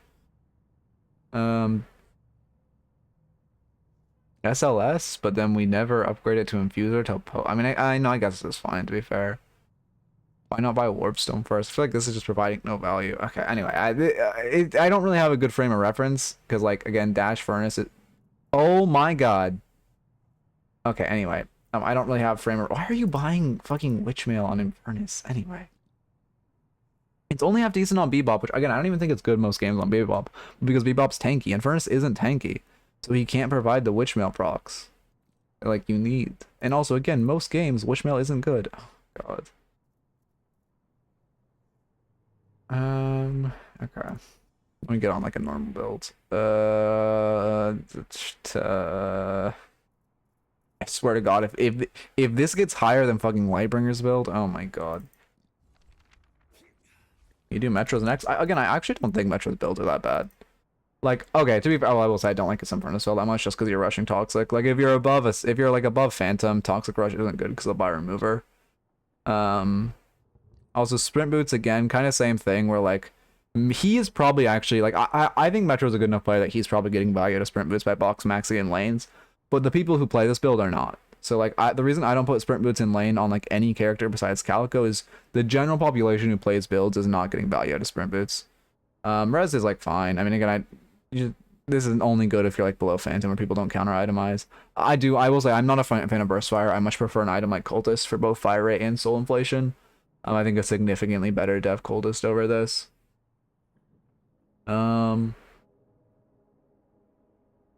Rest seems like, I mean, I low-key prefer Fleet, but like, yeah, I actually prefer Fleetfoot over Enduring Speed, Duration, Boundless. QSR comes extremely late, I guess because we want Merkmag, but like if you're gonna buy it now, why not just wait for Merkmag? But like the rest is fine. Oh, this isn't in order, that's why. Okay, this isn't in order, that makes sense. It's kind of in order, but not fully. But yeah, again, I actually don't think Metro builds are like terrible. Eraser Wraith. Oh, I have heard about that build. Alright, let's see. Oh, I literally have it up. I don't think this build is that bad. Like, it's like a... Let's see. I mean, I don't love double shielding in lane, to be honest, on Wraith, but like, they are OP. It's just like... I don't know. I think if we're gonna go double shielding, I'd prefer reactive in Spirit. But again, I don't think this build is that bad, honestly. Siphon Rush, to be fair, yeah, that is a bit outdated. QSR and card. I mean, I actually much prefer this in lane, especially because you aren't getting any value out of your Spirit investments. I'd prefer getting like this earlier.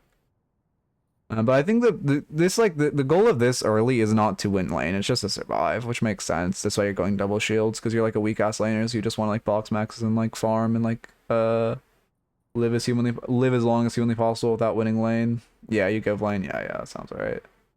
And then I mean, yeah, let's see. I mean, a little, I guess because you're going tank is why he goes it. I guess I see this, but like I kind of prefer just rushing capacitor. Toxics, you just like kill them as you like live. I mean, I don't think this is terrible. I see the vision. I don't think it's like the meta Wraith build, but I see the vision. Okay. ABL Billy? Oh god, alright. Let's look. Oh, this doesn't seem bad. I don't think this is... Oh, yeah, expansion on ult. I don't think this is terrible.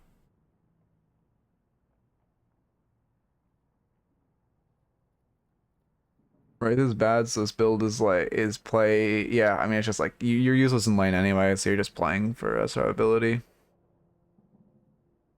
Full build counter by debuff remover? For Metros? Oh, I mean, yeah, again, it's... Or you mean for... On Wraith? Yeah, you're going Toxic Siphon, that's true. You are very weak to a debuff remover counter. That's definitely true. I mean, he's not. Yeah, you're not talking about this one. I mean, this build doesn't look bad. Like, you're rushing reactive because you're gonna get perma parried. You're buying these like good items. You're rushing Coldless because it's OP. Torrent Pulse because it gives a fuck ton of damage. Spirit Snatch because you can insta apply it. And you're just playing around your ult because it's super overpowered. Again, I don't think this build's bad.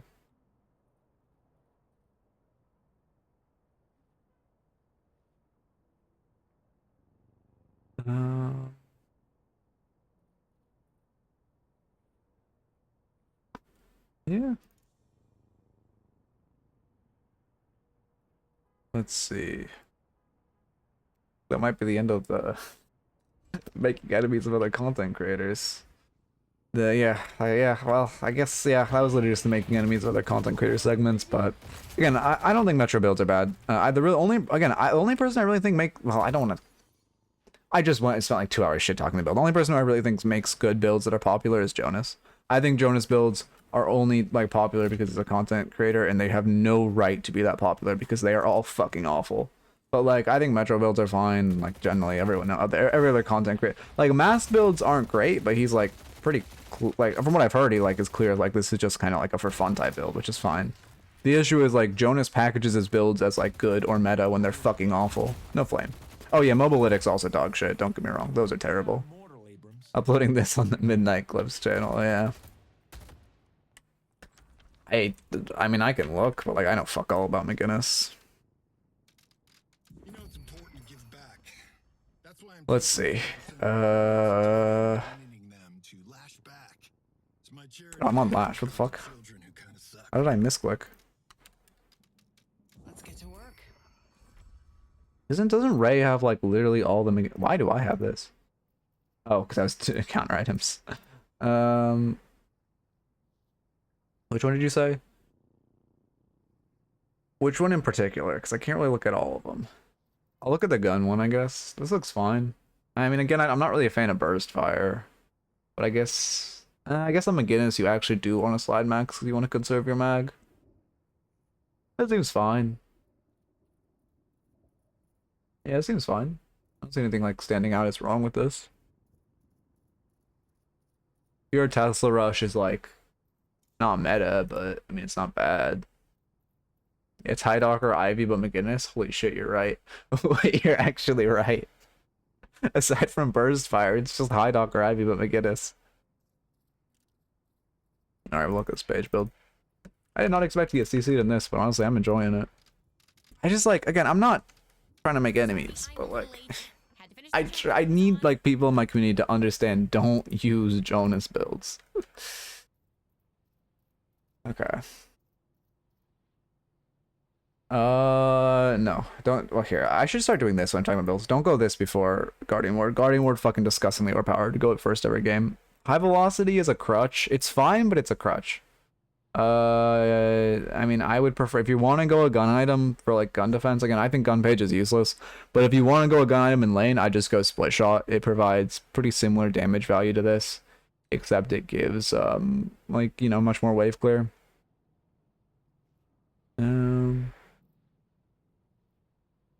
Let's see. That's fine, that's fine, that's fine. CDR and horses. I don't think you want CDR on horses. They're valuable, but they aren't that valuable this early. I'd prefer like expansion on like 3 or something. You have expansion on 3. I'd honestly prefer CDR on. If you're gonna go CDR this early, I'd low-key prefer it on your 3. Rescue Beam Rush, sure. Creator expansion. Item's kind of useless on this character. I'm not gonna lie to you. This item's like dog on this character. It literally like it provides value to your 3, sure, but like that's it. Like it doesn't. You actually using the increased range on your barrier is never gonna happen. And your dragon being fatter like matters, but not enough to really buy it.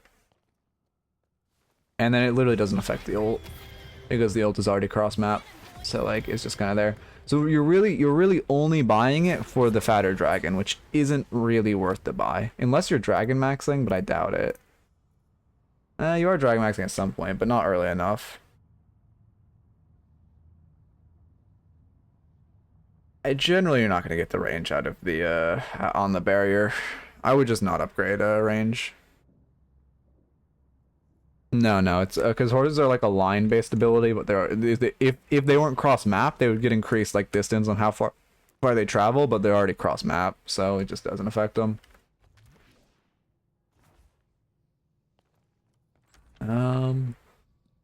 CDR good, Divine Barrier good, Rapid Recharge. I guess you're buying it with your Dragon Spike. I personally think Dragon's fucking useless, but I understand. Like if you're on this build, this makes sense. Scourge, yeah, good support. Yeah, I mean this is a good sport. The rest looks good. Never buy this item on this character, but the rest looks good. Never buy this item on this character either, actually.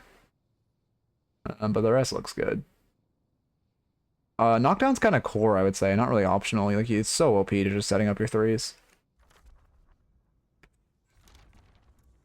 What do you think a good Ivy build is? I've been building Headshot Booster first item in lane, and it's been fucking yeah. I mean, Headshot Booster is very good. Like, Headshot Booster is extremely good if you can hit headshots. I don't buy it because I can't hit headshots for the life of me, but if you can't hit headshots, it farms. I mean, High Docker. When's the last time High Docker even updated his Ivy build? October. It's actually not that long. I think High Docker is a very strong solo queue build. Like this shit feels good. Normally the build I recommend. Yeah, I'd probably recommend this out of all of them. I mean, Wander also probably pretty good, but like boost my boy High Docker. Give him the higher Ivy build than Wander.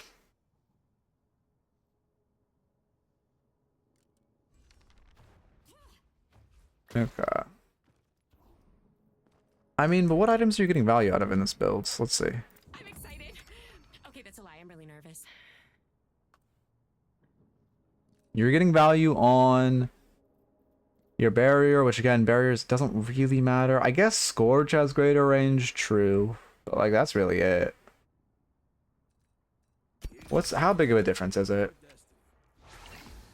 That's versus does it?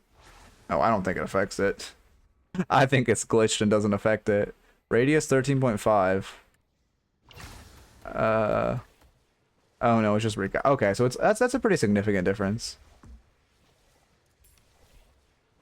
Yeah, I guess I wouldn't consider Scourge a core because of capacitor, but like okay, and then sell this and self-cast.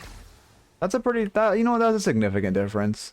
So I guess on the games where you are going Scourge, I can see the angle, but Scourge is, situational because of like they have to be hard spirit and they have to not have capacitor. Okay.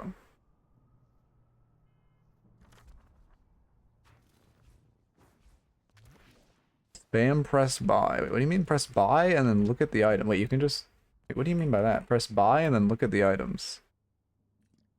You build? Oh, we're just buying everything? It doesn't really auto buy if you're like here. Is Aiden never lose to a good Haze build? Wait, what character?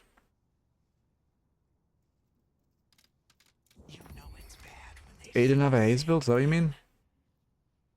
Is Headshot Booster any good on Holiday or is it just overkill? If you can, okay, I have this in my Holiday build actually. If you can hit more than 1.5 headshots a wave, it's worth buying it over Mystic Burst. But you have to hit reliable headshots, which is much easier said than done. And also, burst proccing on camps gives an advantage. Wait, I swear procs on camps actually. I'm like, let me test this shit. I haven't tested it. I'm just like, I swear, let me check. I'm recording this whole time, unlucky. Okay.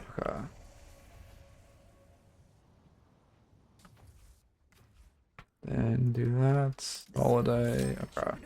The sooner I can go back home. Okay. I need a control variable. We'll do Mystic Regen. 63, 63, 59. Okay. Cooldown. Sell this. Buy this. Wait, but it isn't gonna proc. 92, 92, 85. Okay, it did proc. Yeah, so it did. Wait.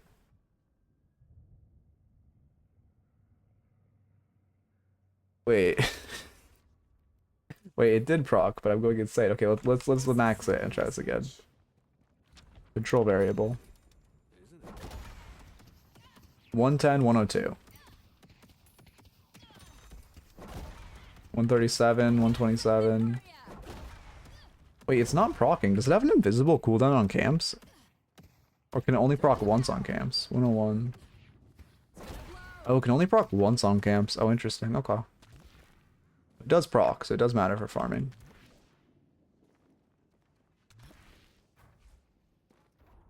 Um, 28 days until next Steam sale? Is it really that long? Wait, what did you say, hi? Oh, that was ages ago. Wait, I missed your message? You think I could be a coach for initiates? I mean, yeah. I think, what rank are you? Well, you're, I would say hit Eternus first. And then, I mean, yeah, you could coach initiates right now. But if you want to be a decent, like, lower level coach, coach initiates first. Or, sorry, not hit Eternus first. You would definitely coach initiates, though. Like, at your level, you could coach... well, I mean, also you've been in stream for a while, so you also have good coaching ideas. I would say you could coach, like, up to... like, Ritualist, probably fairly good, and then hit Eternus, and you kind of open that up more. And then it just kind of comes with time. A lot of, like, coaching is also just, like, coaching experience. Like, even if you're like a great coach, most coaches starting, even if you're like an E6 player, you won't actually be good at coaching Eternuses until you put like months into coaching, so you like learn how to coach well, especially because a lot of fucking Eternuses have like crippling egos. But anyway, sorry. No, bad stripe, my bad for this stripe. How'd you become good? I had a oh, hello, movement?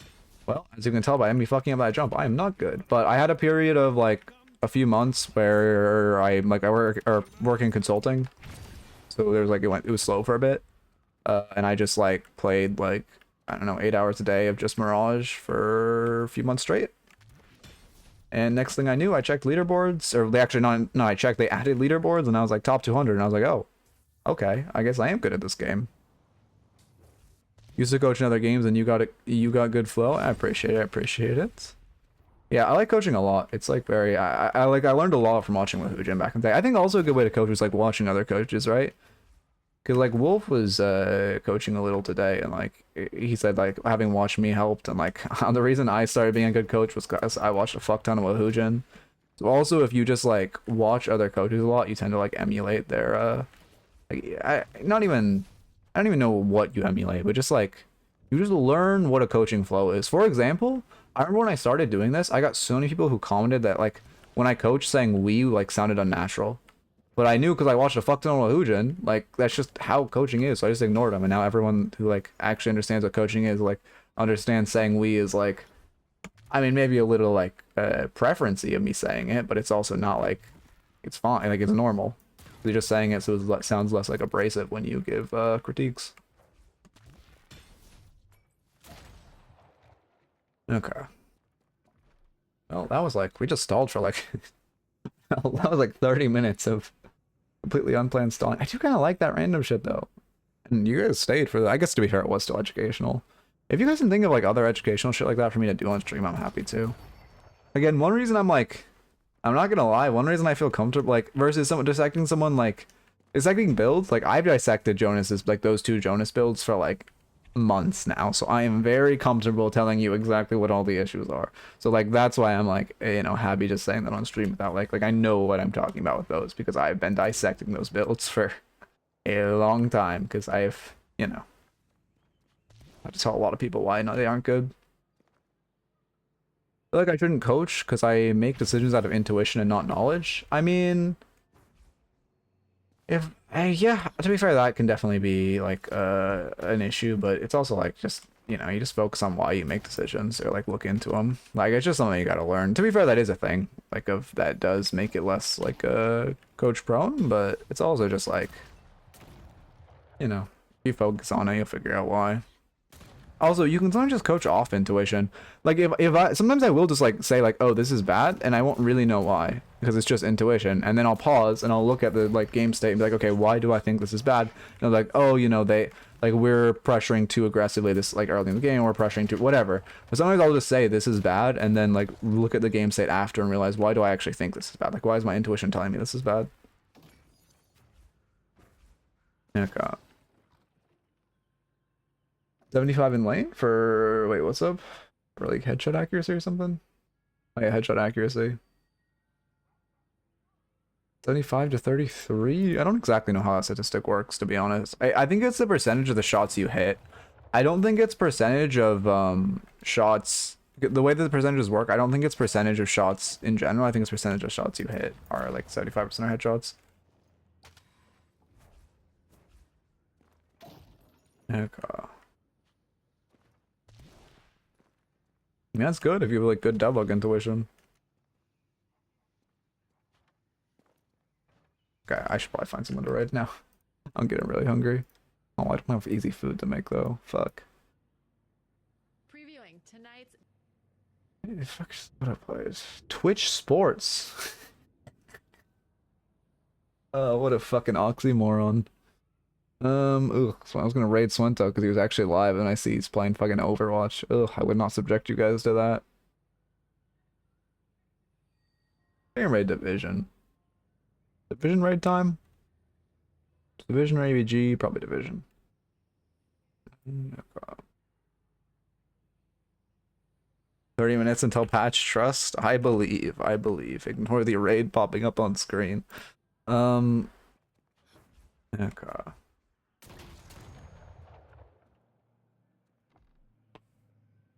Thanks for stopping by, everyone. Pretty good stream today. I'm glad I ended up doing that extra VOD because it was fun to do this at the end. Hope you enjoyed. Keep it real.